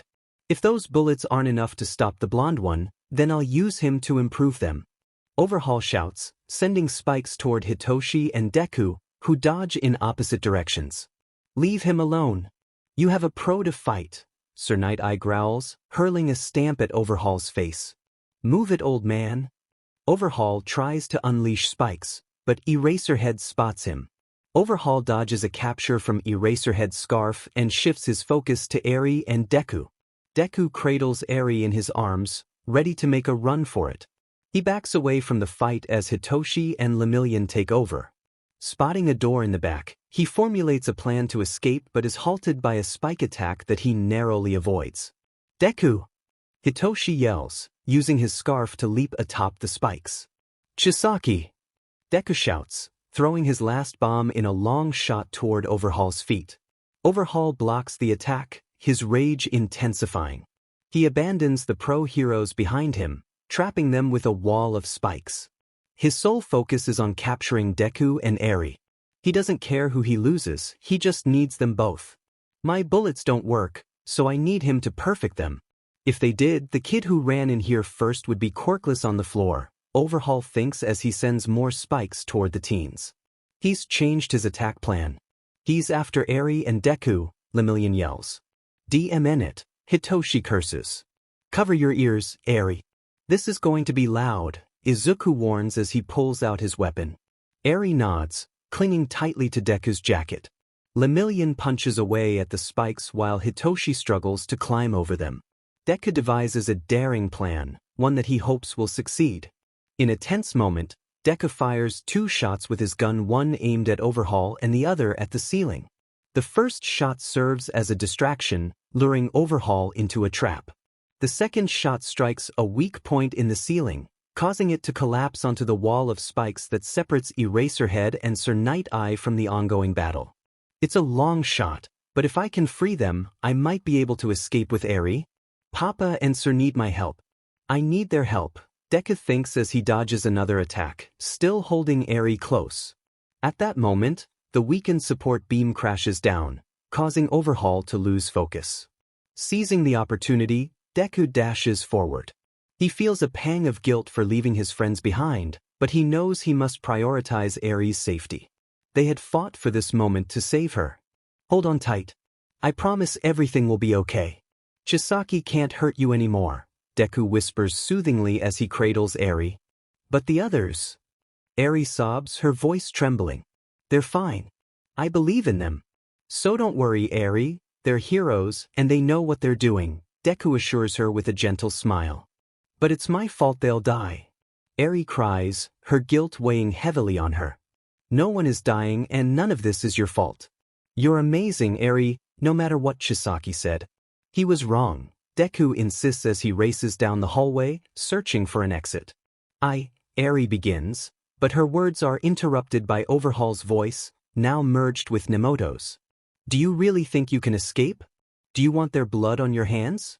Come back here before I have to get my hands dirty. Overhaul's voice echoes down the hall, sending Eri into another fit of sobs. No. I can't let them die. I'm sorry, Eri pleads, trying to wriggle free from Deku's grasp, but he holds her tightly. Eri, I understand how you feel. We can't go back. I have to protect you, and I know they can handle themselves. Please trust me. I want to help you. Deku looks earnestly into Eri's eyes. Please don't let them die, hero, Eri cries, hugging Deku tightly as if he were her lifeline. I promise. Everything will be okay, Deku reassures her with a warm smile. Please let everything be alright. Deku's mind pleads. Hitoshi uses his binding scarf to swing over the spikes while Lemillion unleashes his quirk to blast them away. Now that Lemillion doesn't have to worry about permeation, he feels the full strength of One for All coursing through him. This power. It's stronger than before, stronger than it's ever been. Lemillion thinks as he powers through another attack. Don't you get it, Eri? I'm going to destroy them and it will be your fault. Overhaul shouts, channeling Nemoto's quirk. I won't let anyone die. Lemillion yells, a new power surging within him. What? Lemillion stutters as he struggles to control Black Whip. The newfound power sweeps the spikes off the ground, neutralizing Overhaul's next attack. It whirls around the room as Lemillion fights to resist this incredible strength. Get control, Mirio. I know I can do this. I have to save them. Lemillion straightens up, pulling his arm back as the power fizzles back into his grasp. Watch out! Hitoshi shouts, snapping Lemillion back to the battle. Lemillion punches through the spikes, preparing for another onslaught. Why won't you just give up? Overhaul screams, launching his most massive attack yet. We won't stop until Eri is safe. Sir Night Eye emerges from behind the rubble, delivering a powerful strike to Overhaul's stomach, causing him to cough. None of you understand. You all need to be cured. Overhaul yells, sending spikes in both directions toward Sir Night Eye and Lemillion. Come on, Birdface, do better. You think this is curing anything? Hitoshi taunts, setting another trap. You brat. Overhaul retorts, but suddenly his head droops. Idiot, Hitoshi smirks, but the ground begins to tremble. Don't you dare use that quirk on me. Overhaul screams as he breaks free from Hitoshi's control, hurling rocks at the spot where Hitoshi hangs. Watch out. Hitoshi scrambles but hits the ground hard, pain coursing through him. Shinso. Lemillion calls out, rushing to his teammate, who struggles to rise as blood trickles from his wounds. No more games. I will get her back. I will destroy you. Overhaul bellows, unleashing a massive spike attack across the battlefield. No! Lemillion yells as he rushes toward Shinso, who is exposed to the incoming assault. Deku clutches Eri and races down the hallway, trying to suppress the thought that his friends and family might be in danger. Relief washes over him when he spots a staircase. He punches the lock off the door with his gauntlets and kicks it open. It's going to be okay, Eri. Look, we found a way out. You'll be safe, Deku smiles reassuringly. Really? Eri asks, her voice still shaky. Yes. I'm not going to let anyone hurt you, and we're going to get you to an ambulance or a hospital. Once we get there, you can have all the snacks you want, and the doctors will help heal your injuries, Deku says as they ascend the stairs. Hospital sounds nice, Eri replies, clinging to Deku's shirt. Thank you, Deku, Eri says, her tears beginning to dry. Of course, Eri. Thank you for letting me save someone as amazing as you. Deku beams as they reach the top of the stairs. Deku pushes open the weak doors, leading them into a dimly lit alleyway. The sun peeks through the clouds as he navigates past trash and boxes, finally reaching the main road. He scans the area and sees Ryukyu and her team still engaged in battle. An idea sparks in his mind. Ryukyu, the fight with Overhaul is over here, and they need help. Deku calls out as he rushes past the villain they are facing. You can crash that guy down into the battle, taking him and Shisaki out. Deku urges. What the he's got Eri? This quirkless kid was meant to become another bullet, but he dares to fight like this? I'll take him down. Katsukame snarls, reaching for Deku and Eri. Then let's go. Ryukyu roars, seizing Katsukame as her teammates follow Deku's lead. This will end now. Ryukyu bellows, smashing through the street and sending the villain crashing down onto Overhaul. Right, they can handle that battle. Eri, let's get you to a safe hospital, Deku smiles, sprinting away from the chaos. Deku runs with Eri in his arms down the street and around the corner, until he spots a phone booth. He walks over to the booth but stops when he hears a familiar laugh. Izu, I'm glad you came to us. Let's see how long you can last. Toga jumps out of an alleyway, brandishing a knife at Deku. Watch it. Deku yells, quickly dodging and pushing Toga away, causing the knife to clatter to the ground. You watch it, you brat. Hisashi taunts, sending a wave of weak flames in Deku's direction. The flames aren't strong, but they push him back, reminding him of a painful past filled with bruises and burns inflicted by his father. The echoes of screams in his apartment haunt him, a nightmare he thought he had escaped. I can't let him do this to Eri. I can't let him do this to me. A plan forms in Deku's mind, and he retreats from the fight. Afraid? Glad to see you still have some sense, Hisashi laughs. I'm not afraid. Not anymore. And I won't let you hurt Eri or me. Deku shouts, smashing a smoke bomb into the ground. God darn it. Hisashi yells, shielding his eyes. Izu. Toga cries, rushing through the smoke. Get away from us, Deku growls, dodging Toga's attack. He quickly grabs a knife and, with a swift motion, manages to disable her. We have to run, Deku says urgently before sprinting away from the villains. Even as he tries to act brave, his heart races, and his mind pleads for them not to drag him back to the abuse and neglect he barely survived. His legs ache, but he pushes forward, knowing they aren't far enough away. Overhaul or the League would find them if they lingered. So he runs. The battle intensifies as Lemillion smashes through another attack, releasing a smoke screen, a new form of One for All. With the vestiges now able to unleash their true power without fear for Mirio's life, he has become stronger than anyone could have imagined. Overhaul, having fused with Nemoto, demolishes the ground and rebuilds it in intricate patterns, trying to crush Lemillion. But every attack Overhaul sends out, Lemillion counters with ease. Sir Night-Eye watches the battle, realizing he can't keep up. This new power. He lost his quirk, but One for All is in overdrive. He's faster than All Might and Gran Torino. Sir Night-Eye observes as his student soars through the air, demolishing the area around Overhaul. Night-Eye, where's Shinso, De and Eri? Eraserhead jumps over the rubble, standing beside the hero. Deku took Eri and ran. I haven't spotted Shinso. We need to find a way to help Lemillion, Sir Night-Eye replies. I can't keep track of their movements. They're too fast and strong. Chisaki is clever at hiding himself. I can't even catch a glimpse of him, Eraserhead sighs. Then Sir Night-Eye begins, but is interrupted as the ceiling collapses. Ryukyu crashes down on Overhaul and the villain she was carrying. We'll take it from here. Ryukyu roars. Nijire, Uravity, Froppy, Ryukyu. Shinso needs help. Lemillion calls out, but as he points to Hitoshi, Overhaul emerges from the dust, having fused with Katsukame. No more! Overhaul bellows, shaking the room as it breaks apart, only to be instantly rebuilt, allowing him to escape through a new hole. No! Lemillion yells, leaping after the villain, who is already tracking Deku and Eri. Deku keeps Eri's head low, away from the looming threat behind them. He looks back and recognizes Overhaul, who has set his sights on them.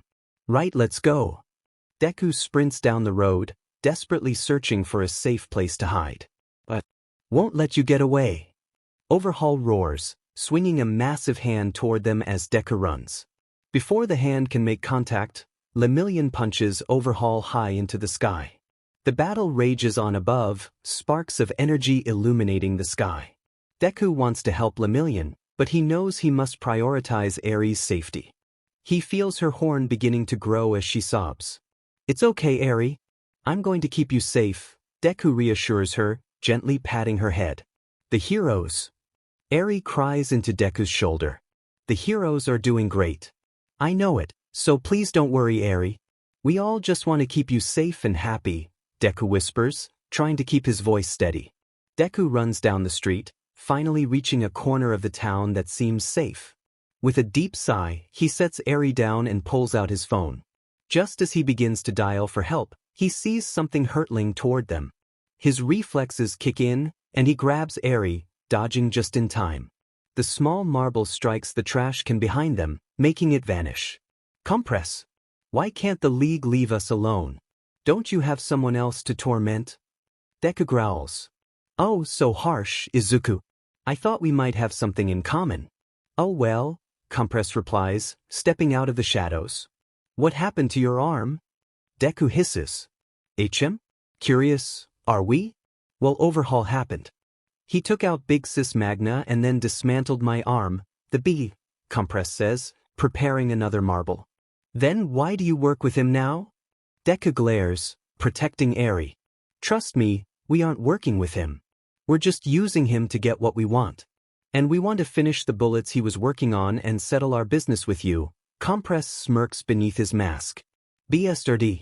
How could you want to put Eri through that again? Deku growls, slipping a smoke bomb into his palm. Why don't you come with us and find out? Compress laughs, throwing a marble as Deku throws the smoke bomb. In the chaos, Eri's tears worsen, and Compress struggles to find where his marble landed in the smoke. He kneels down to check for clarity but still sees nothing. After a moment, the smoke lifts, revealing Eri crying near a marble and Compress pressed against the wall. Perfect! Compress exclaims as he approaches his prize. No! Go away! Eri cries, her horns sparking with energy.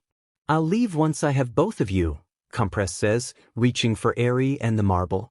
Eri panics. Stop! She sobs, her quirk activating as she pushes Compress's arm away. What the Compress exclaims, feeling his body stretch and shift as his arm regrows. Each! He shouts in pain as the muscle and bone reform. Deku! Eri cries, clutching the marble that had once contained her hero. When Eri touches the marble, Deku is brought back. He rubs his head and surveys the alley, noticing Eri passed out beside him, her horns significantly shorter. He quickly grabs her and glances at Compress, who is rolling over in discomfort. We have to go, he says, sprinting out of the alleyway. Deku runs for a while, and after what feels like an eternity, he spots a police car that offers him a ride to the hospital. He gratefully accepts, anxious to ensure Eri is okay. Over here, Ribbit. Froppy calls out, spotting Hitoshi, whose condition has worsened. The ambulances should arrive any moment. We need to hurry, Uravity gasps, making Hitoshi weightless. Right, you three head that way. I'm going to assist as much as I can here. Ryukyu instructs her team. Let's move quickly. Don't worry, Shinso, we've got you, Nijire assures, guiding a safe path out of the building. The three rush to get Hitoshi to safety, pausing only when they hear a groan from a nearby room. The sound is familiar, causing Nijire to stop in her tracks. The girls turn down the hall and peek inside, finding Sun Eater struggling to stand. Sun Eater, we're here. Come on, Nijire urges, rushing to his side. Nijire, Sun Eater murmurs weakly. I'll make him weightless too, then we can carry them out.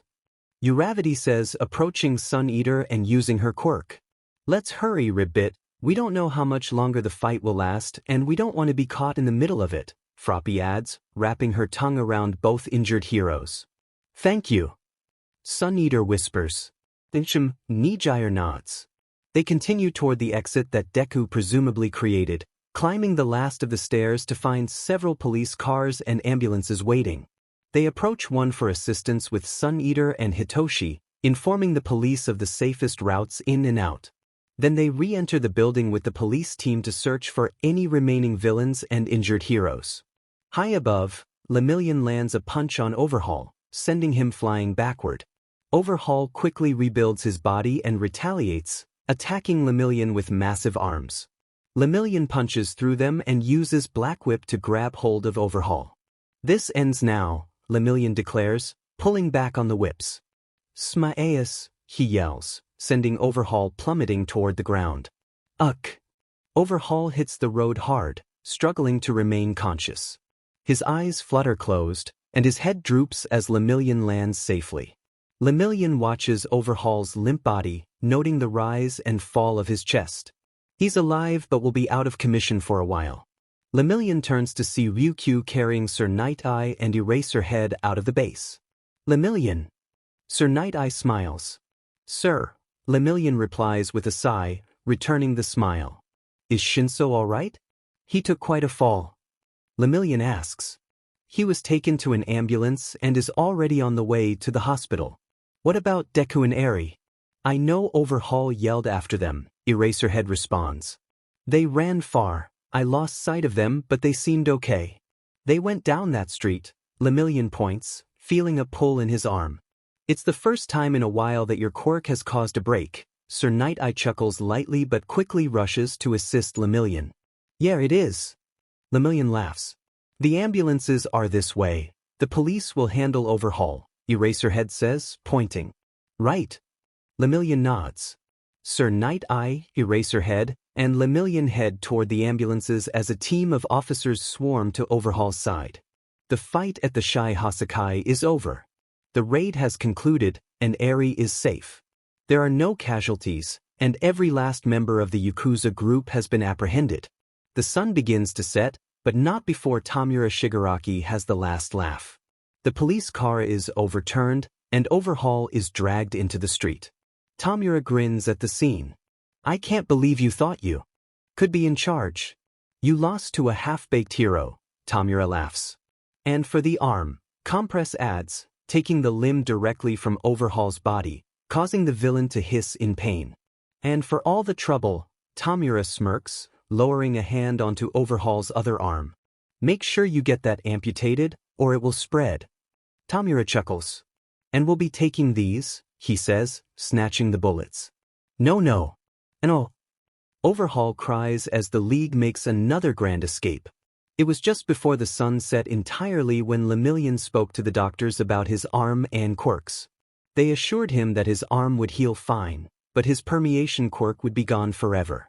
The silver lining was that the strength of his strength quirk had been enhanced, making him faster and stronger than ever. Young Mirio. I'm glad you're all right, All Might says, patting Mirio on the back. Yeah, I'm glad too. Mirio laughs. I'm sure there's a way to restore your quirk, All Might replies. I don't think that's a good idea. When I lost permeation, I was able to fully utilize 100% of One for All. I could use the other quirks. While it wasn't easy, I had a lot of control, Mirio explains, looking at the former hero. Consider what Izuku mentioned in his research, All Might. If Mirio got his old quirk back, it could be dangerous for him. It might be best for both One for All and Mirio, Sir Night-Eye adds. I see. As long as it's what Mirio wants, then I think it's very wise to leave permeation out of the picture. All Might looks at his successor. By the way, where's Izuku? Did he make it out all right? And what about Amajiki, Kirishima, and Shinso? Mirio asks. Izuku is just fine. Amajiki is all healed up, along with Kirishima. Shinso is in a few casts but he's also okay. And since I can tell who you're going to ask about next, Eri is being kept in a quarantine room because her quirk overexerted her. But she's just fine. Sir Night Eye smiles. That's a relief. How about Ryukyu's team? Mirio asks. You sure do have a big heart, young Mirio. Ryukyu and her team are fine. They made it out with hardly a scratch. A real strong group you have there. All Might says, walking down the hall with the other two. I'm glad. Mirio gives a sigh of relief. In a hospital room just down the hall were Eraserhead and his family. Shoyuta Aizawa had twisted his ankle but was fine otherwise. Next to him was his husband, who rambled on about anything. On his other side was Izuku, his son. I'm just so glad you both are safe. I mean seriously, I was worried sick. How about once we check you out of the hospital, we go out for dinner? That sounds nice. Hisashi smiles. Yeah, dinner sounds good. Plus going out means we don't have to wait for one of us to cook. Shoyuta nods. Then let's go wherever you two pick. You both had such a long day, a good meal would do you good. Hisashi pats his husband's head. Before anyone could agree, the door was shoved open as small footsteps ran into the room. Eri looked at Izuku before running into his arms. Deku, they put me in new clothes and... Eri cried. Hey, it's okay. It's all right. Izuku picks her up. The hospital isn't nice. Eri sobs. Eri, stop. Did she run down here? A nurse rushes into the room. She's here. Izuku keeps his voice low, cradling the girl. Did something happen? Shoyuta looks at the nurse. Why is she crying? Hisashi ponders. She woke up out of the blue, and when we greeted her, she ran off. I can take her. The nurse walks deeper into the room. Please no. Deku, I'm scared. Eri cries. It's okay, Eri. Nobody here wants to hurt you. I promise. What if I walk with you back to your room? Would that help? Izuku asks her, receiving a nod in response. I'll be right back. Izuku waves to his father's and walks to Eri's room. They walk hand in hand down the hall. Eri shakes with fear but slowly takes in her surroundings. When they reach her room, Izuku sits her down on the bed and wipes her tears away. Please don't go, I want to stay with you. Eri whimpers. I promise I'll be back to visit you as much as I can. But the doctors have to heal you up a little bit so we can hang out outside of the hospital, okay? I swear that nothing will hurt you. Izuku hugs Eri. Please come back. Eri hugs him back. I promise I will, and I'll bring a game for us to play. Izuku waves as he leaves the room and walks back to the hallway, where Mirio spots him. Hey, Izuku, I'm glad to see you're okay. Mirio waves. Mirio, I'm glad you are okay too. Izuku hugs the upperclassman. Your quirk though. Permeation is gone, isn't it? Izuku looks up at him. Yeah, but that might be for the best. I was able to use the former vestiges quirks. Even if I didn't have to lose permeation, it might be best in the long run. Mirio rubs the back of his neck. I'm glad you put a positive spin on all of this. Izuku smiles. Yeah, that really is the silver lining. And I want to tell you that your work during the fight was remarkable. Thank you truly for everything. Sir Night Eye nods. I thank you, sir. Izuku holds back his tears. You should go be with your fathers. Sir Night Eye smiles. Right, thank you. Izuku waves and walks down the hall. Bye, young Yamada. All Might waves. Izuku darts back to the room as Shoyuta gets checked out. After signing some paperwork, the family pays Hitoshi and Ijiro a visit. Shoyuta wants to make sure his student is all right. They rest in the same room, so they'll make a quick visit before heading out for dinner. Izuku. Hitoshi and Ijiro smile. Guys. Izuku blushes. Glad you two are good. How are the bones, boys? Hisashi waves. Oh, my bones are good. Very broken but good. Ijiro laughs. Yeah, mine will be healed up by next week. Falling from the ceiling did not do my back any good. Hitoshi sighs. You both did good out there. Let me know if either of you need anything. Shoyuta hands the boys business cards. Thank you, sir. The two nod. We're heading out, but I'll come visit you guys tomorrow when I visit Eri. Izuku smiles. Eri is awake? Hitoshi gasps. Yeah, she woke up just a moment ago. Shoyuta says. We better heal up fast so we can visit her too. Ijiro smiles. Right then, listeners. Glad to know you're both safe. We're gonna leave and see you both later. And Eraser is serious about calling if you need anything. Hisashi waves. We'll see you later. The teens wave. The family of 3 heads out to dinner at one of Shuta's favorite restaurants. After their meal, Hisashi, Shoyuta, and Izuku stop by the house to pick up a heating pad. They left. I can't believe you left that heating pad. You use it so much. Hisashi sighs. I didn't leave it, I brought a different one. But the cat you brought home, Cappuccino, chewed through that one's cord. Shoyuta grumbles. That's my bad. I should have trained him. Izuku says. Oh, that's not your fault, Izuku. Cappuccino is mischievous. Hisashi smiles. Hisashi pulls into the driveway, and they get out of the car. Izuku, Shoyuta, and Hisashi walk into their house and spread out. While we're here, I might as well grab that jacket I left. Hisashi runs to the coat closet. Right, I'm grabbing the heating pad for my ankle, then I'll get some extra cat toys for the mischievous cat. Shoyuta smirks. Let me grab it. You should rest your foot. Izuku insists. Thank you, Izu. That's very sweet. Shoyuta nods and sits down on the couch. Of course. Izuku says as he heads upstairs to his father's bedroom. Izuku walks into the bedroom and reaches into a drawer. He grabs the heating pad for Shoyuta, then walks back down the hallway. He passes his bedroom, and a memory crosses his mind. He left his scrapbook under the bed. He had left it on purpose. He didn't want to be sad, but now he felt different. He misses his mom, but leaving those memories and history behind isn't good. Not anymore. I think I should take it now. We've already come here, so why not? Izuku thinks as he reaches under the bed and pulls out his cherished scrapbook. Under the bed, he also finds a cat toy, so he decides to take that too. With his scrapbook and stuffed mouse in hand, Izuku leaves the room and heads downstairs. He walks down the stairs, and he and his father make their way back to the car. Izu, what's that book? Hisashi asks. Oh, it's an old scrapbook. It has some photos of Auntie Mitsuki, Uncle Maru, Kaken, my mom. And me, Izuku replies with a smile. That's nice, Shoyuta says, ruffling Izuku's hair. Alright, let's get this show on the road. Hisashi exclaims, spinning his keys. The family gets into their car and drives back to UA. Once they park in the staff parking lot, they walk to the teacher's dorm to relax.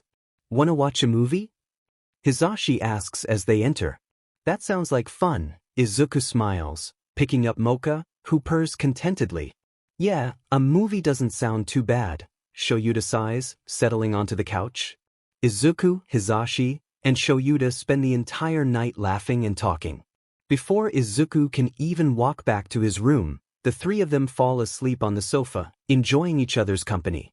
Izuku hadn't even realized he had fallen asleep on his dad's sofa until he had breakfast and Papa waved to him. It took him a moment to piece it all together, but afterwards, they decided it was fine and that their backs would stop aching eventually. So he, Dad, and Papa ate breakfast and then headed down to the teacher's lounge. Izu, it's been a while since you've come in here so early. Come give your auntie some love. Namuri pulls him in for a warm hug. It's good to see you again, Auntie, he replies, squeezing her back. Have you been eating enough? Do you want a snack? She asks, ruffling his hair. I'm good, he smiles at her. All right, let me know if you need anything, she says, giving him a kiss on the forehead before turning to Papa. These are yours.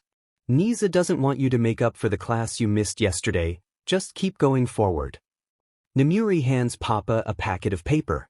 Good, that's what I planned on doing, Papa nods, then walks over to his desk. I'm going to head down to the gym for a bit before class. I'll see you guys later, Izuku waves as he heads for the door. All right, Izu. We love you, they call out as he exits the room. As he starts to head downstairs, he runs into Hatsume. It feels like it's been forever since he saw her. She carries a big box, so he rushes to her side and offers to help. Izuku, that sounds great. Hatsume beams. Right, let me grab it like this. Tada, he laughs, holding the box. Thanks, Izuku. Hold on, you finished that mission with the shy Hasaikai, right? She asks as they walk back to the support class. Yeah. Why? He looks at her. How did my babies do? The new costume was good, wasn't it? Tell me, Izuku. She jumps up and down with excitement. You built them so they performed fantastically. The costume was light, the holster was easy to pull the gun out of, and your leg supports worked great. I ran nearly 5 miles, and my legs didn't get really sore, he smiles. Really? That's great. She cheers as she opens the door to the support class. I know, it is great. He blushes and puts the box down. Thanks for trusting me and my babies, Izuku. Hatsume pulls him in for a hug, and his face turns red. Yeah. Thanks for trusting me with your babies. He hugs her back. Cute, but you two should be heading to your classes. They start in 8 minutes, Power Loader says from behind them, startling them. Right. I'll see you for lunch, Izuku. Hatsume smiles. Right? He waves, then runs out of the room and down the hall. He walks into the classroom and takes his seat behind Kaken. Kaken gives him a nod before returning to his phone. Izuku waves to Ojiro and Kaminari, who wave back with smiles. Then Tsu and Uraraka walk into the class. He waves to them as they approach. Hey, Izuku. I'm glad that you're doing well after yesterday. Uraraka smiles. I'm glad you two are safe. I heard you guys did some great rescues. He nods. Yeah, Ribbit. Have you seen Eri? Is she still sleeping? Tsu asks. Oh, Eri woke up yesterday. I'm going to visit her today after school. Wanna come? He looks at the pair. Oh, I would love that. Uraraka cheers. Yeah, that sounds nice, Ribbit. Tsu smiles. Wait, you guys are going to visit Eri and Shinso? Can I come? Kirishima bursts through the door, his arm in a light bandage. Yeah, like a small trip. Izuku laughs. Yay! They all cheer, excited to visit Eri and Shinso. They return to their seats, and class starts. They go over some review before heading out to ground beta to work on strength training. It's nice to be back in class. After training, Tsu, Uraraka, Kirishima, Hatsume, and Izuku head to the hospital to visit Eri and Shinso. Hatsume asked if she could join them for lunch, and he thought that was a smart idea. Now, Papa drives them to the hospital as they sit with excitement. Right, we're here. Make sure to stay with the group. And please don't wander off, Papa sighs as he parks the car. Yes, sir, they all nod. I'm glad none of the rowdy kids wanted to come, Papa. Smirks, making them giggle. Let's visit Eri first so we can tell Shinso about her, Uraraka suggests. That sounds like a plan. Kirishima smiles. They walk into the hospital and wave at the nurses. They take the elevator upstairs and then walk down the hall to Eri's room. Izuku's heart beats a little faster. He wants to make sure that she's safe and happy. Deku, a little voice calls, and Eri runs into his legs, despite the nurse's best efforts. Hey, Eri, he smiles and picks her up. Hi, Eri.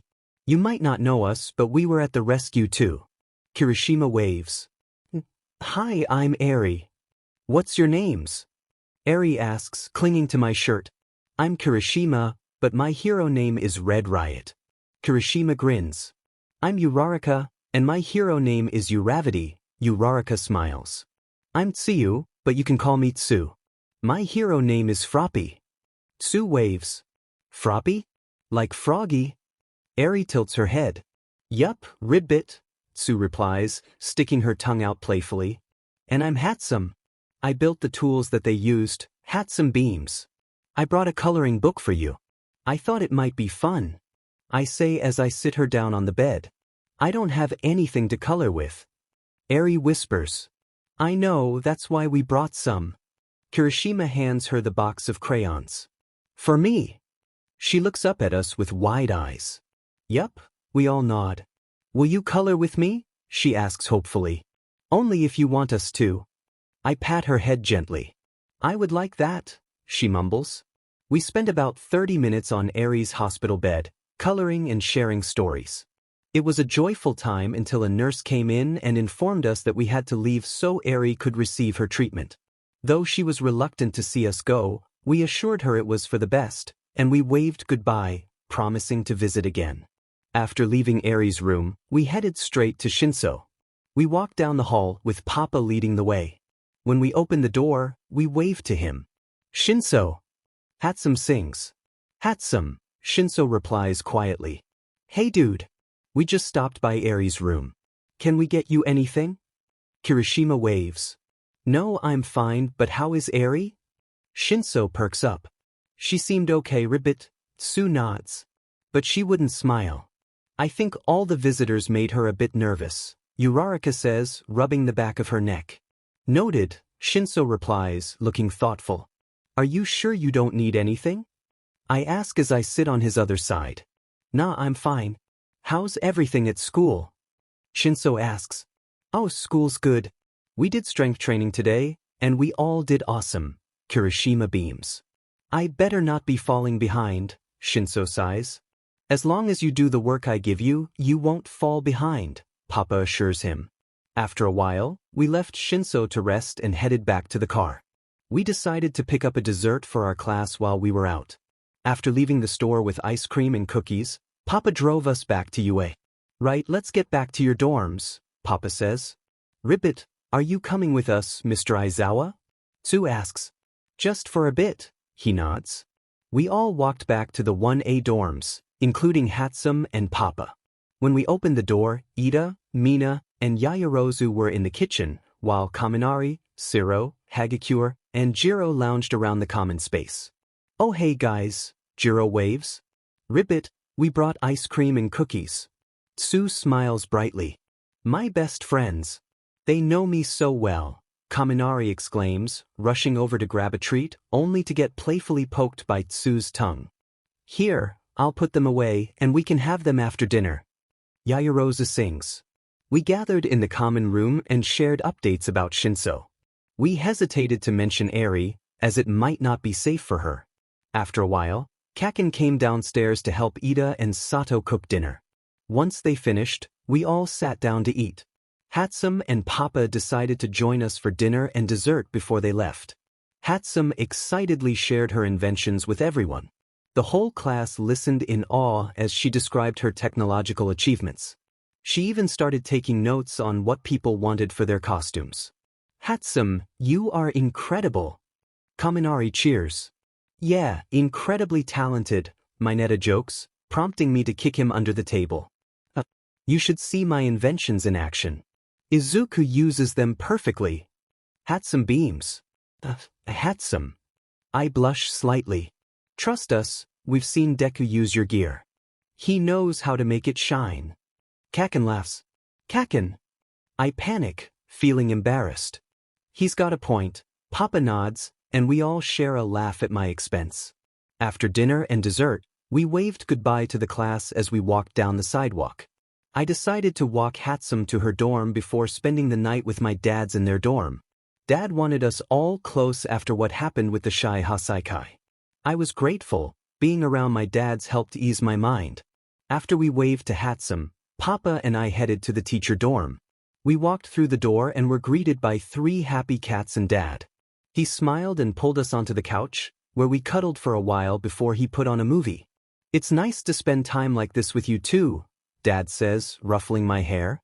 I like spending time with you too, Dad. I hug him tightly. Yes, well, I love spending time with you both, Papa mumbles from under his blanket. We love you too, Sho. Dad squeezes us both. I love you too, I reply, blushing as I squeeze back. We settled down for the last class of the day, and I was getting ready to clean up some of my inventions when Powerloader announced something exciting. It's the UA Festival. This is a chance for you to show off some of your work, but more importantly, it's a time to relax as we prepare to end the term, Powerloader explains. Once he finished speaking, I returned to my inventions.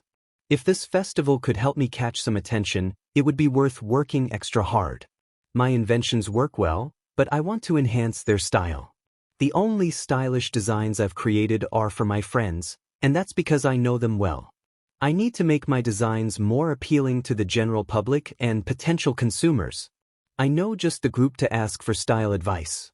I grab some of my inventions and a notebook, then head out of the workshop. I walk down the hall, making my way to Class 1A's dorm. If anyone knows what heroes want to wear, it will be the heroes in training. I walk out of the main building and onto the sidewalk where I see Tsu and Uraraka talking. I wave at them, and they start to head in my direction. Hey Hatsume, what are you doing? Uraraka waves. I was heading to your dorms to talk about style changes I can make for my inventions. I smile. Ribbit, you want your inventions to look good for the festival, don't you? Tsu asks. Yup. I laugh. We wish we could help, but we're heading to some extra classes since we missed a bunch during our work studies. Ask Mina about it, though, she loves fashion. Uraraka smiles. Alright, I'll ask Mina and the rest of the class about what I should do to enhance my design appeal. I nod. See you later, Hatsume, Ribbit. Tsu waves as she walks away with Uraraka. I continue walking down the sidewalk by myself until I reach Class 1A's dorm and knock on the door. After a moment, a boy with glasses and blue hair opens it. I can never remember his name. Oh, Hatsume, how nice to see you again. Is there something I can assist you with? He asks.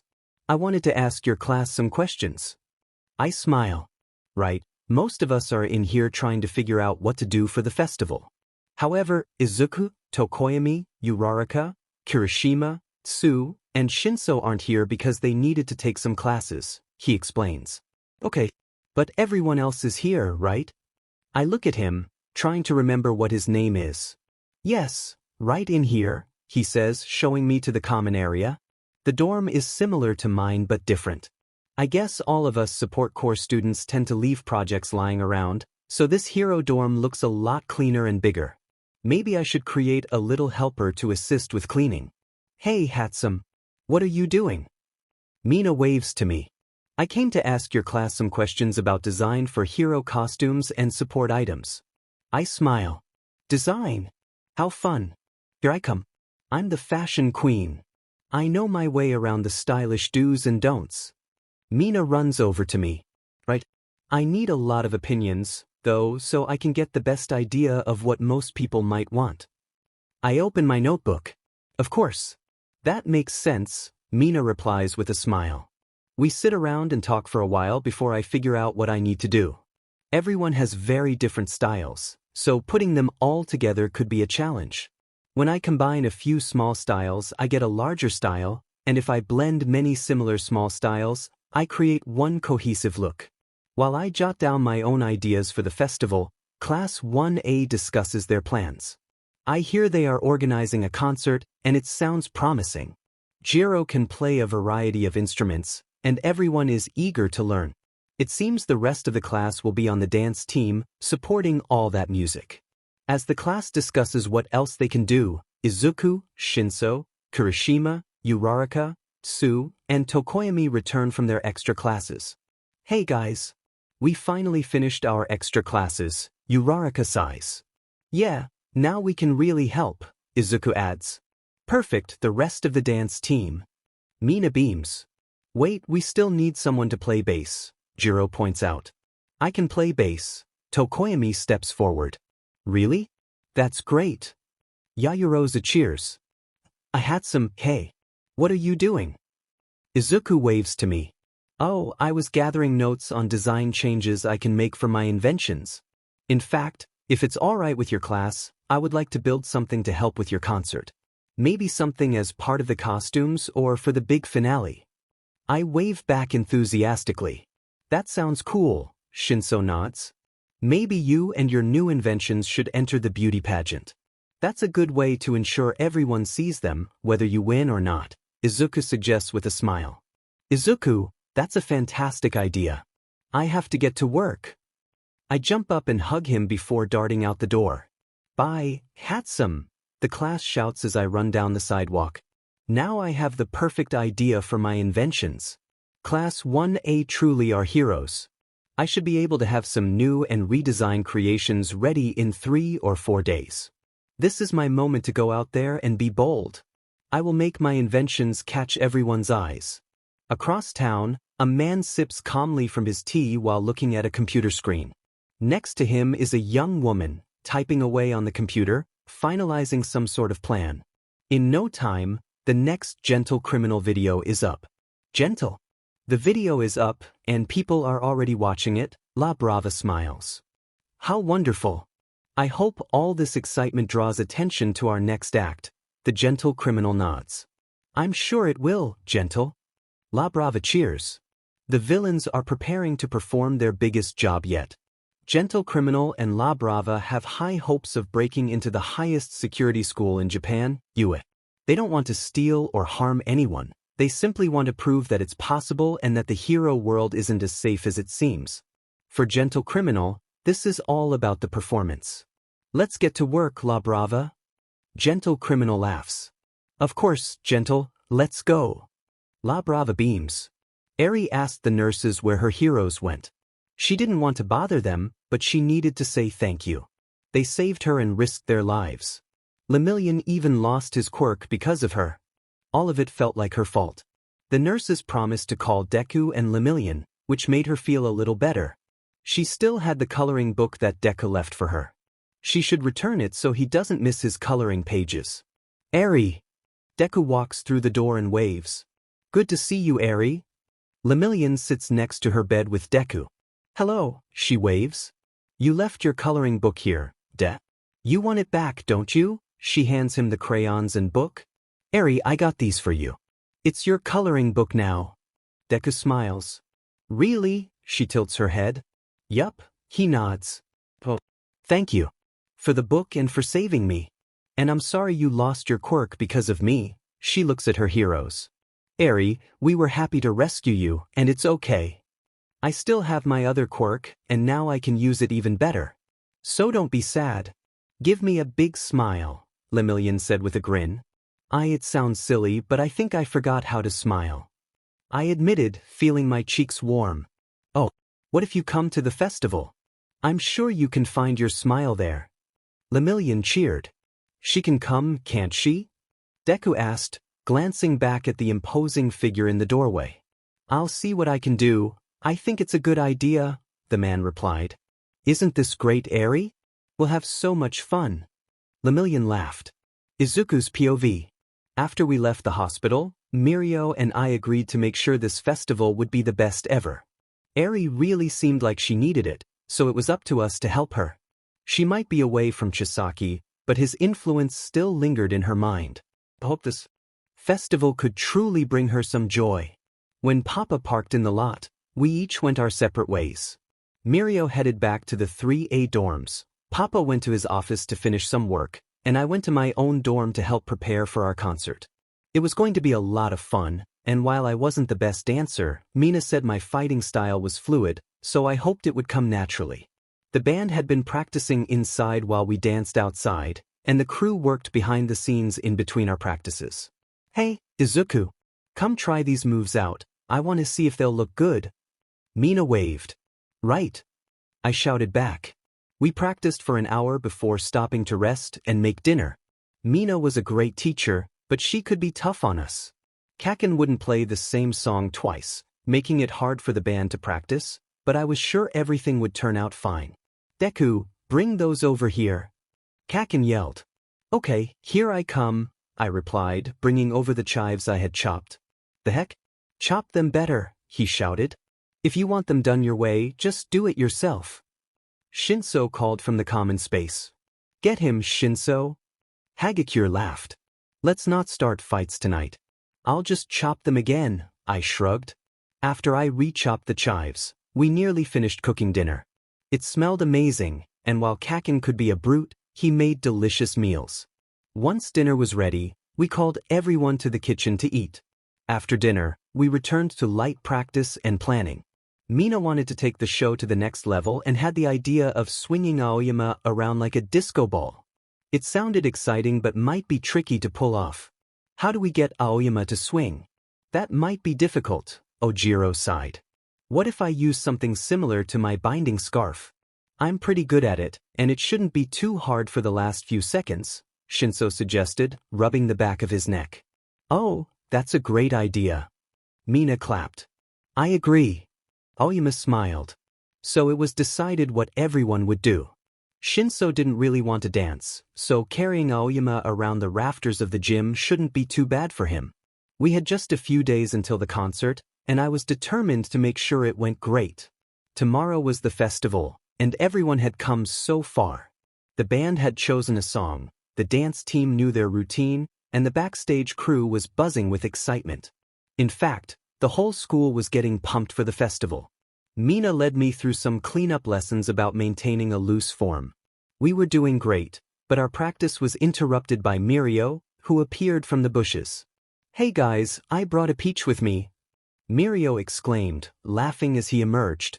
"Hi, Deku." Eri waved. "Eri, it's so great to see you. What are you doing here?" I rushed over to her and Mirio. "We thought it would be best for her to check out the school today so she can have fun tomorrow," Papa said with a nod. "But we can have fun now too. Let's show her around you," Mirio suggested with a smile. "Yeah, that's a great idea. I'll be back, Mina," I called out. "Okay, I'll let the others know where you went," Mina shouted. "Right then, let's go." Mirio beamed. "Okay," Eri nodded, holding my hand. We walked around the school, showing Eri all sorts of things. We pointed out the path to the main building and the various gyms and training grounds. As we passed through the main area, we saw many other students preparing for the festival. "What are they doing?" Eri asked, clinging to me. "They're getting ready for the festival. They set up all kinds of stalls and food stands. You'll love it. Maybe they'll have a candy apple stand." Mirio waved to some students he recognized. "Candy apple? What's that?" Eri inquired. "They're apples dipped in sugar or caramel. They taste amazing. We'll have to look for a stand that has them tomorrow." I smiled. "Oh," Eri hummed. Sorry," Tetsu said as he carried a prop for Class 1B's play. "Eri, are you okay?" I asked, concerned. "Yeah, I thought it was the dragon from before," Eri mumbled. "Dragon? Oh, you mean Ryukyu. She's a hero too." I smiled. "Oh," Eri responded, intrigued. "HM? Typical, Class 1A acts without a care. Do you think you have time to walk around right now? How foolish." Monoma laughed. "I would expect nothing less from a fool like you." Monoma was suddenly interrupted as he took a light hit to the head, and Mirio quickly covered Eri's eyes. "Sorry about him. Normally Kendo keeps him in check, but now that she's practicing for the beauty pageant, we've been stuck with him," Awase chuckled. "No worries," I replied as he and the other students walked past. "What was that?" Eri peeked out from behind Mirio's hands. "Even UA has its rough spots," Mirio sighed. "What's a beauty pageant?" Eri tilted her head. "Let me show you." Mirio smiled, picking Eri up as we ran toward the main building. After a short run, we entered the main building and headed to the prep room for tomorrow's pageant.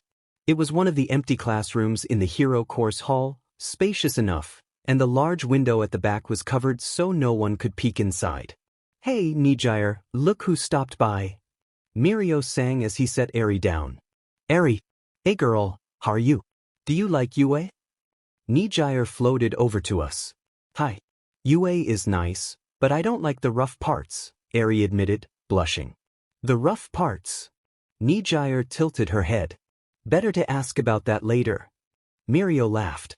"You look very pretty, Miss Nijire. Is this what the beauty pageant is?"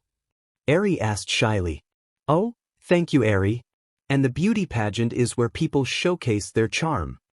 "I'm definitely going to win this year," Nijire said with a bright smile. "Yeah, you'll win if Kenranzaki drops out of the competition," Kendo laughed.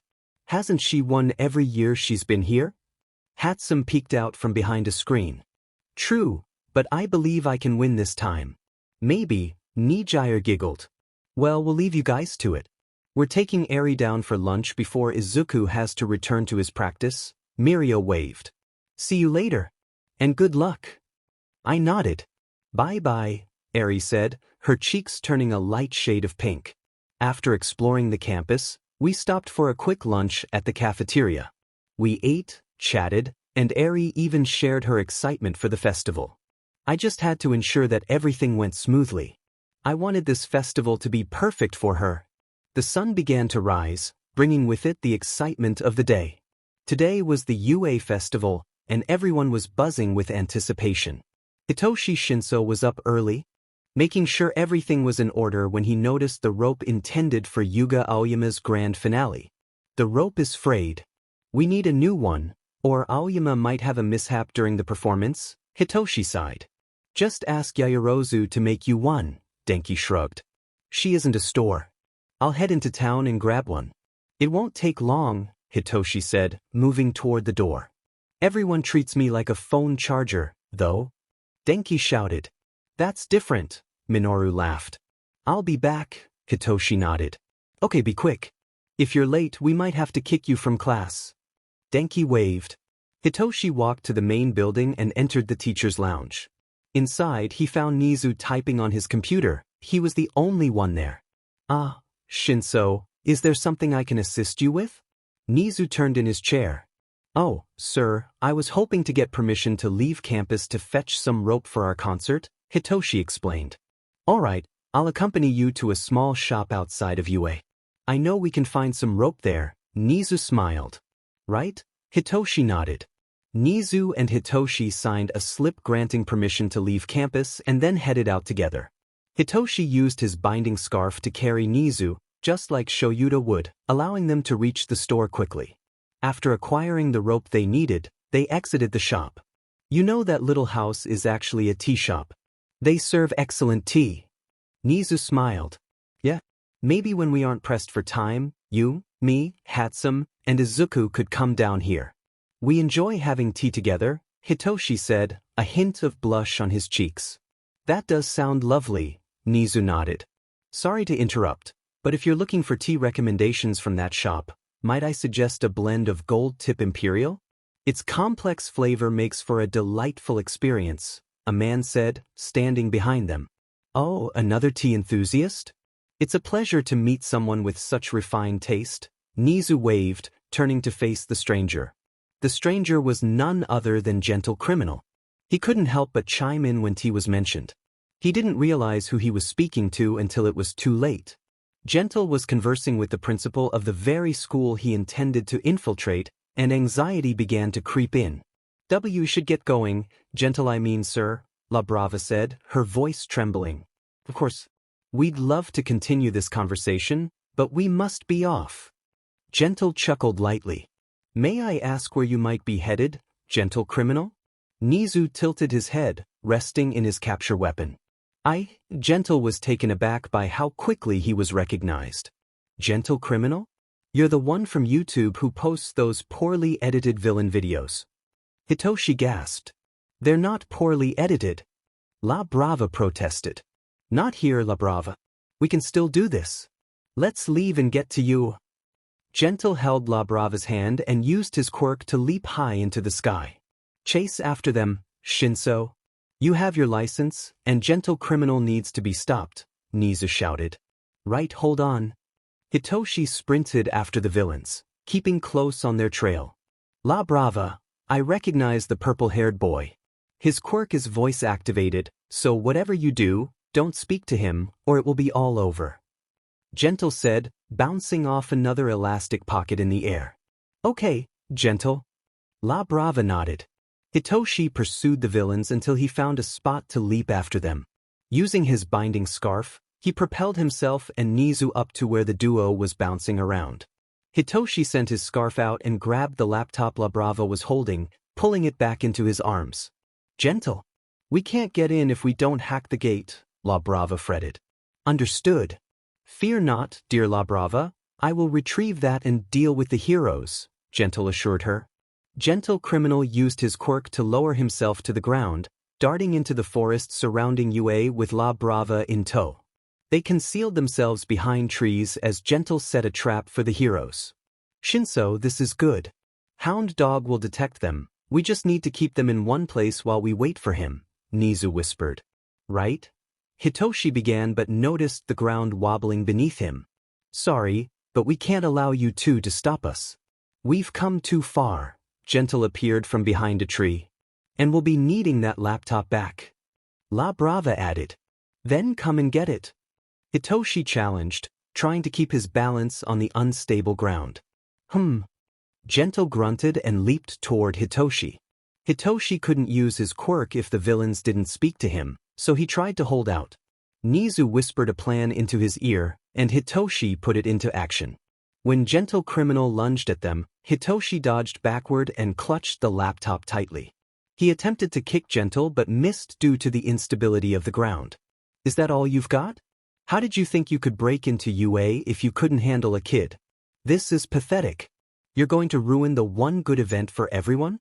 How selfish, Hitoshi growled, still trying to use his quirk. Gentle Criminal kept his mouth shut, but Hitoshi's words began to get under his skin. He launched another attack towards the principal and his student. Hitoshi threw Nezu upwards, who grabbed onto a tree before dialing someone on his phone. Nezu began to call Shoyuta, since his contact was at the top of his list. Stop him, La Brava! Gentle shouted. Ah! La Brava yelled as she jumped towards the same tree but was caught by Hitoshi's binding scarf. Not so fast, Hitoshi hissed, throwing her down to the ground. Wah! La Brava groaned as her body ached from the impact. La Brava! How could you do that to her? Gentle Criminal exclaimed, leaping at Hitoshi but stopping midair. You should have kept your cool. Talking to me was a bad choice, Hitoshi smirked. No. Gentle, I'm sorry, La Brava cried. Hound Dog is on his way. Excellent work, Shinso, Nezu smiled. You had a good plan, Hitoshi nodded. Gentle. I'm sorry to do this so soon, but I have to use it, La Brava sobbed. What are you talking about? Hitoshi began.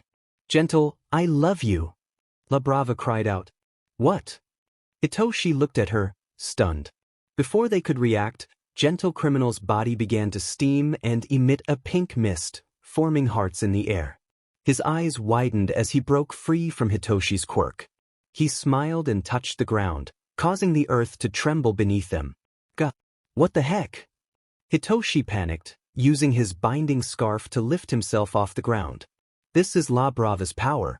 She's lent me her strength through her love, and now I'll use this power to ensure our success. Gentle beamed. Dim it. Hitoshi struggled to maintain control over the overwhelming power surging within Gentle Criminal. La Brava, get the laptop. We can still do this. Gentle smiled back at her. Of course, Gentle. La Brava wiped her tears and grabbed the laptop that Hitoshi had dropped. No! Hitoshi shouted, sending out his binding scarf, only for it to be redirected by an elastic pocket. You did well, hero. But now we must continue with our mission. Gentle wore a smug expression as he left Hitoshi and Nezu trapped in the elastic forest. Shinso, use your scarf to pull yourself up, and then use this to take him out. Nezu tossed a small device to Hitoshi. What is it? Hitoshi asked. It's similar to a taser. When thrown to the ground, it releases electricity like a smoke bomb. Hurry, Shinso. If they get too far, it might be too late for our festival. Nezu urged his student. All right, thank you, Nezu, for believing in me. Hitoshi jumped up. Following Nezu's instructions, Hitoshi used his scarf to pull himself upwards. Once high enough, he spotted the fleeing villains and propelled himself toward them. He leaped from branches and over the tops of trees until he reached them. I won't let you ruin this. Hitoshi shouted as he threw the electric device to the ground. Oh! Gentle turned around but didn't react quickly enough to dodge the weapon. Gah! La Brava yelled as she and Gentle Criminal were engulfed in electricity. It wasn't enough to harm them seriously, but it would leave them incapacitated for a few hours. What the heck is going on? Hound Dog growled as he and ectoplasm copies emerged from the forest. Nezu is back there, Hitoshi pointed behind him. Right. 2 ectoplasm copies dashed in that direction. Shinso, where have you been? We were worried. Mina whined. Sorry, Nezu and I got sidetracked. Hitoshi rubbed the back of his neck. No time to worry about that now. Let's get ready for our act, Mashireo said. Yeah, let's impress them with our music. Katsuki shouted. The class all agreed with Katsuki and headed onto the stage for their performance. Hitoshi climbed atop the gym's rafters, preparing for Yuga's disco segment. Class 1A was ready to dazzle the school. Eri couldn't have been more excited. It was really dark at first. They turned off the lights, and the only illumination came from the stage. The stage was set with instruments, And then Deku's class walked on, wearing matching outfits and big smiles on their faces. I'm so excited. Lemillion squeezed Eri. Me too, she nodded, gazing at the stage. The loud explosion hero began to beat on the drums, and soon everyone else joined in.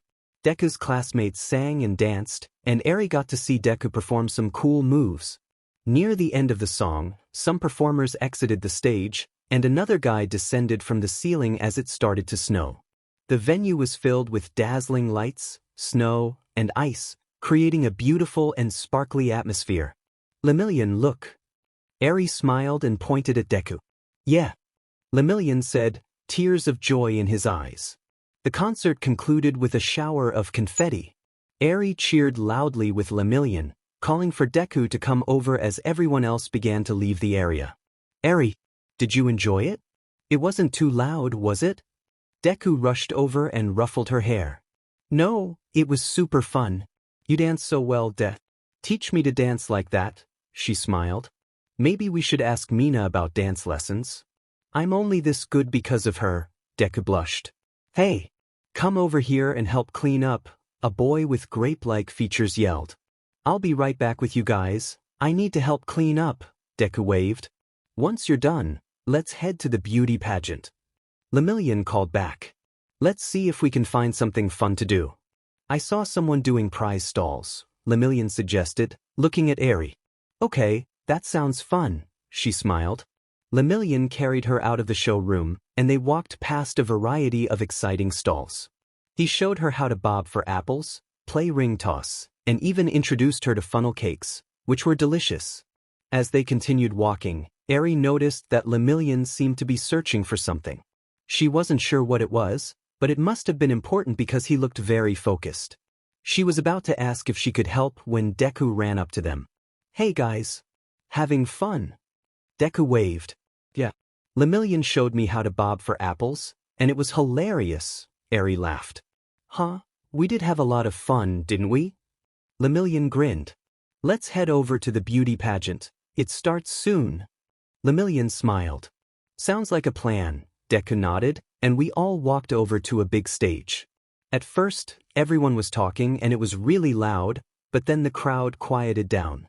After a moment, a stunning lady walked onto the stage. I remember her, that's Nijire, I pointed out. Yeah, it is. Lemillion cheered. Nijire did a spin and then floated into the air, creating loops and patterns high in the sky. When she landed back on stage, her patterns transformed into a sparkling rose. It was breathtaking. After Miss Nijire walked off stage, the audience erupted in cheers, and another contestant stepped forward. She had orange hair and wore a lovely dress. With a graceful twirl, she left the stage, looking beautiful as well. Next, a familiar pink-haired girl appeared, Hatsume, Deku's friend. She wore fancy armor, and when she spun, she sparkled like a disco ball. After her dazzling display, she shot confetti into the crowd, adding to the excitement. How do they choose? They're all so pretty. I blushed. It's tough, I know, Lemillion laughed. Just when I thought the show was over, one last contestant rushed onto the stage. She stood atop a giant golden head and spun around so fast that I felt dizzy. Even at that speed, she was stunning. I hoped they all would win. That was cool, wasn't it? Deku smiled. Yeah, I'm excited to see who wins. They're all so pretty, I replied with a smile. I hope Nijire wins. She's worked really hard to stand out, Lemillion said with a shrug. After a while, the screen behind the stage changed, revealing the winner of the pageant. It was Miss Nijire. Her beautiful rose had won. All right. Lemillion cheered. They all did great, but Nijire deserved that win, Deku clapped. Thank you. Hey, Eri. Nijire waved. Hi. I laughed and waved back. After congratulating Nijire, Lemillion, Deku, and I wandered around some more. We watched a Class B play, which left me a bit confused, but I still had fun. Then we visited a big food stand and had lunch with Lemillion's friend Amajiki. He was very nice, though he didn't talk much. Before I knew it, it was time for me to return to the hospital. I felt sad to leave, but Lemillion promised we would hang out like this again. I made him pinky promise before we reached the big gate. I swear, Eri, we will get to hang out like this again. Lemillion smiled. Hang on, Eri, can we ask you something? Deku bent down to look at me. Emichim? I nodded. Eri, if you'll let us, my husband and I would like to adopt you. That way, you can stay at UA without any problems, Eraserhead said. I learned that the man I thought was scary was actually named Eraserhead, and he wasn't scary at all. Adopt? So I can stay here? I tried not to cry, but my face turned red. Yeah, Eri, we want you to stay and be part of our family. Deku smiled. What do you say, kid? You don't have to decide right now, but maybe just teach Eraserhead started. Yes, please. I smiled, tears streaming down my cheeks. This feeling. It's strange. I recognize it, but it feels so different. Why do they want me? Don't I just cause problems? I can't say no. Eri, Deku smiled and pulled me in for a hug. I want to stay with you. I want to be a family. I sobbed into his shoulder. I want to be a family too, Deku whispered. You're my family, I thought while clinging to his shirt. My family. It had been 2 days since Zawa and Deku said they would be my family. I met Mr. Mike, who was very funny. I had to stay in the hospital a little longer for them to ensure I was okay, but today Zawa would pick me up and take me home. Just a few hours away and my heart raced. I was so excited but also really nervous. I didn't want to mess up, but I wanted to be happy like I was at the festival. I had so many confusing emotions, but I knew it would be okay because Deku said it would be. Eri, someone came to see you, a nurse smiled before opening the door wide. Hey kid, Zawa smirked. Zawa, you came. I smiled and ran into his arms. Of course I came, Eri. You're very important, Zawa ruffled my hair.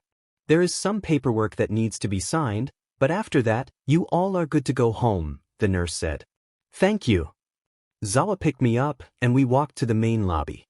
I had only been to the lobby twice, and each time it was really loud. I didn't like loud sounds too much, but with Zawa here, it wasn't so bad. He held my hand while signing papers. Once a nurse thanked him, he picked me up again and carried me to his car. Let's head home, Eri. Zawa ruffled my hair and sat me in the back seat. Emchim. I smiled and buckled myself in. The drive was short, but in my head, it felt like forever. I was so happy to be with Zawa, Mike, and Deku, but I was also really worried and scared. I didn't want to mess up or make them angry. I wanted to be a happy family. Zawa pulled into the UA parking lot. Every time I looked at the main building, it seemed bigger than before. Zawa got out of the car and helped me out of the back seat. I held his hand as we walked up the stairs. The hallway was long, and I wasn't sure where we were going. I noticed him pull his keys from his back pocket and unlock a door. As soon as the door opened, I was greeted by bright faces. Welcome home, Eri. Mike and Deku shouted as we walked through the door. It's great to see you again, listener. You must be hungry, Eri. Dinner will be ready in just a few minutes, Mike said, picking me up. If you want, while we wait for dinner, I can show you your room. Deku ruffled my hair. Welcome home, kiddo, Zawa smirked, and my face lit up with a bright smile. Eri, the newest addition to the Izayamada household, has fallen in love with everything about her family. She adores Hizashi's corny jokes that make Izuku laugh, enjoys when Shoyuta ruffles her hair, and delights in the way the cats swarm around her. Izuku couldn't love Eri more. He is always right behind her to help or encourage her. He wants to protect his new little sister and ensure her happiness, and he will spoil her whenever he gets the chance. After dinner, the family gathered on the couch as Hizashi introduced Eri to some of his favorite games. They played board games until 9 o'clock, when Eri let out a big yawn. Hizashi knew it was time to clean up and send everyone to bed. Let's get your teeth brushed, and then we can head to bed. How does that sound, Eri? Hizashi smiled. Really? I'm not tired if you aren't tired, Eri replied, stifling another yawn that made her cheeks flush. I know I'm tired. Sleeping is my favorite, Shoyuta said as he stretched. Me too. I love being all snug in my warm bed, Izuku added with a yawn. Oh, you're making me sleepy, Eri said, clinging to Izuku's shirt. Well then, I think we're all very tired. Let's get some rest so we can have more fun tomorrow, Hisashi said, and everyone nodded in agreement. After finishing their pre-bedtime routine, they wished each other good night. Izuku and Eri walked into their room, where Izuku tucked Eri in. With a gentle pat on the head and a soft kiss on the cheek, he slid into his own bed and turned off the lights. The night was peaceful at least for a moment. At 11:30, Eri began to sweat. Tears formed in her eyes, and a frown crossed her face as she tossed and turned in her sleep. Eri was having a night terror. In her nightmare, a shadow loomed over her. The figure was menacing, its presence heavy and suffocating. Eri tried to run, but her feet felt like they were stuck in place. "Where do you think you're going?" a voice echoed in her mind. "You're a curse, Eri. Nothing good can come from you or your quirk," the voice shouted, causing Eri to sob. "You'll just hurt them like the others," it hissed, invading her thoughts. No, Deku, Lemillion, please. I'm sorry." Eri cried out in desperation.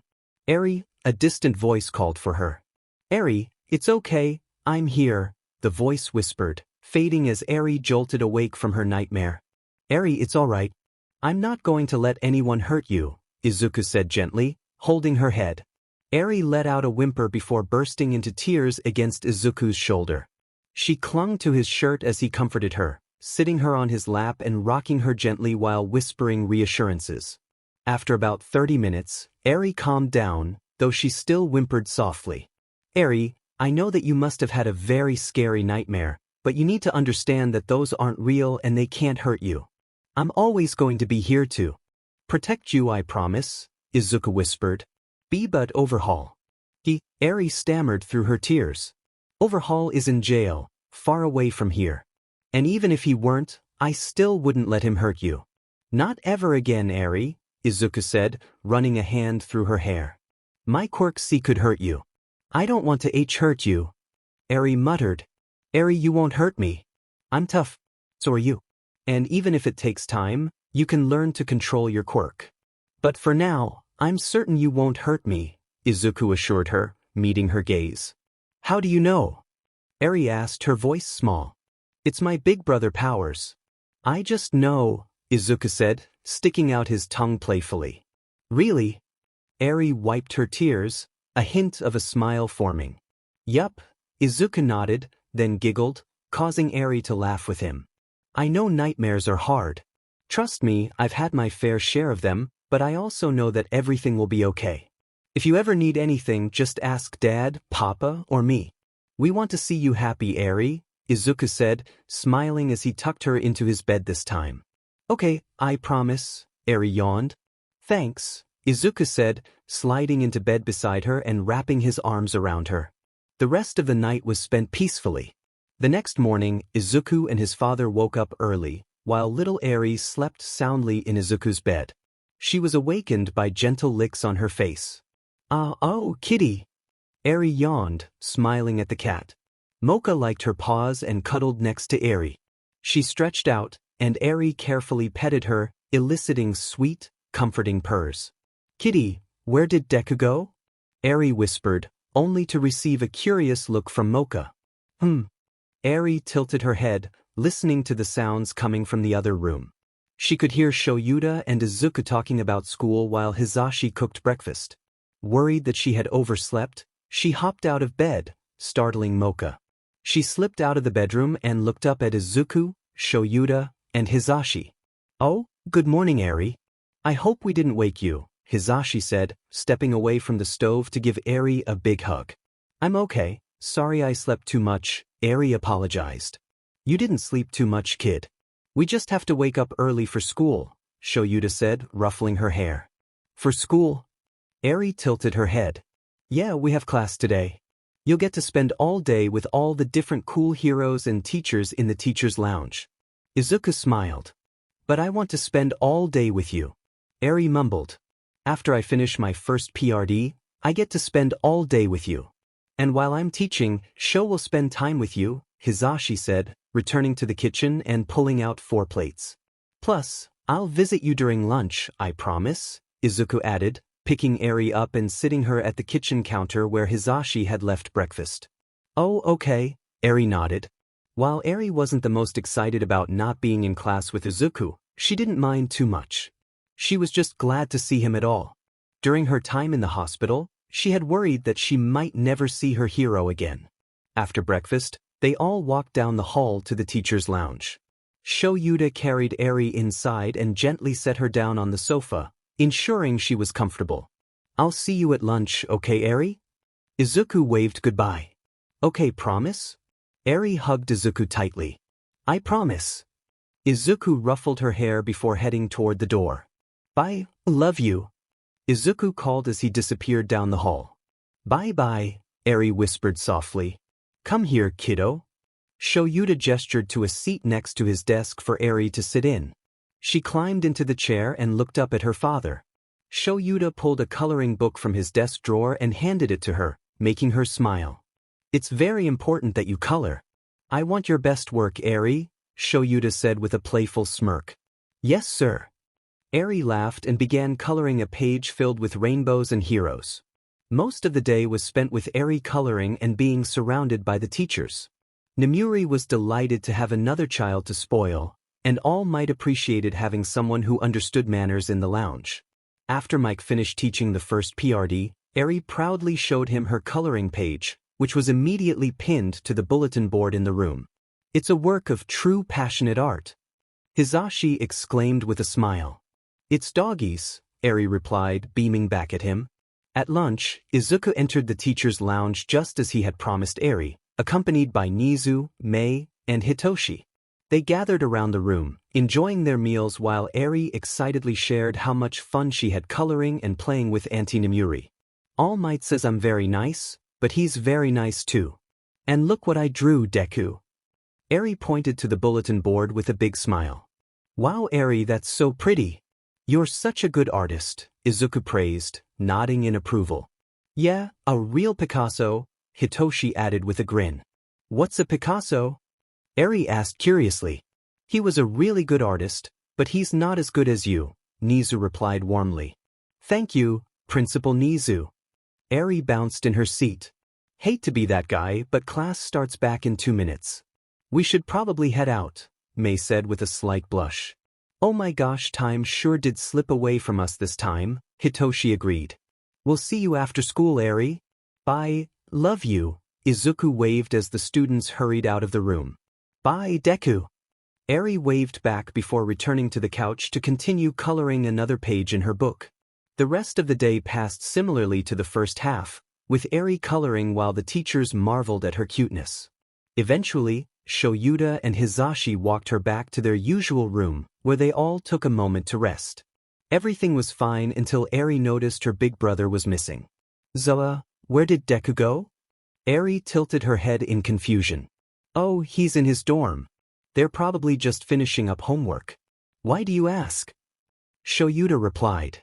"I just wanted to know where he was. I got worried. Why doesn't he stay here?"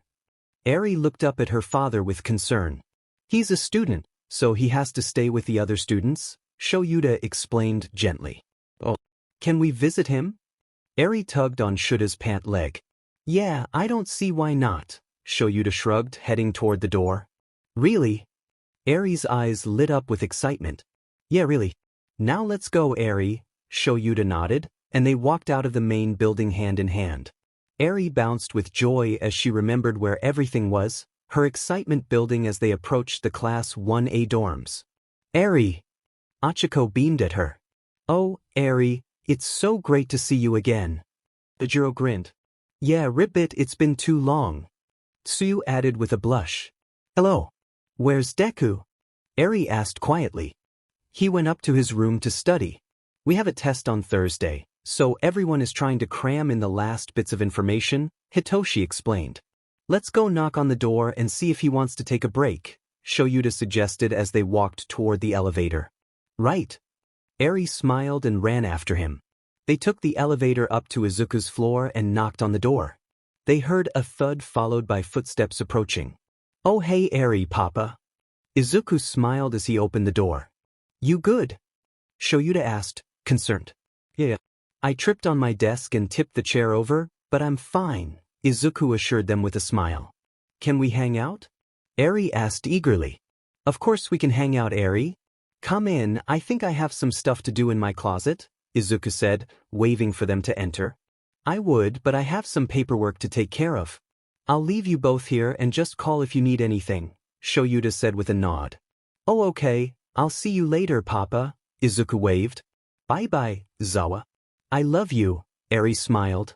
Love you too, Shoyuta replied as he walked down the hall. Well, Eri, what do you want to do? Izuku asked, turning to her. Izuku and Eri played board games and colored for about 30 minutes before he began reading her stories. He pulled books from his closet and piled them on the floor for her to see, reading each one she chose. Deku, what's this book? Eri asked, pulling out a large black book with a small white card taped to the front that read, Midoriya. Oh, that's my old family photo album, Izuku explained with a smile. It's all pictures? Eri tilted her head in curiosity. Yeah, it's like a scrapbook. Here, look, there I am, Izuku said, flipping to a page filled with baby pictures of himself. You're so little. Eri laughed. I know, Izuku chuckled along with her. But who's the lady? Eri asked, pointing to a picture. That's my mom, Izuku said, staring at the image. She's very pretty, Eri remarked. Yeah, she is very pretty, Izuku nodded. Deku, can I ask what happened to your mom? Eri asked softly. She was taken from us by a villain when I was younger. But it's okay, I have a family again. With you and Papa and Dad, Izuku said, a warm smile spreading across his face despite the sadness in his eyes. I'm sorry, I didn't mean to make you sad. Eri frowned, concerned. I'm not sad, Eri. I'm so happy to be with you, Izuku reassured her, looking into her eyes. Promise. Eri whispered. I promise, Izuku said, pulling her into a warm hug. He's living a life that he wasn't sure he was worthy of. While everything won't be easy all the time, due to the league and teenage troubles, it will be okay. Izuku knows that. He understands that when he's with his dad, Papa, and little sister, everything will be better than okay. His sister Eri wasn't given an easy life either. Abused by villains and her quirk exploited for illegal purposes, Eri knows her life wasn't fair, but she also knows that her heroes, her family, will help her. Come on, wake up, sleepyhead. Eri giggles while shaking Izuku. I'm awake, just resting my eyes, Izuku yawns. No, don't rest your eyes, Dad has breakfast ready. Eri jolts him again. You should have opened with breakfast. Izuku springs up from bed. Come on. Eri laughs and takes her big brother's hand as they walk into the kitchen. It's not just the children who've had difficult pasts. Hisashi and Shoyuta lost their best friend in a tragic hero accident. Shoyuta was forced to watch Oboro fall. While he might have blamed himself back then, Shoyuta has come to peace with his past. Hisashi tries his best to be a good father since he never had one. His parents split up, and he never got to meet his dad. Hisashi now uses his trauma to become a wonderful father. There you two are. Come get some breakfast. We have a big day today. Hisashi smiles as he sets plates around the kitchen counter. Here. Shoyuta passes Izuku a cup of coffee. Thank you. Izuku smiles and takes a sip from the mug. And here you go, Eri. Hisashi beams as he hands Eri a glass of orange juice. Thank you, Dad. Eri laughs and drinks from the cup. The whole family has had a rough history, but they have each other now, which is more than before. They play games, tell stories, and support each other through everything. This found family is sticking together. Alright, you two get ready. Outfits are in the bathroom, and if you need help with the buttons, come get me. I'm a button master, Hisashi smiles. Right? The kids nod and run off to the bathroom, laughing. Nezu stands at the window in his office and gazes out at the courtyard. He straightens his suit and lets out a heavy sigh of relief. He and his students have gone through quite a lot this year. The first quirkless student was admitted to the hero course. UA experienced its first major villain attack in years at the USJ. The first-year students have proven their strength and resilience time and again. They've been through so much this year. We're not even near the finish of it all, but perhaps this is where things get better, Nezu says, his paw grazing the glass window. My students have really done a lot to get close to me this year. I suppose I'm getting soft. I'm proud of them and all of their work. Nezu nods as he walks to his desk and retrieves a camera bag. Especially Izuku, Shinso, and Hatsume. They've grown so much since the first day I met them. I hope they keep going. Nezu smiles as he exits the room. Izuku clips his overalls on and looks to Eri, who giggles at the outfit with a big smile. Izuku turns to the mirror hesitantly. His light gray shirt stands out underneath the black overalls, which have eyes and a mouth where the pocket is, and their buttons resemble cat ears. I look crazy, Izuku laughs. They're kitties. Eri cheers. How do we look? Hisashi asks as he walks into the bathroom. Hisashi and Shoyuta are wearing their own pair of cat overalls, light gray shirts underneath black overalls with cat-like features. Both Hisashi and Shoyuta have their hair pulled back into buns. Like a kitty. Eri claps. Thank you, Shoyuta smirks. Let's get your hair done, you too. Hisashi smiles. Hisashi pulls everyone's hair back into buns. He struggles a little with Izuku's hair, but he gets it done. Now the family matches in cat overalls and buns. They all walk out of their room and down to the main building. Everyone in place. Come on, Hisashi encourages, gently. Nudging Izuku in front of him. Hold on, wait. Okay, does it look good? Shoyuta asks. Looks wonderful. Now hold still and say cheese. Nezu looks through the camera. Cheese. They all smile. This family might not be perfect, and it might be a little quirky sometimes, but it's their family nonetheless. I wouldn't trade this for the world, Hisashi thinks. I will protect this family, Shoyuta promises. I love my family, Eri blushes. We are safe, Izuku smiles. While this chapter of their lives comes to a peaceful end, another chapter opens up, one for growth and love. They have their whole lives ahead of them, and this is just the beginning.